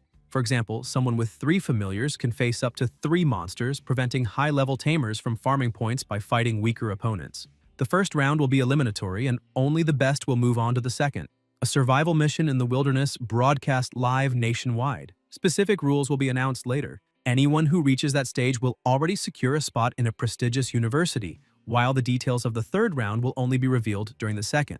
Renbai smiles and says he hopes everyone appreciates the opportunity. It wasn't easy to reach this point. They'll undergo extra training in the remaining time to better prepare. The protagonist comments that he's already ready to participate but needs to evolve Stripey to perfect grade as soon as possible. The examiner announces that the next monster released for practice is the Dead Leaf Grasshopper, a giant variant, excellent grade, level 10, normal tier, and asks who wants to face it first. Peng thinks Stripey, who just reached level 10, is the ideal opponent since spiders naturally prey on grasshoppers. She'd have the advantage, but her timid behavior concerns him. He remembers how terrifying she seemed when she first attacked him, and wonders if that was just a stress-induced outburst. Apparently, there's still a lot of training to do. Raising his hand, he volunteers to go first. Renbai asks if anyone else wants to try, but no one answers. The commander approaches and warns him that normally tamers focus on their first familiar until it reaches commander tier before training another. He adds that, as one of the academy's top students, splitting his focus among several familiars could waste precious time and energy, especially with the exam approaching, and advises him to concentrate all efforts on evolving 1 familiar to commander tier. Peng smiles and thanks the instructor for the advice, but explains that he already has his own training method to avoid that kind of problem, though deep down he knows he can't reveal the real reason. With the system's help, evolving a monster is incredibly easy for him. Outside the arena, Peng cheers for Stripey, shouting that she can do it, though he can't help but notice she looks a little chubbier than before. Inside the cage with the giant grasshopper, Stripey trembles, begging it not to hurt her. Peng's two teammates approach and ask if the fight is really starting, or if they should let Toddy go first instead. Peng sighs, thinking one of his familiars is too gluttonous, and the other a coward. A perfect duo, in the worst possible sense. Now he understands what the instructor meant about personality differences. In the first battle, Dazi charged in recklessly without hesitation, while Stripey chose to flee and beg for mercy. If the floor weren't cement, she probably would have already dug a hole to hide in. He reflects that if she wants to survive, she'll have to experience a real fight. Suddenly, the deadleaf grasshopper lunges and with a quick movement grabs the spider and throws her high into the air. Peng panics, realizing that fighting in midair is a huge disadvantage for her. The grasshopper's strength is enough to lift her easily. But before he can react, Stripey fires a web ensnaring her enemy. Peng brightens up immediately at the sight. The spider falls back to the ground while the grasshopper struggles to break free, but she stands still, frozen in fear. When it finally tears through the web, it starts attacking relentlessly. Stripey defends herself as best she can, blocking every strike, but she's being pushed back. Tying comments that Peng's spider is impressive, since her web managed to restrain a mutant creature. Peng, however, isn't thrilled. He realizes that was her best chance to counterattack, but instead, she hesitated and missed it. Even though the grasshopper is mutated, its attacks haven't injured her, which proves she's much stronger than she thinks. Peng steps up to the cage and orders Stripey to attack, but she refuses, trembling and saying she's scared. He insists, saying she's stronger than that insect and just needs to climb the bars and fight. Nervously, Stripey replies that climbing the cage is hard. Peng starts shaking with frustration. The absurdity of a spider claiming climbing is hard, but he forces himself to calm down. Maybe he's expecting too much. Training a familiar is never easy, and Stripey's a defensive type, not born to attack and seemingly with no desire to learn. Maybe it's better to accept that and focus only on defense. With a sigh, he tells her she can forfeit the match and come back, assuring her that if she really doesn't want to fight, it's fine. Hearing that, Stripey panics, convinced her new master is angry and about to abandon her. The memory of her previous owner's death floods back. She can't bear the thought of being discarded again. Overcome by fear, she climbs the cage and faces the grasshopper, screaming that she doesn't want to be thrown away. In a sudden surge of power, she lunges with astonishing speed and strength, striking a direct blow. The students gape in awe, cheering that she nearly took down the mutant monster in a single hit. No one expected all of Peng's familiars to be that strong. But Peng notices something's wrong. Stripey's movements have changed. Suddenly, the system starts flashing red, displaying warning messages. Familiar status, aggressive, out of control, combat desire drastically increased. Prolonged exposure to this state will cause irreversible damage. Upon reading irreversible damage, Peng panics. Stripey continues to attack the grasshopper relentlessly, binding its legs and tearing it apart over and over, consumed by fear and rage, as if she's lost all awareness. Seeing his familiar's desperation, Peng rushes to the cage and grabs her with his bare hands, pleading for her to stop. He apologizes, telling her she did an amazing job, that she was incredible. The spider, still trembling, frantically repeats that her angry master will abandon her, and her out-of-control status hasn't changed yet. With a calm smile, Peng tells her he would never abandon her. She's his familiar, and he's her trainer. That makes them partners. He calls her back, saying she's done enough. Stripey gradually calms down, her status returning to normal, and she timidly asks if he really means it. Peng pets her gently, assuring her that he does, and tells her to trust him. He'll never abandon her. Renbai watches the scene, recalling what happened moments earlier. Peng had rushed over, furious and desperate, demanding that they open the cage immediately because his familiar wasn't well and he needed to save her. One instructor thinks that stepping into a fight between familiars is extremely dangerous, yet Peng didn't hesitate for even a second. Maybe that courage is the reason behind his outstanding grades, and the instructor imagines how great it would be if someone with such potential joined their ranks. After a week of training, Stripey finally slimmed down and lost her fear of fighting. In his free time, Peng consulted the instructor, and together they developed a fighting style focused on exhausting the enemy's stamina while avoiding direct confrontation. Watching his familiars play, Peng reflects that since Stripey's outburst, he's realized how helpful the system is. But relying on it too much and acting automatically can be dangerous. Whether in battle tactics or managing data, he's still inexperienced and needs to move forward carefully. While his familiars play around, he tidies up the apartment and thinks it would be a waste to throw away that old exoskeleton, since he'd heard spider shells can be used as medicine. Joking to himself, he wonders what would happen if he dipped it in egg, flour, and sugar, then fried it. He bursts out laughing, saying that as someone from the Celestial Empire, there's nothing he can't eat. And if it's poisonous, Dazi can help him deal with it. He quickly puts his plan into action, and when he takes a bite, he's surprised at how good it tastes, thinking a little cumin would make it perfect. He calls his familiars to try it. Dazi tastes it and says it's delicious, while Stripey hesitates, saying this food made by her master tastes strangely familiar. Later, Peng takes off his apron and thinks that since Stripey's level has increased, his spiritual power should have grown too. Maybe it's time to form a contract with Dumby. Without hesitation, he begins the ritual and asks Dumby if he's willing to officially become his familiar. Dumby agrees, and the contract is sealed. Peng celebrates, happy that his spiritual strength has grown. Smiling, he tells Dumby that from now on, they'll be partners for life, and his new familiar is deeply moved. The next day on the bus, Peng reflects that it's finally time for their second jungle training. Last time, they ran into a terrifying snake, so this time he plans to be more cautious. But with Dumby and Dazi along, he feels confident enough to explore without fear. Meanwhile, a short distance ahead, 3 people grumble angrily, saying they're going to teach that bastard a lesson. They vow to beat him up, calling him more vicious than a demon, and complain that he locked them inside a house just because they wouldn't let him in. If someone hadn't freed them, they would have died in there. They curse that he's lucky they never saw his face, or he'd have learned a painful lesson. Hearing all this, Peng realizes why the voices sound familiar. It's the same petty thieves, and apparently fate has a sense of humor. They finally arrive at the destination, and in another transport, the monsters are visibly terrified by Dazi and Dumby's presence. Peng notices this and thinks that even though Dumby's level isn't that high, his epic grade aura completely overwhelms the other familiars. He then says it's time to enter and tells his familiar to suppress its aura since it's intimidating the others. Some students whisper among themselves, saying that thing's just a familiar, yet it's acting so arrogantly. Inside the valley, Peng continues forward with his companions.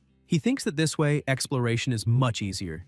Dumby, with his calm, steady voice, tells his master not to worry. He will protect him. Peng blinks in surprise and asks where he learned to talk like that.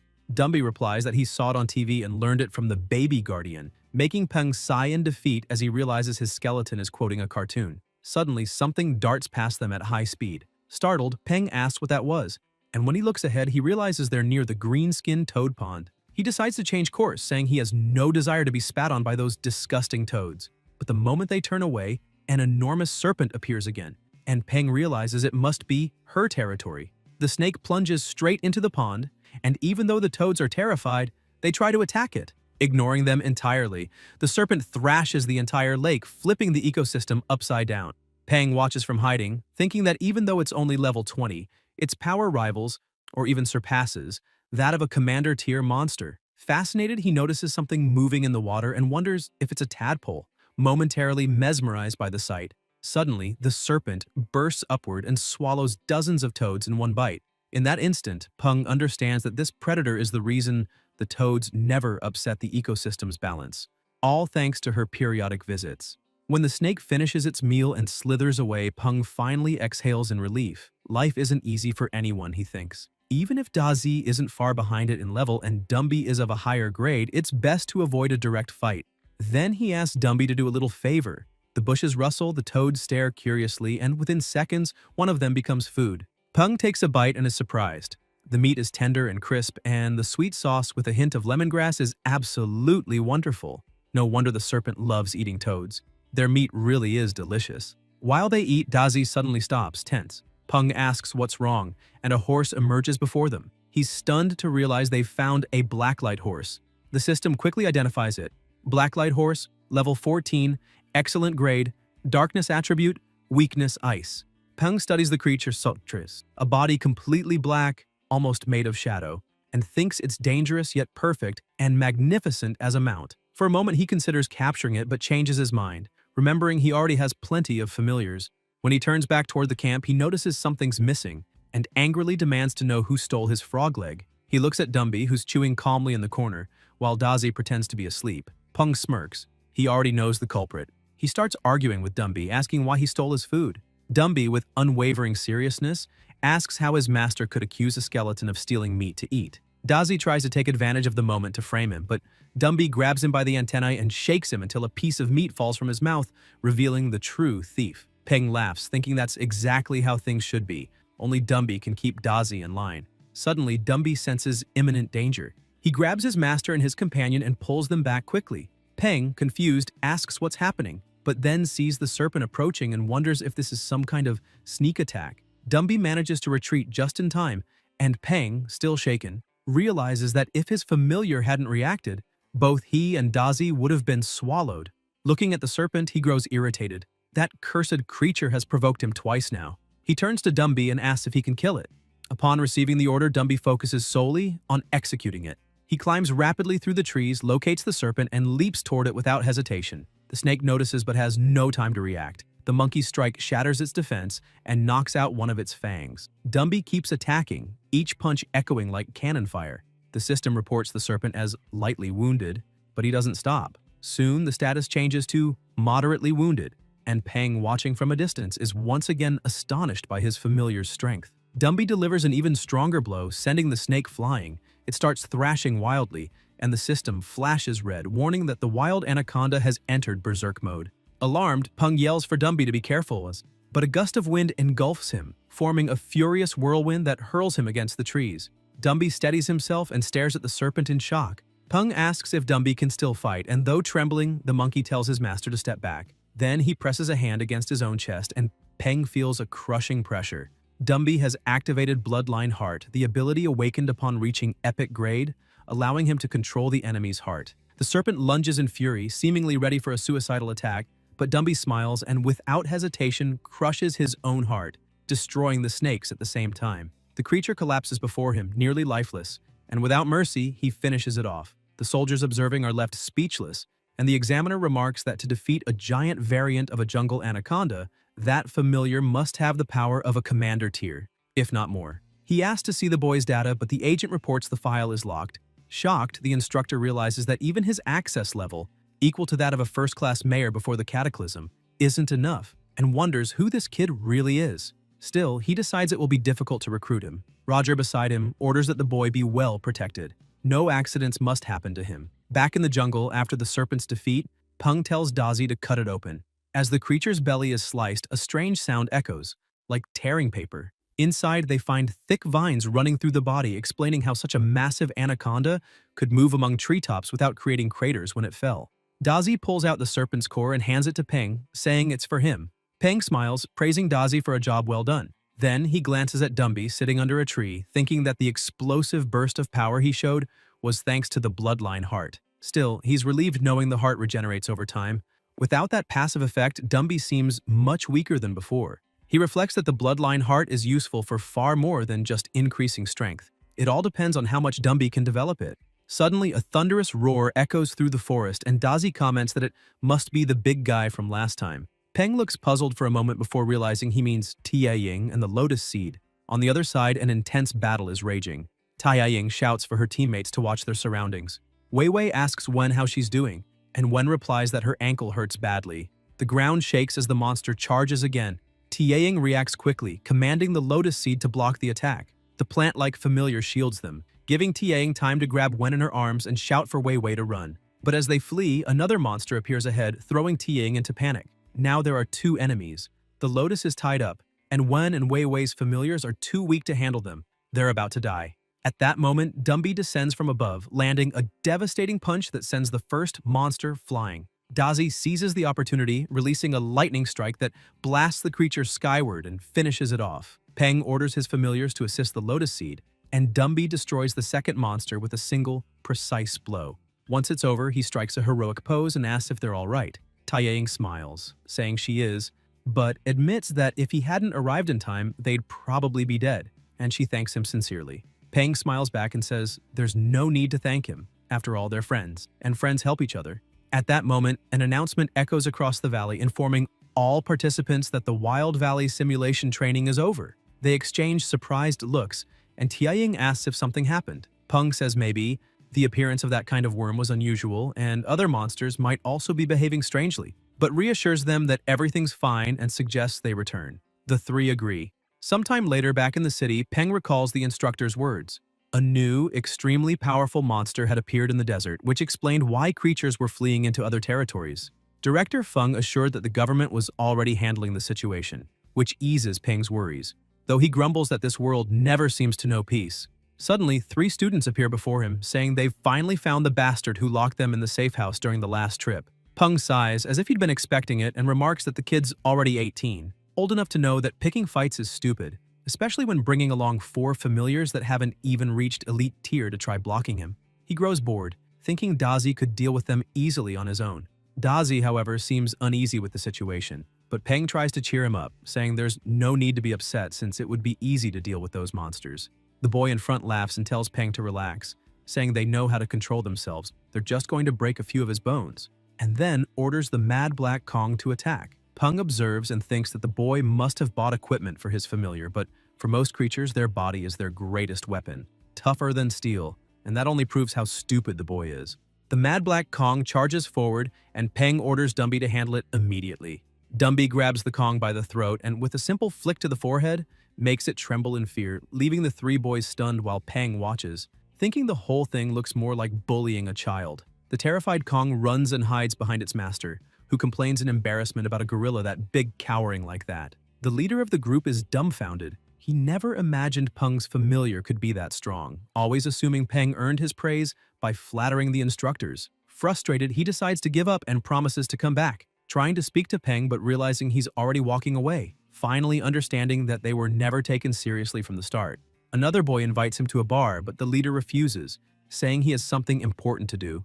He takes out a cloth, sternly scolds his familiar, and says that jealousy and anger only hold them back. They need to get stronger and train harder so they can take their revenge when the time is right. Later, in the studio, Peng thinks that he needs to neutralize the reagents and that if he follows everything correctly this time, it will work. He wakes Stripey, asking if she wants to become stronger, and without hesitation, the spider dives into the container again. Peng comments that everything's ready now, it's just a matter of waiting, and laments that the system only gives him instructions. It doesn't provide materials or handle the process for him. He was lucky this time since all it took was boiling everything in a pot. But for the next levels, even the familiars will have to help with the refining. Proportions, temperature, duration, and control. Everything has to be exact, and it'll be a real challenge. Meanwhile, outside, two thieves approach the studio. One asks if the place is empty, and the taller one tells the short guy to relax. He's been watching the place, and by this hour, everyone should have gone home. The short one points out that the glass is military-grade bulletproof and asks what could be worth breaking into a studio instead of a bank. The big guy answers that bank money doesn't mean much anymore with everything on credit, and studios store rare materials worth hundreds of thousands, maybe even millions. They decide to go in but say they'll put on gloves first so they don't leave fingerprints. The short one opens a box and remarks that his partner's familiar can regenerate infinitely, but his can't. Then he takes out his own familiar, placing it near the glass while his partner says that soon they'll have enough money to buy any monster they want. After the setup, the short guy implants something in his familiar, tells his partner to step back, and warns him about flying glass shards. He presses a button, releasing a toxin that makes the familiar react, leaping and cracking part of the glass. Peng hears the crash, turns around, thinking the sound came from the entrance, and rushes to check the cameras, but notices the lenses are covered. Someone must be trying to rob or even kill him. He quickly calls the police to report the break-in. Inside, the thieves complain they don't have time and need to search fast. Hearing noises behind a door, they follow and find a lab full of rare materials, deciding to start there. Upon entering, they spot Stripey inside the container. The big guy jumps back and asks what that thing is, while the short one says he doesn't know, but it must be valuable, so they should break the glass. Peng takes another familiar and lets it wrap around his arm, which quickly transforms, gaining muscle and a stronger form. Watching it all, he realizes that if those scumbags break the cylinder, his spider's evolution will fail, and he has to stop them no matter what. Gathering courage, he stands up and calls out to the intruders. The two turn, startled, and ask who's there, while Peng raises his hands with a smile, saying they must be tired and asking if they'd like to sit down for some tea. The thieves glance at each other, and the short one rushes Peng with a hammer, telling him to drink this instead. The blow lands hard, knocking Peng unconscious to the ground. One of the thieves asks if the kid is dead, but the short one laughs and says that if he isn't, he soon will be. Everyone who messes with him ends up that way. At that instant, the system announces that the dark evolution has been completed successfully.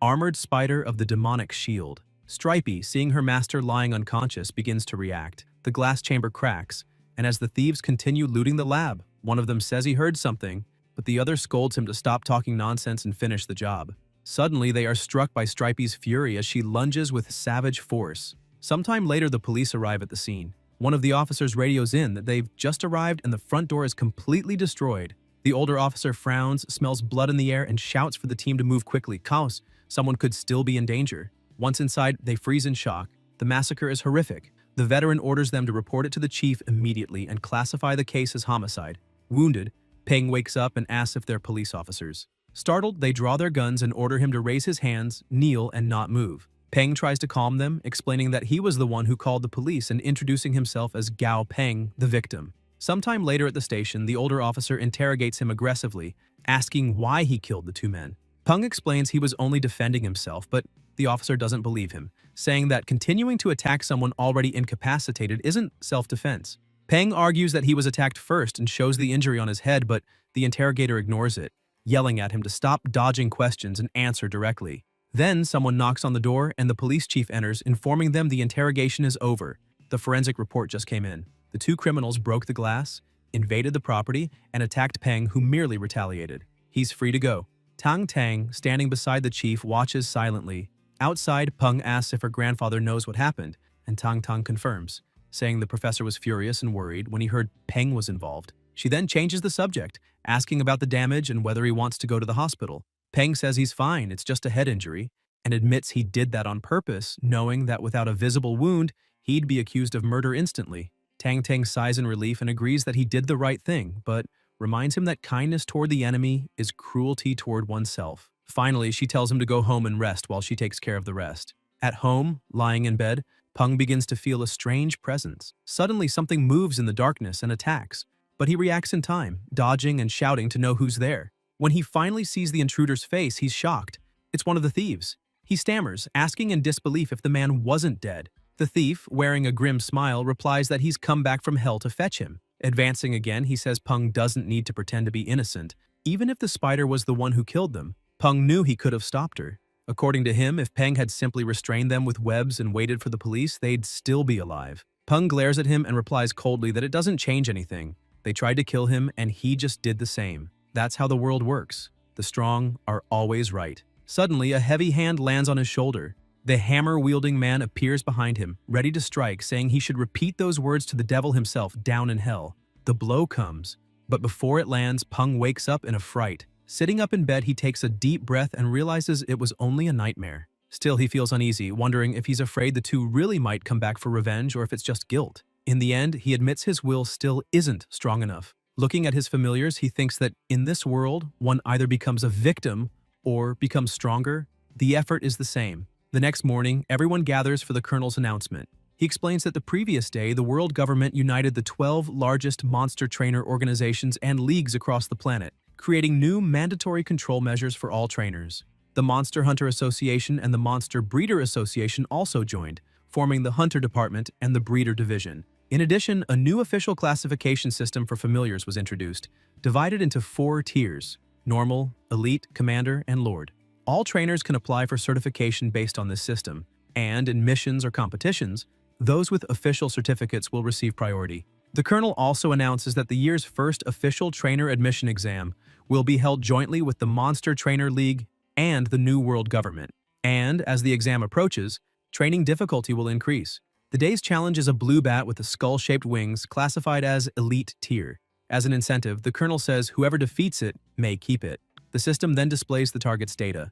Blue bat of the skull wings. Condition, healthy, state, sleeping, level, 20, tier, elite, grade, excellent, attribute, ghoul, weaknesses, light and wind.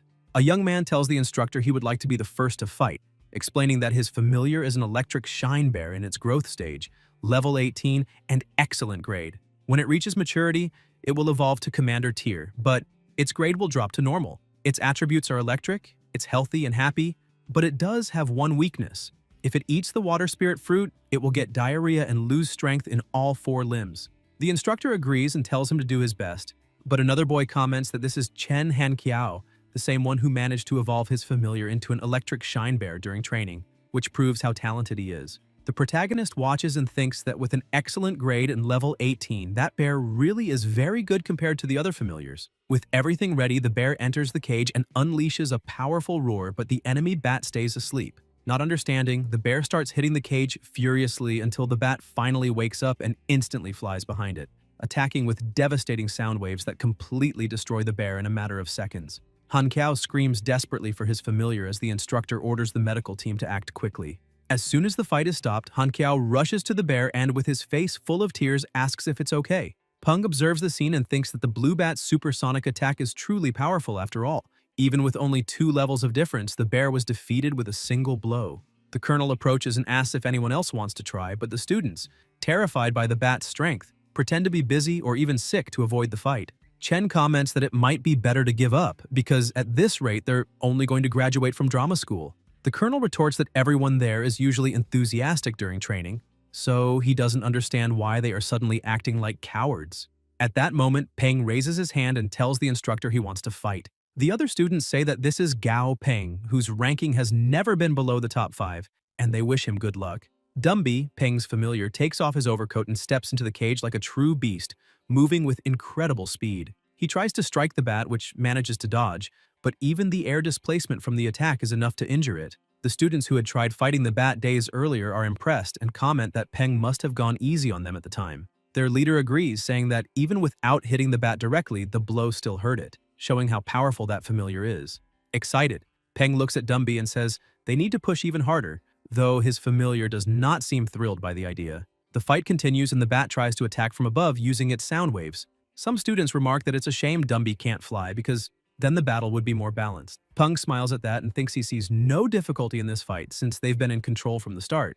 Even without being able to fly, Dumby is much stronger and tougher than the blue bat, so the longer the battle lasts, the greater his advantage becomes. Besides that, the gorilla is only waiting for the right moment for the bat to slip. Suddenly, the bat lets its guard down and Dumby moves quickly, attacking from behind and slamming it to the ground with brutal force. The students get excited when they see the bat bleeding and say it was arrogant for thinking no one could stop it. Completely defeated, the bat is lifted by the legs by Dumby while everyone shouts Peng's name, amazed by his strength and calling him incredible. Once the fight ends, Peng goes to the colonel and asks if he really can do whatever he wants with the blue bat, and Chen answers yes, since that was the agreement. The protagonist then turns to his classmates and asks if anyone is interested in that blue bat with skull wings, saying he is selling it for 500 alliance credits. He emphasizes that this is a rare opportunity, and no one knows when they might get another chance to obtain a first-rate familiar, so they shouldn't let it slip away. Tiaing approaches saying she'll buy it, and Peng asks if she really wants that bat, explaining that blue bats with skull wings can't fly high or fast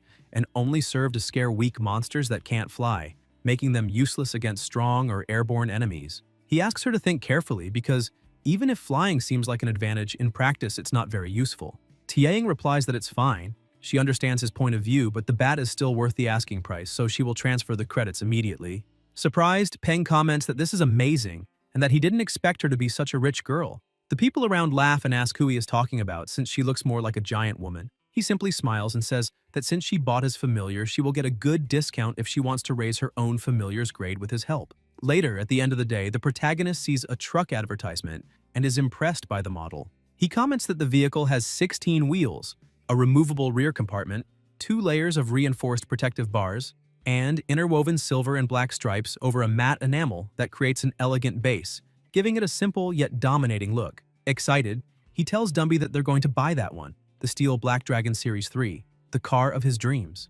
The driver's seat is wider than that of a regular off-road vehicle. The interior is luxurious, and there is enough space to store all his familiars. Fired up, he starts shouting in the middle of the street that this style suits him perfectly, strong and dominant, the qualities of a true man. While he's shouting, Tang Tang watches him from a distance, catching his attention and embarrassing him. Laughing awkwardly, he tries to change the subject and asks if she's taking that cat for a walk. Tang Tang explains that she found it completely dirty, with short fur and a green slime coming out of its nose.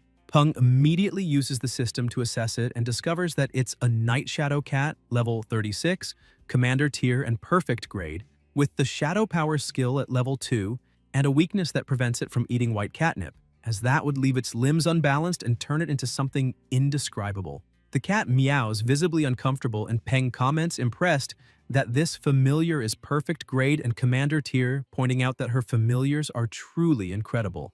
The cat meows again, and Tang Tang, a bit embarrassed, says it's fine, that its fur was already a little long when she found it. The animal jumps from her arms and starts walking around the plaza, and Peng, not really understanding what happened, says that it's quite energetic. She agrees, saying the little thing is temperamental, but there's nothing to worry about.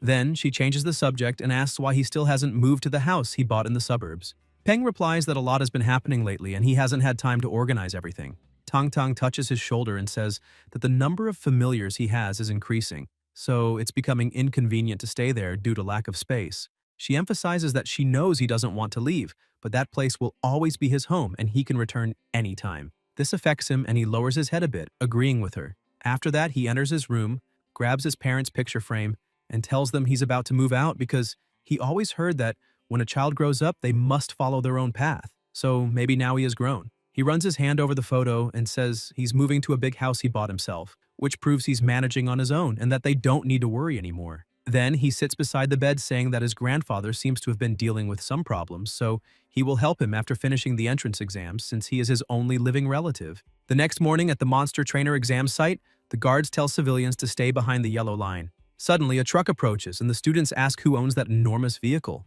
Peng gets out, opens the cargo hold, and lets all his familiars out, saying they have finally arrived at the exam location. The instructors in charge ask all candidates to line up, enter in an orderly fashion, and present their entry tickets at the checkpoint. Soon it's Peng's turn, and he greets the examiner and hands over his ticket. The guard explains that the protagonist and his familiars will pass through 2 doors separately, because if there is a blood contract with the familiar, the machine's light will turn green and the candidate will be allowed to enter. Suddenly, a red light turns on and the instructor tells the other student to try again. But that young man's familiar begins screaming and acting uncontrollably. The guards quickly report a situation at Passage 8 and request immediate backup. In seconds, wolves appear and neutralize the familiar with ease. An instructor goes to the student and asks why the familiar suddenly went crazy. The boy kneels down with tears in his eyes, saying he was wrong because that was his father's familiar and he had taken it while his father was at work. He explains that he just wanted to pass the exam and begs the instructor not to take away his qualifications. An instructor grabs his arm and tells him to stand up immediately, saying he is a man and must not kneel, because above all else is dignity. The young man thanks him, but the examiner says he shouldn't be thanking anyone yet, since the rules exist to be followed, and everyone was warned beforehand that the exam does not allow familiars that aren't their own. The offenders are disqualified without hesitation, and the examiner tells the boy to leave and try again next year.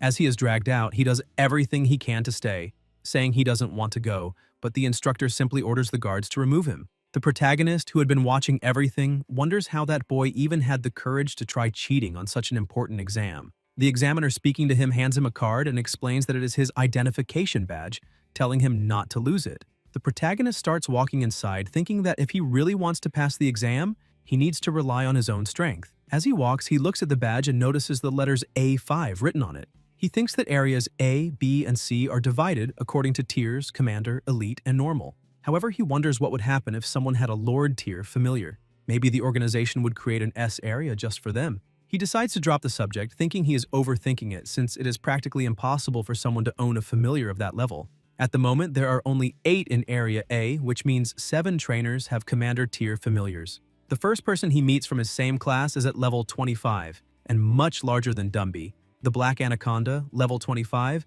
an excellent grade. A little farther ahead, another young man appears with his familiar, and the protagonist comments that it is the first time he has ever seen a Tiger-type one, concluding that this guy is definitely not ordinary. Even after the Cataclysm, when monsters gained greater reproductive capability, tigers still remained extremely rare. He observes Area B and confirms he was right. Elite tier familiars dominate that section, while Area C has the normal tiers. Dumby, although level 20, is an elite tier with strength equivalent to a commander. That makes him realize how many geniuses exist in that world, and being surrounded by commander tier familiars makes him feel like a husky among wolves, and that excites him. He keeps walking until he finally reaches Area A, where the 8 strongest monster trainers in the city of Chang'an are gathered. In the observation room, the colonel comments that those 8 youths are the strongest in the city, but Renbai too corrects him, saying that, in truth, only 6 of them are true prodigies. The other 2 are 21 and 20 years old, and their familiars probably only reached commander tier recently, making them much weaker than the real geniuses. The colonel, a bit confused, asks who could even measure something like talent, pointing out that all he knows is those are the only 8 youths in Chang'an with commander tier familiars. The army's chief instructor then explains that all nations on Earth noticed the signs a decade ago when monsters began appearing in places previously uninhabited. They thought they could control the situation, but they failed. And to avoid mass panic, the records and textbooks claim the changes had happened only 3 years earlier. That is why he does not want any accidents during that exam. Those youths represent the future. All subordinates place a hand to their heads in a gesture of respect and loyalty, assuring him that the soldiers stationed there were chosen through a rigorous process. Every second of the exam will be monitored by individual cameras, each supervised by a specific person, and if anything happens, both the operator and the superior will be punished. In Area A, the protagonist prepares for the first test. The instructor tells him to get ready, and the cage opens, revealing a giant lakeside scorpion, level 22, commander tier, weak to the electric type and with an unarmored underside, making it vulnerable. Peng orders Dumby to attack from below, taking advantage of the enemy's weakness. The familiar rushes forward quickly, dodging the first strike. The scorpion becomes irritated and attempts to attack again, and the protagonist comments that this opponent seems to have fast reflexes.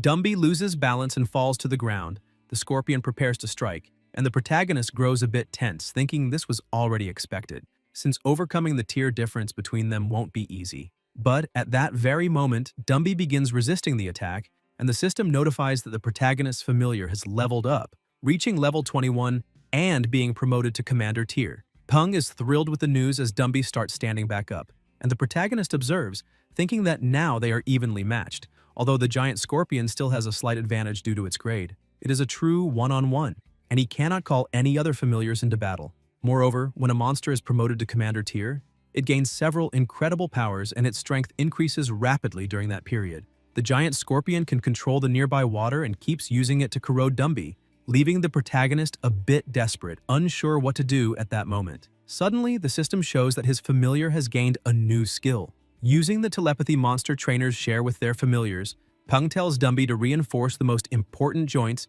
and use the remaining blood threads to quickly strengthen his legs. His familiar obeys and begins following the instructions. The system announces that the bones have been greatly strengthened, and that both defense and attack have been enhanced. The monkey's name changes to Deathbone Monkey, and the newly acquired skill is Hardened Bones Level 1. With his power increased, Dumby manages to land a kick on the opponent's head, seriously injuring it.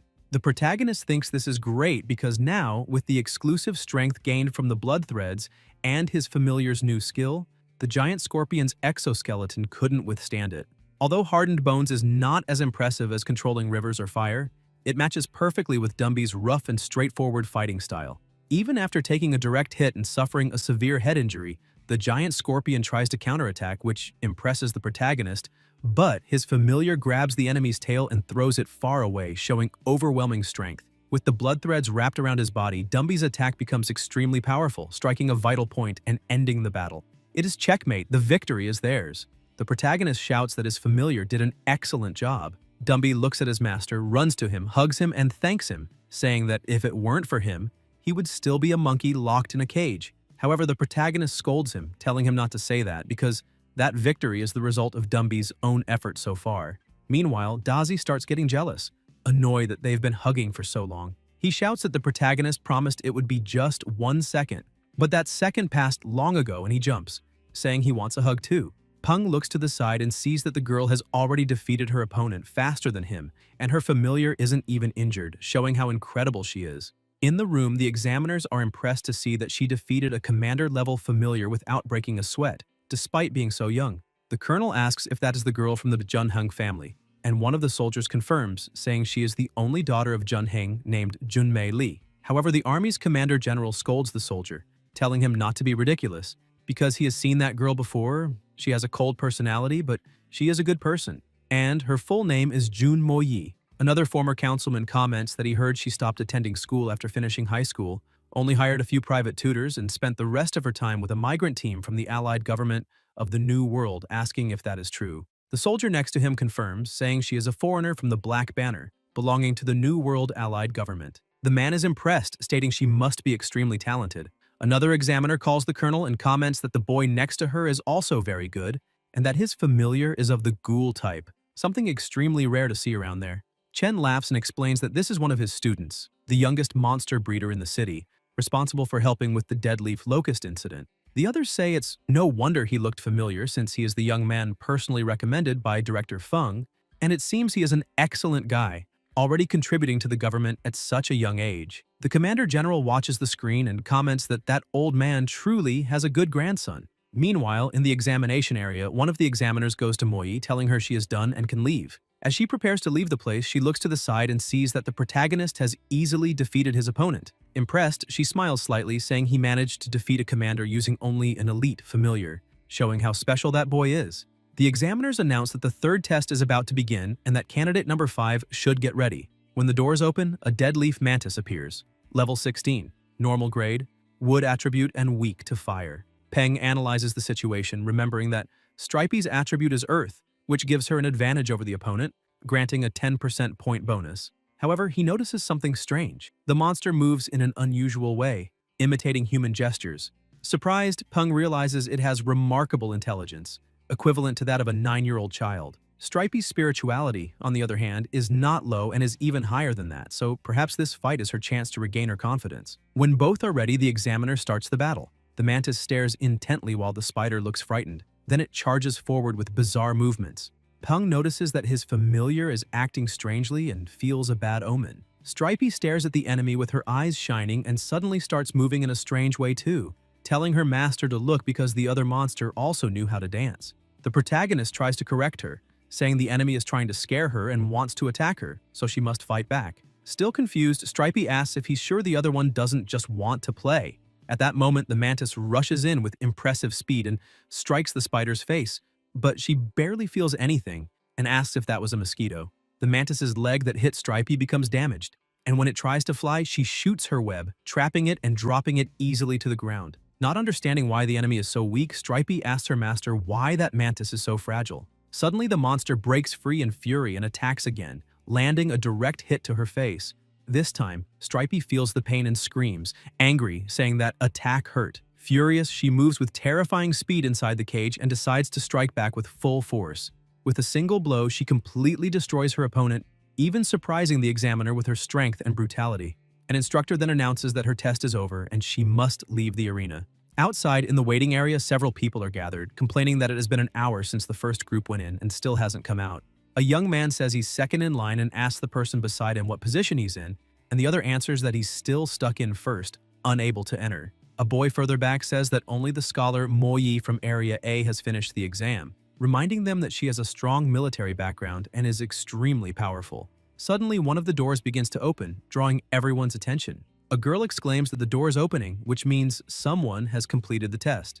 As soon as the protagonist walks out accompanied by all his familiars, the people waiting become annoyed, saying that this is Scholar Gao from Area A, and that once again, Area A is standing out. Some complain, asking if those from Area A are monsters, while others indignantly comment that some people are already going home while they are still stuck in line. Everyone then realizes the true difference in power between the top and the average. Shortly after, when Peng arrives home, he is horrified to see that the outside is completely destroyed. He wonders if that is really the house he had prepared, imagining whether 100 huskies had passed through.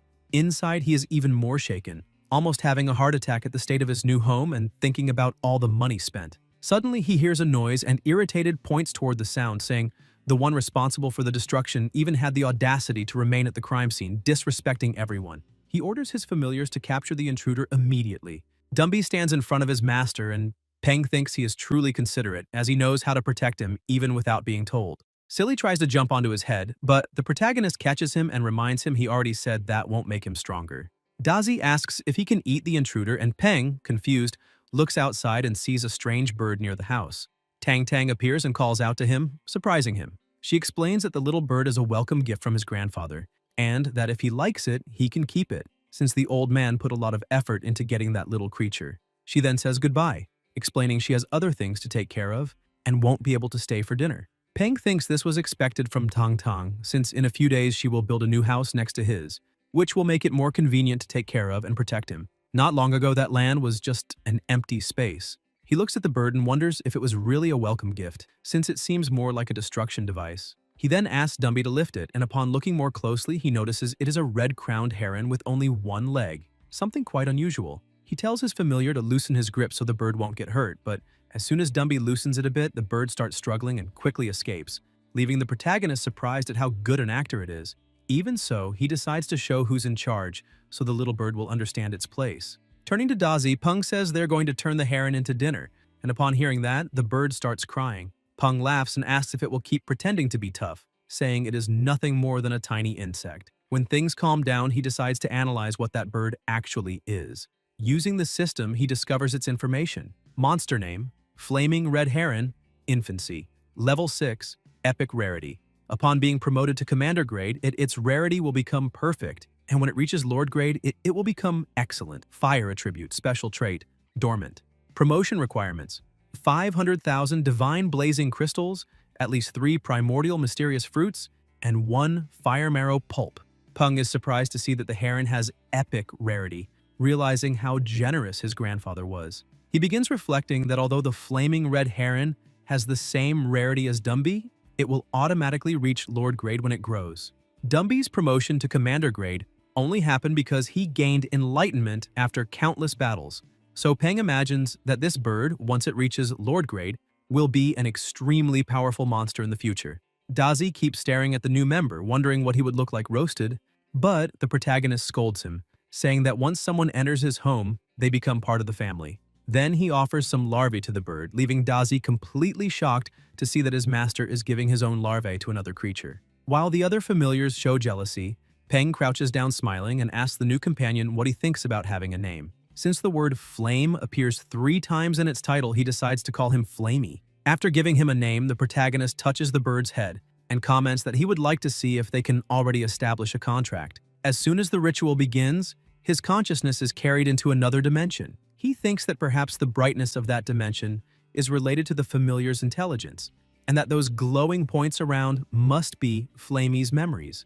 As he observes them, Peng sees everything the little one went through and gently holds him in his hands, feeling compassion upon realizing he too had lost his mother. Trying to comfort him, he asks if he would like to be his partner. A contract sheet appears before them, but before accepting, Flamey, filled with anger, asks if Peng could help him with his revenge. The protagonist answers that once he signs the blood contract, he will become part of the family and any problem he has will become everyone's problem. Without hesitation, Flamey agrees and signs the contract, but something unusual happens. Even after the seal is completed, Peng remains inside the familiar's consciousness. A bit startled, he wonders why he is still there. Suddenly, the contracts of his other familiars approach and begin emitting energy simultaneously, focusing it on him. As he receives that immense amount of energy, Peng realizes he is absorbing everyone's knowledge, and then a new ability awakens.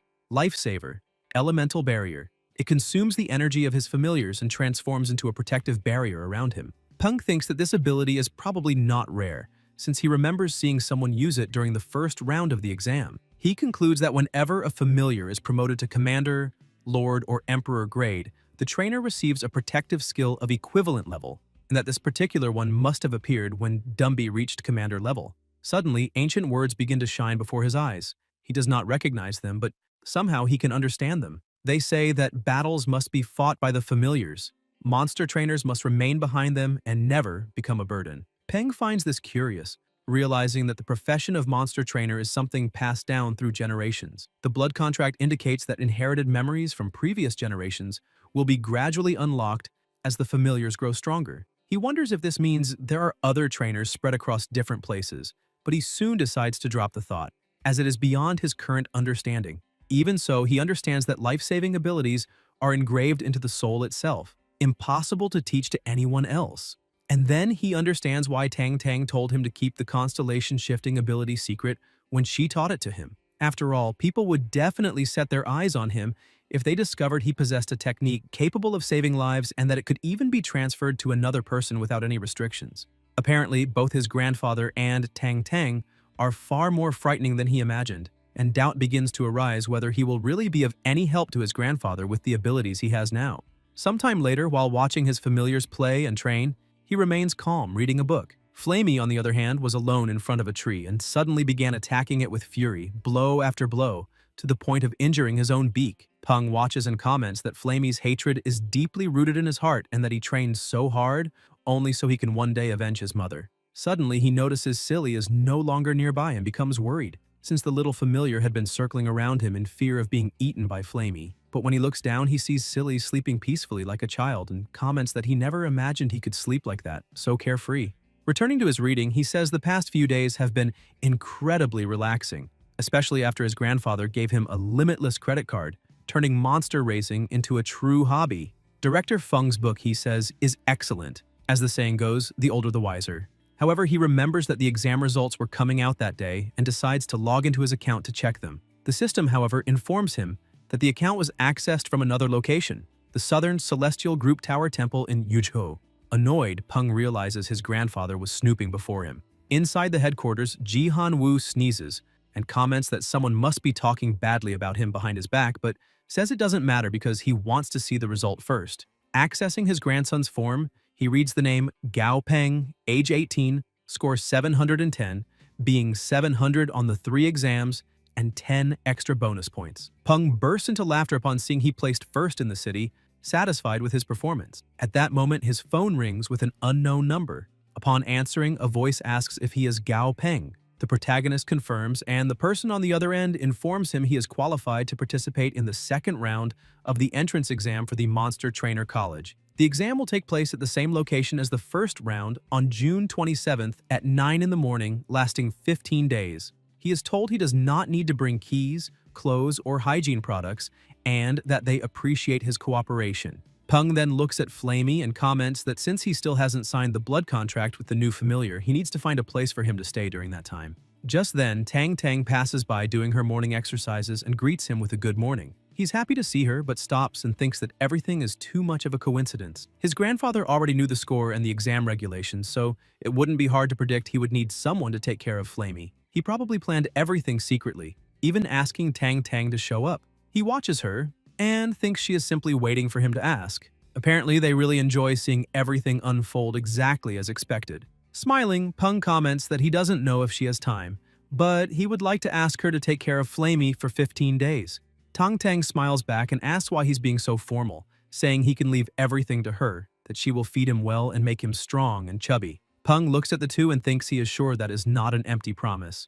Meanwhile, in another house in the city, someone is completely outraged, questioning how he could have ended up in second place, since he saw with his own eyes that both he and the protagonist had 3 familiars, 1 commander grade and 2 elite grade, so how could he have lost?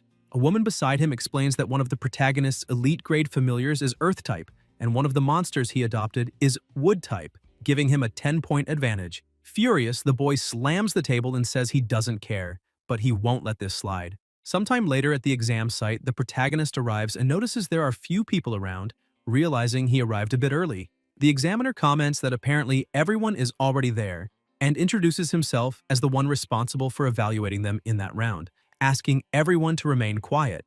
Peng is surprised to see that there are only 8 candidates and wonders how it is possible to conduct a second round with so few participants, considering whether they will still declare a top 10 among them. The examiner announces that the test will take place at Sun Mountain, inside the National Forest Park located in the Jiangnan-based city, and explains that the exam will not be held in rings nor in one-on-one battles, but rather inside the forest, where they will face real wild monsters. One of the candidates questions why they need to go so far and so suddenly. The examiner then explains that Sun Mountain has been carefully patrolled by the best monster trainers, ensuring there are no Lord-grade monsters in the area, but even so, there are more than 500 commander-level monsters, some of them even at peak. He assures that both the government and the Monster Trainer League are committed to everyone's safety, and that each participant will receive an emergency flare. Even so, he emphasizes that it is a virgin forest and that the presence of those 500 commander-grade monsters makes the second round necessarily challenging.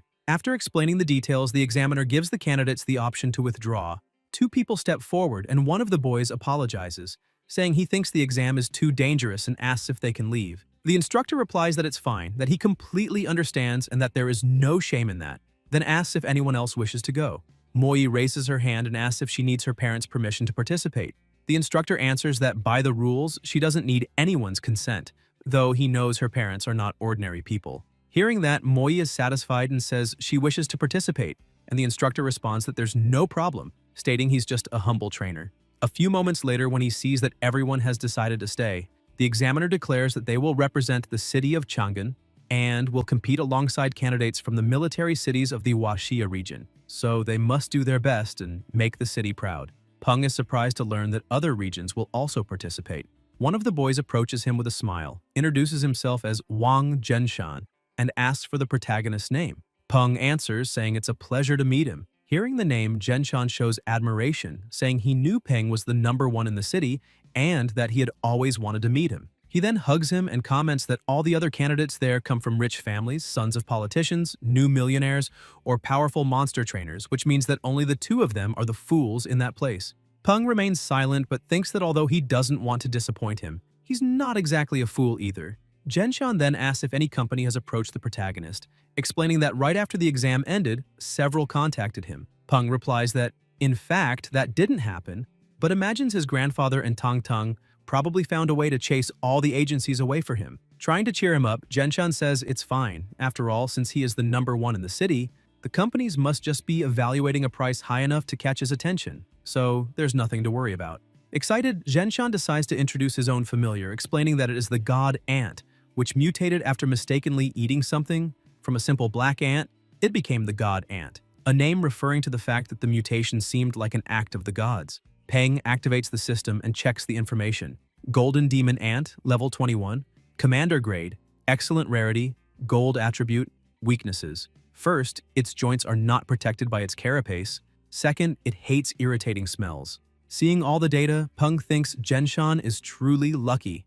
After all, as the saying goes, the poor rely on mutation and the rich rely on technology. He reflects that it is extremely difficult to train a familiar to commander grade solely through talent and individual effort because if the trainer does not come from a good family or have resources, he will never obtain the items needed to boost the monster's growth. Even so, he doesn't understand why the system displayed the name Golden Demon Ant. This makes him wonder how the system decides these names, since it can show designations that don't appear in books or records, as if it had some sort of prophetic ability. While he is thinking about this, a plane approaches and the instructor announces that everything is ready, informing everyone that the transport has arrived and they must prepare, because they will depart immediately.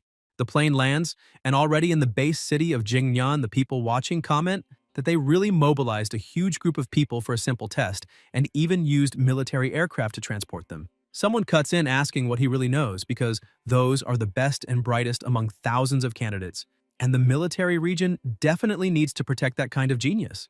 As the protagonist steps off the plane, he looks ahead and is surprised, asking if all those people are candidates for the exam. Since there are so many, something close to 200, meaning almost every kind of family is present. Some people are shocked, asking if that familiar is made of granite because that is extremely rare. And the guards tell everyone to move back a little and stop taking pictures. That is the rock monster converted into a vine, level 23, normal grade, stone attribute, conditions healthy and shy, weakness shadow-type monsters, and fear of having its picture taken. After things calm down a bit, the protagonist moves forward and 2 guards open the door for him. A man appears saying that once all candidates arrive, they will hand out consent forms to participate in the second round, and they need to sign to acknowledge the possibility of death. The man emphasizes that the location of that war test will be far from the city, and even with their emergency outposts, there is still a 10% mortality chance in that exam. The man says this is no joke because the estimated mortality rate takes into account commander-level familiars. So they must think carefully since they are responsible for their own future. After saying all of this, the papers begin to be handed out and the protagonist starts reading, thinking that his alliance credit is a bit low for large companies, and judging by the looks of it, that test is really dangerous. The paper also stated that the second round uses a point system. Inside Sun Mountain Forest, there are many destiny pillars set up, and destroying these pillars and killing monsters will grant points. The students realize the competitive pressure this time will be much higher. After everyone finishes reading, the man says that now that they've seen the consent forms and received the details of the second round, he will announce some information about the third round. They selected the 12 best candidates with the highest scores to participate in the third round, which exceeds the limits of normal admission exams for the Monster Trainer Academy and even has its own name, the General Assembly of the Strongest Monster Trainers of the Alliance. The man calls out excitedly, stressing that those who perform well, including their familiars, will be granted a title, and also that the final class of the competition will be broadcast live globally, with the battles between familiars shown to the entire world. Most students are impressed when they find out they'll receive a universally known title and think that's really cool, but on the other hand, the protagonist isn't happy at all because to him it feels like Chunabu syndrome. Still, he looks at his familiars and thinks maybe he should reconsider that idea, because a title with the word king in it would be very good since there are so many titles that fit him. Once everything is settled, they head to the entrance of Sun Mountain Forest and a helicopter flies overhead, announcing that everyone needs to pay attention because the second round will begin now. They emphasize that everyone will officially start in 20 minutes and must follow the direction indicated by the helicopter's spotlights and reach the destination within the time limit. Dumby places his master on his shoulder and the protagonist orders him to move quickly. Dumby starts leaping through the forest with impressive speed, and near a cliff, Stripey shoots a web to latch onto a tree, slinging them forward even faster. With the high speed, the protagonist begins getting hit by countless things and thinks that fortunately he obtained the moving constellations technique, Otherwise, he would have already been cut up by all those branches. Suddenly, he hears someone shouting beside him, asking his familiar to slow down a bit. That is the stellar white boar monster. Level 25, perfect grade, conditions healthy and disgusted, and the boar keeps running desperately while his trainer says he doesn't need to go that fast since there's no prize for arriving first. Peng thinks that usually the trainer is the dominant one in the trainer-familiar relationship, but there are exceptions where this is reversed, especially if the trainer has a weak personality. Yet even so, being looked down on by a boar is a bit sad. Suddenly, the protagonist jumps in front of him, giving a thumbs up and saying, "Very well done, little boar boy." And the young man gets confused, asking why the protagonist is wishing that to him since he must be a bit crazy. The exam was being broadcast on television, and the commentator announced that they now had a candidate from the Yanjing district whose registered familiar was a fire-type bird. Tang Tang, who was watching, told Flamey to calm down a little because his master would appear soon. First, an elephant showed up, and a few seconds later the image changed to the protagonist. The commentator said they now had a candidate from the city of Chang'an who had 4 registered familiars and was also the top scorer of the city, one of the popular contenders for the top 12. Flamey closed his eyes with sparkling admiration for his master, but Tang Tang pulled his attention away by bringing another tray of roasted fish and telling him to eat plenty to become very strong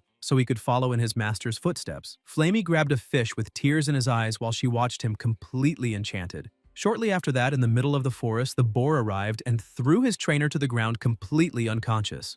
Other candidates also began to approach, and it was announced that the time was up and those who had not arrived were disqualified. Before everyone entered Sun Mountain, something had to be said. The army began explaining that right after the entrance, they had placed field combat backpacks with compressed biscuits, canned food, and bottled water, which would provide an extra hour of survival in emergency situations, and each person could only take 1 bag. The chief examiner said there had been a total of 197 candidates for the second round exam, and in the end, 150 of them signed the agreement. So he was satisfied because this was a higher percentage than expected, and it seemed there weren't many cowards among them. He stressed that he already knew some had wilderness survival experience and were proficient in it, while others had rarely been outside the city, but that didn't matter. Everyone had to remember that the forest would be completely different from anything they imagined, so the best advice he could give was to survive. Only by surviving would they be able to earn a high score. After saying all that, he wished everyone good luck and officially began the second round of the exam.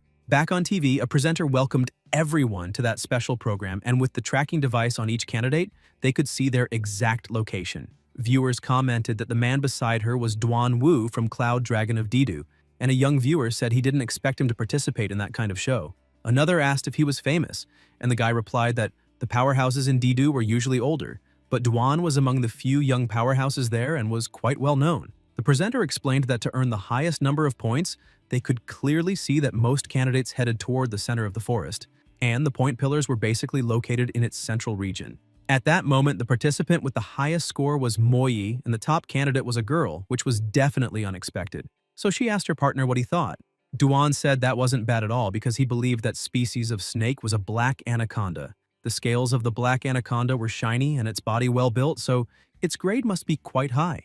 On top of that, it seemed well raised, and from a battle perspective, that black anaconda must have fought in many battles since it looked very strong in combat. The presenter felt a bit embarrassed because she had been asking about the trainer, not the familiar, since there was nothing to say about a huge snake when the audience wanted to see talk about a cold beauty. Still, she smiled awkwardly and said his analysis was correct as always, a true professional. But she thought to herself that everyone had said Cloud Dragon Duan was known for being hopelessly single, and his performance that day really lived up to his reputation since he seemed to have an innate ability to stay single. She changed the subject, saying that now that they had seen who was in first place, they would switch to the candidate in last place, and asked everyone to look at the screen. The image changed to the top of a rock in the middle of the forest, and people were impressed, saying that candidate looked very cautious for choosing high ground, maybe making preparations. The presenter asked the cameraman to zoom in, and as soon as they looked, they saw the protagonist lying down with his familiars without worrying about anything at all. The presenter was shocked, saying that apparently this candidate really didn't care, but Duan said that was just laziness. The presenter couldn't understand his comments and thought that if he kept answering like that, he probably wouldn't be on the next episode. She then asked what the protagonist might be preparing, since he looked like he was on a beach vacation. Peng remains calm, saying that lying down like that is very comfortable. He gets up, saying the outer areas of the forest shouldn't be that dangerous, so they need to head out too. Excited, He points toward the center of the forest, saying it's time to participate. Soon after, deep inside the forest, Peng tells Silly to throw away the silver leaves with the red beam they just picked because the flower he is holding, called Blue Light Golden Rain, is worth more than 1 alliance credit, so they need to be cautious and economical. While he is busy gathering some flowers, Dumby notices something and calls his master to look ahead, and he comes across something unusual, asking if that is one of those legendary point pillars. He uses the system to identify it, and the system quickly says, name of the material, white earth sandstone. Uses, can be used on earth-type and water-type monsters, can be used in small amounts to improve health or stomach. Other uses, has the ability to attract monsters. Peng says destroying the pillar will give him points, but he doesn't know what to do about that because a monster known as Phantom Woodvine, level 22, normal grade, poison and wood attributes, weakness fire type, is lying there motionless. He says that since he arrived, that vine hasn't moved an inch and wonders if it's pretending to be an ordinary vine because it really looks like one, which is interesting. He adds that if the monster likes acting so much, he'll give it a chance to win a Golden Horse Award and tells Dazi to make fire, channeling his electric energy into some leaves that drift toward the vine. The monster thinks an experienced hunter must remain patient as the fire approaches, and suddenly a small spark lands on it, but it keeps thinking it just needs to endure a bit longer because an elite hunter must remain calm. However, the fire begins spreading and the monster jumps up, screaming that it can't take it anymore because it's too hot. As soon as the monster gets up from the ground, the protagonist tells Dumby to act immediately. Dumby grabs one of the roots, but is quickly wrapped by others, and some leaves swipe past trying to cut him. Peng smiles, saying that when hunting, the phantom woodvine wraps its prey with its tendrils and uses its sharp leaves like blades to tear the enemy apart, making them bleed to death or crushing their organs and bones with pressure. But this monster had terrible luck meeting Dumby, since every blow that hit him didn't cause any harm and only tickled, because a vine of that level trying to cut Dumby's hard bones was like using a thread to polish an object. He orders Dazi to finish it quickly, and the familiar charges forward, cutting all the vines in its path before releasing its lightning to scorch the monster completely. The protagonist comments that he didn't expect such an easy victory, but even though it was commander level, the monster had only recently been promoted and stood no chance against Dumby and Dazi. While he speaks, Dumby shakes Dazi in annoyance from the scare he got, and Dazi calls him an idiot, saying he was only helping. Peng tells the two to stop and orders Dumby to crush the object, and he destroys the pillar and the sensor hidden inside, which sends an immediate signal. And one of the evaluators congratulates him through the wristband for destroying a point pillar, granting 150 points, totaling 199. Peng asks his familiars to help him find the monster core since the fight was intense, and they don't know where it fell, and it's very valuable. While searching, he receives the news that candidate Zhou He was eliminated and is surprised, because that's already the 4th one out, wondering if the monsters of Sun Mountain are really that brutal, until a doubt arises in his mind about whether it was really the work of monsters. At the elimination site, the rescue team arrives. Someone looks at the familiar and says, they're too late because it's already dead, asking the leader what to do with it.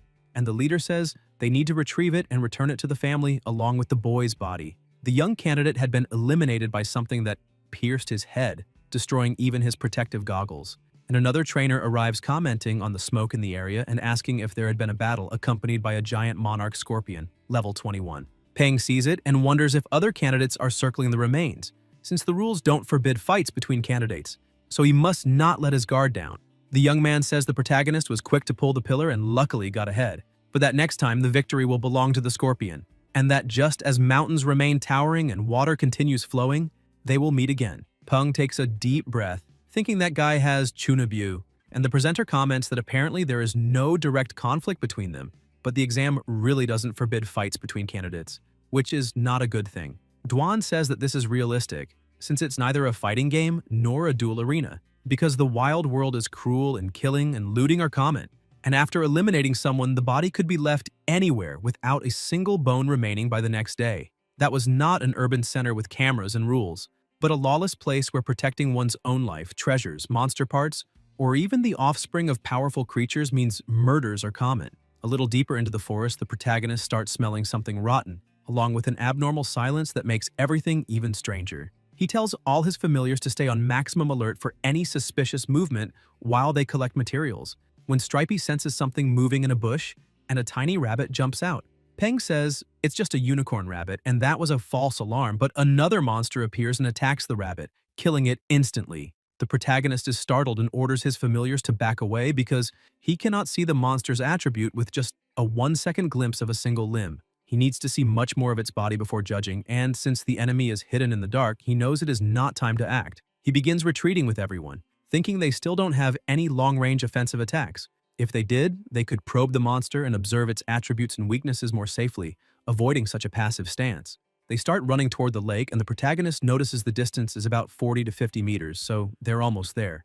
But again, an attack shoots out from the bushes toward them, and he says this isn't good. Dumby throws himself in front to protect his master, but the attack pierces through and hits the protagonist, yet due to the moving constellation skill, the damage transfers to Dazi, who ends up with a hole in his back. The protagonist is shocked to see that he suffered such a heavy strike, even with the elemental barrier. Dumby grabs everyone and keeps running while he tells the spider to use its web to try buying time. After restraining the monster for a moment, they continue fleeing. Meanwhile, at the headquarters of the Special Operations Unit, one of the men says they cannot let that corpse mutation insect continue, since it already eliminated a monster trainer and apparently knows the trainer has weaker defense than the familiars, so it targets the trainer first. Another agent arrives reporting that White Rose is 5 kilometers from the target and should arrive at the moment of rescue. The chief says that's good news because someone has already died at the hands of that monster, and if they have more fatalities, it won't be a problem, as those candidates are crazy and said they were prepared for the possibility of death, treating this as a more realistic experience in training. Now that someone truly died, they're even more eager. The soldier laughs and asks the captain if they've always been like this, since it isn't the first time, but the monitoring staff questions whether that boy isn't acting cowardly. The captain answers that this is not cowardice but strategy, knowing when to advance and when to retreat, when to give and when to take, because these are essential factors for success. Every great general has lost a battle, and if someone thinks they are invincible, they will be defeated by their own arrogance. The evaluator agrees with the captain, but asks how that boy could know whether he can win or not after such a brief encounter. Suddenly, the monitor shouts that this cannot be happening. The protagonist manages to use the system and realizes the monster is called Dreamstick Insect, a corpse-type mutation, level 35, excellent grade, body hardening skill level 2, wood and code attributes, weakness fire and metal. On the center of its abdomen there is a white spot the size of a grain of rice, and hitting that spot can cause fatal damage to the Dreamstick Insect. Peng remains worried because locating such a tiny weak point could cost his life, so maybe it is better not to fight and keep fleeing. The monster prepares to attack again and strikes Stripey with precision. Peng turns around shouting for his familiar who lies motionless on the ground, and with a trembling voice, Stripey only asks his master to run and save himself. Seeing that scene repeat before his eyes, the protagonist loses control and shouts that they will no longer act rationally because they will finish this right here and now. He states that on the monster's abdomen, there is a white spot the size of a grain of rice, and that is its weak point. Dumby is also overwhelmed with rage upon seeing his companions and brothers suffer like that, and his master heartbroken. So he becomes furious and unleashes all his power, starting a direct exchange of blows with the monster. Peng thinks that the main attack method of the dream insect is using its extendable limbs like spears to impale enemies, but against a monster like Dumby who has no flesh or blood, that should be difficult. Suddenly, the insect manages to land several blows on Dumby's body, and the protagonist realizes this is bad. Although the insect cannot inflict fatal wounds, Dumby is trapped by the enemy's limbs and cannot pull back to launch an attack, yet he continues taking all the hits. Peng notices that this is not the real problem. The issue is that Dumby fears the insect might target Peng, but if he retreats, everything will be fine. The protagonist yells for his familiar to forget about him, saying he doesn't need to push himself so hard because there is already a safe distance and he can win as long as he finds the weak point first. Dazi begins getting up, trembling in pain and surprising his master, and says he will not let that monster hurt his friends. Even injured, he rushes forward without hesitation. In the sky above the forest, White Rose flies at maximum speed, praying for that child not to die. Peng keeps fighting the monster and coordinating his familiars, telling Dazi to aim straight for the abdomen. The moment he locates the weak point, the insect strikes and flings him upward, then pierces through Dazi's body with its claw. The protagonist panics at the sight, and Dumby refuses to accept that his closest companion is in such a condition. Consumed by fury, he snaps the bones of the insect's limb, tears off a piece, and jams it into the opponent's eye. The insect tries to defend itself and lands a blow that sends Dumby flying backward. The protagonist thinks they must escape from that fight immediately, because even though the dream insect seems loose and bleeding after losing an eye, it has not suffered any real severe injury, and its combat power is still far above theirs. Besides that, Dazi, Stripey, and Dumby have all suffered varying levels of wounds, so he questions what to do now. Dazi stands once more, gathering electricity, even though his body barely responds. The protagonist realizes he is ready to try again and tells him to aim all the gathered electricity at that white spot. Dazi fires his attack but misses by a little. The protagonist is a bit disappointed, thinking they might have won, but it was still useful since now Dumby can draw aggro while Dazi attempts another ranged strike. Suddenly, White Rose reports to headquarters that she has just arrived at the location and asks if she should wait and observe or intervene. Headquarters orders her to exterminate immediately. White Rose begins the attack by blinding the insect, and the protagonist is shocked to see that the soldier is a level 38 light albatross. With the opponent blinded, the bird swoops in, grabs it by the back, and carries it far away. Peng is stunned by how effortlessly that monster was defeated and sits down saying it's fine, because if they had continued fighting, they would have been completely annihilated. The examiners feel relieved, saying they were lucky White Rose was fast, and another evaluator comments that the boy isn't bad because, if he isn't mistaken, those two familiars are both commander tier, and having two familiars at that stage is extremely rare. The captain says that even so, defeating that dream insect with only those two familiars would still be extremely difficult. A soldier then questions the captain about why he let White Rose eliminate the insect, since according to the initial instructions, they could not interfere until receiving an emergency signal. The captain says that one candidate has already died, and the higher-ups need to ensure the number of monster trainers does not decline too drastically, saying that was a mistake because having good results in a match does not mean they can actually fight in the forest, as they are still too inexperienced. Back in the forest, Peng is surprised to see that Daci's wounds have already begun healing, showing how great Familiar's vitality is, and he also notices that his flesh is very tender, almost like fish meat. Stripey is sad, staring at the piece of her leg that had been torn off, and Dazi looks at it with shining eyes, saying he wants to eat it. The spider becomes completely furious, saying she treats him like an older brother and yet he still wants to eat her leg. Dazi explains that after eating, the flesh grows back faster, Stripey becomes hesitant, and the protagonist gets irritated, saying that even after suffering such a severe wound, his familiar is still thinking about eating, and he cannot believe Dazi truly wants to devour a companion's leg. The spider ends up giving in with a trembling voice, and says that if her friend wants to eat, then fine. But suddenly, everyone looks at the protagonist and he asks what is happening. Shortly after, they resume walking and another notification is sent saying that candidate Pan Feng has been eliminated. Peng comments that another candidate has fallen and says they need to find some food for Stripey and decide what to do after she heals and regenerates her leg. During the night, they find a place to camp, and he says many candidates were eliminated that day, so to get the highest score, they just need to survive a bit longer. He laughs, saying there are many point pillars scattered along the outer edge of the forest, and since everyone is rushing toward the center, no one will compete for the ones farther out. Destroying the pillars near the outskirts will already be enough. Besides that, the familiars need to rest to heal their injuries, so he emphasizes that everyone must be extremely careful,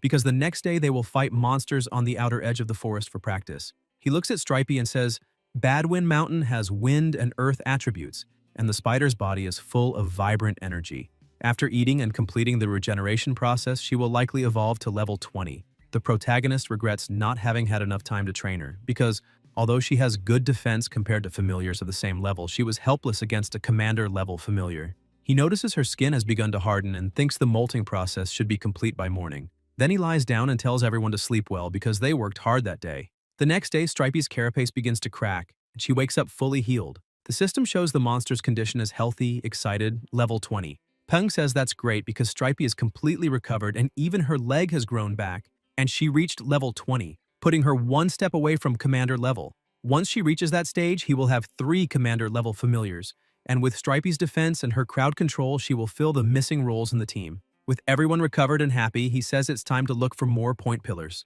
Walking a bit further, they find one and destroy it quickly, but right next to it, near a small stream, he observes a frog and wonders why it looks so familiar. Using the system to analyze it, he sees it is a blue-skinned frog, level 8, normal grade, healthy, happy, fast, a monster sunbathing peacefully, weakness, electric, surrounding noise. Peng thinks the names are very similar, and maybe that's the cousin of the green-skinned frog. It spits and he dodges, thinking he already expected that, and wonders why the system doesn't display this disgusting hobby of theirs, because this spitting habit is also part of the blue skin nature. While he's staring at the dwarf frog, he hears a noise and looks at the drone. The presenter asks if everyone remembers the person behind the salty fish emoji pack, highlights that this examinee still hasn't been eliminated, and asks if they should check his current ranking. He is currently in the top 15 with a score of 1,765. People are impressed seeing he actually managed to reach the top 15. Dwan says that ranking isn't bad because only 120 examinees are in the forest. The top 15 includes the points of those who've already been eliminated, and the requirement to reach the third round is to be in the top 12. So he is very close and definitely has a good chance. Once again, the presenter makes a strange face, saying they will be rooting hard for that examinee to reach rank 12. Just as Dwan said, she points out they will now check the higher-ranked examinees, and, as expected, Moy is in second place and managed to earn another 40 points recently. And apparently most candidates earned the majority of their points by eliminating monsters instead of destroying point pillars. Sometime later, a notice is sent saying the exam is ended, all points will stop being added and will be recorded, and all examinees must move to the safe zone and wait for transport. The protagonist, exhausted, says it finally ended and now they can rest. He thinks they were lucky to find many point pillars in the last few days and that, thanks to Stripey's promotion to commander level, they defeated several monsters of equal level, gaining many points and rare materials. He looks at the sky saying their duty is to do their best and leave the rest to destiny, and that he already did everything he could, so he will feel no regret regardless of the result. Peng manages to reach rank 11 with 4,396 points. At a hotel in the Jiangnan-based city, the father of one of the participants is irritated, asking if he hadn't already told his son to try his best to reach the top 12. Because if he can participate in the Alliance's General Assembly of Young Monster Trainers, it will help greatly in the future. The boy tells his father he tried his best and asks if he didn't see his performance on TV. He asks his father to look through his contacts and see if he can find a way. However, the father starts yelling angrily saying this is ridiculous and asking how his son actually thinks he can put him into a General Assembly of such large scale, since he is not all-powerful, and demands to know when his son will start meeting expectations. The father stresses that now they are being watched, and the moment they make a single mistake, everyone will attack them like hungry dogs and destroy them. He tells his son to forget about this for now and give him time to think, because it's better to keep a low profile in the coming days and he cannot go out with those trash friends. If he sees him with those people again, he will break his son's legs, and that is a promise. Meanwhile, the protagonist is walking when he receives a notification saying that the General Assembly of Young Monster Trainers will be held in 3 months. The candidate's performance was unsatisfactory, so the government decided to give them 3 months to grow, and now the age limit is 20 years and 3 months. The protagonist wonders what that is, and if they are crazy, because the measure seems meant to prevent people from turning 20 before the assembly due to the delay. Zhenshan approaches shouting and calling the protagonist, saying he has been looking for him for a long time and asking if he wants to have dinner since they are all from Chang'an City and should have a small gathering. He hugs the protagonist saying they will have dinner together, and even Moi, who never smiles, agreed, though she was behind him nearly attacking him. Peng feels a bit embarrassed but decides to join. Zhenshan, excited, says it's time to go because he knows a good seafood restaurant nearby. A blonde man approaches asking if he could talk with the protagonist for a moment, but he walks past him. Surprised, the man hands him a card saying the password is 66, and inside there is about 1 million Alliance credits, and that regardless of how the conversation goes, that is payment for taking the protagonist's time. Peng is surprised, saying he didn't know his time was worth so much. The man says there is a cafe in that direction and invites him to go. Peng smiles and asks him to wait a minute. Suddenly, Dumby shows up outside and the man is shocked. The protagonist explains that this is his familiar, who has always been a bit cowardly since childhood. So he needs to hold the familiar's head every night or he cannot sleep. And now he is there looking for him because he couldn't sleep. The man smiles, saying that is very thoughtful and precious because they always need to be careful no matter what they are doing. Shortly afterward, the two go to the cafe, and once seated, the blonde man says the reason he is there is to make a deal with the protagonist. Peng, curious, asks what kind of deal. The man places a card on the table saying someone is willing to give him a huge amount of money in exchange for withdrawing from the competition of the strongest young monster trainers of the Alliance, stressing that the amount is definitely higher than the reward for first place.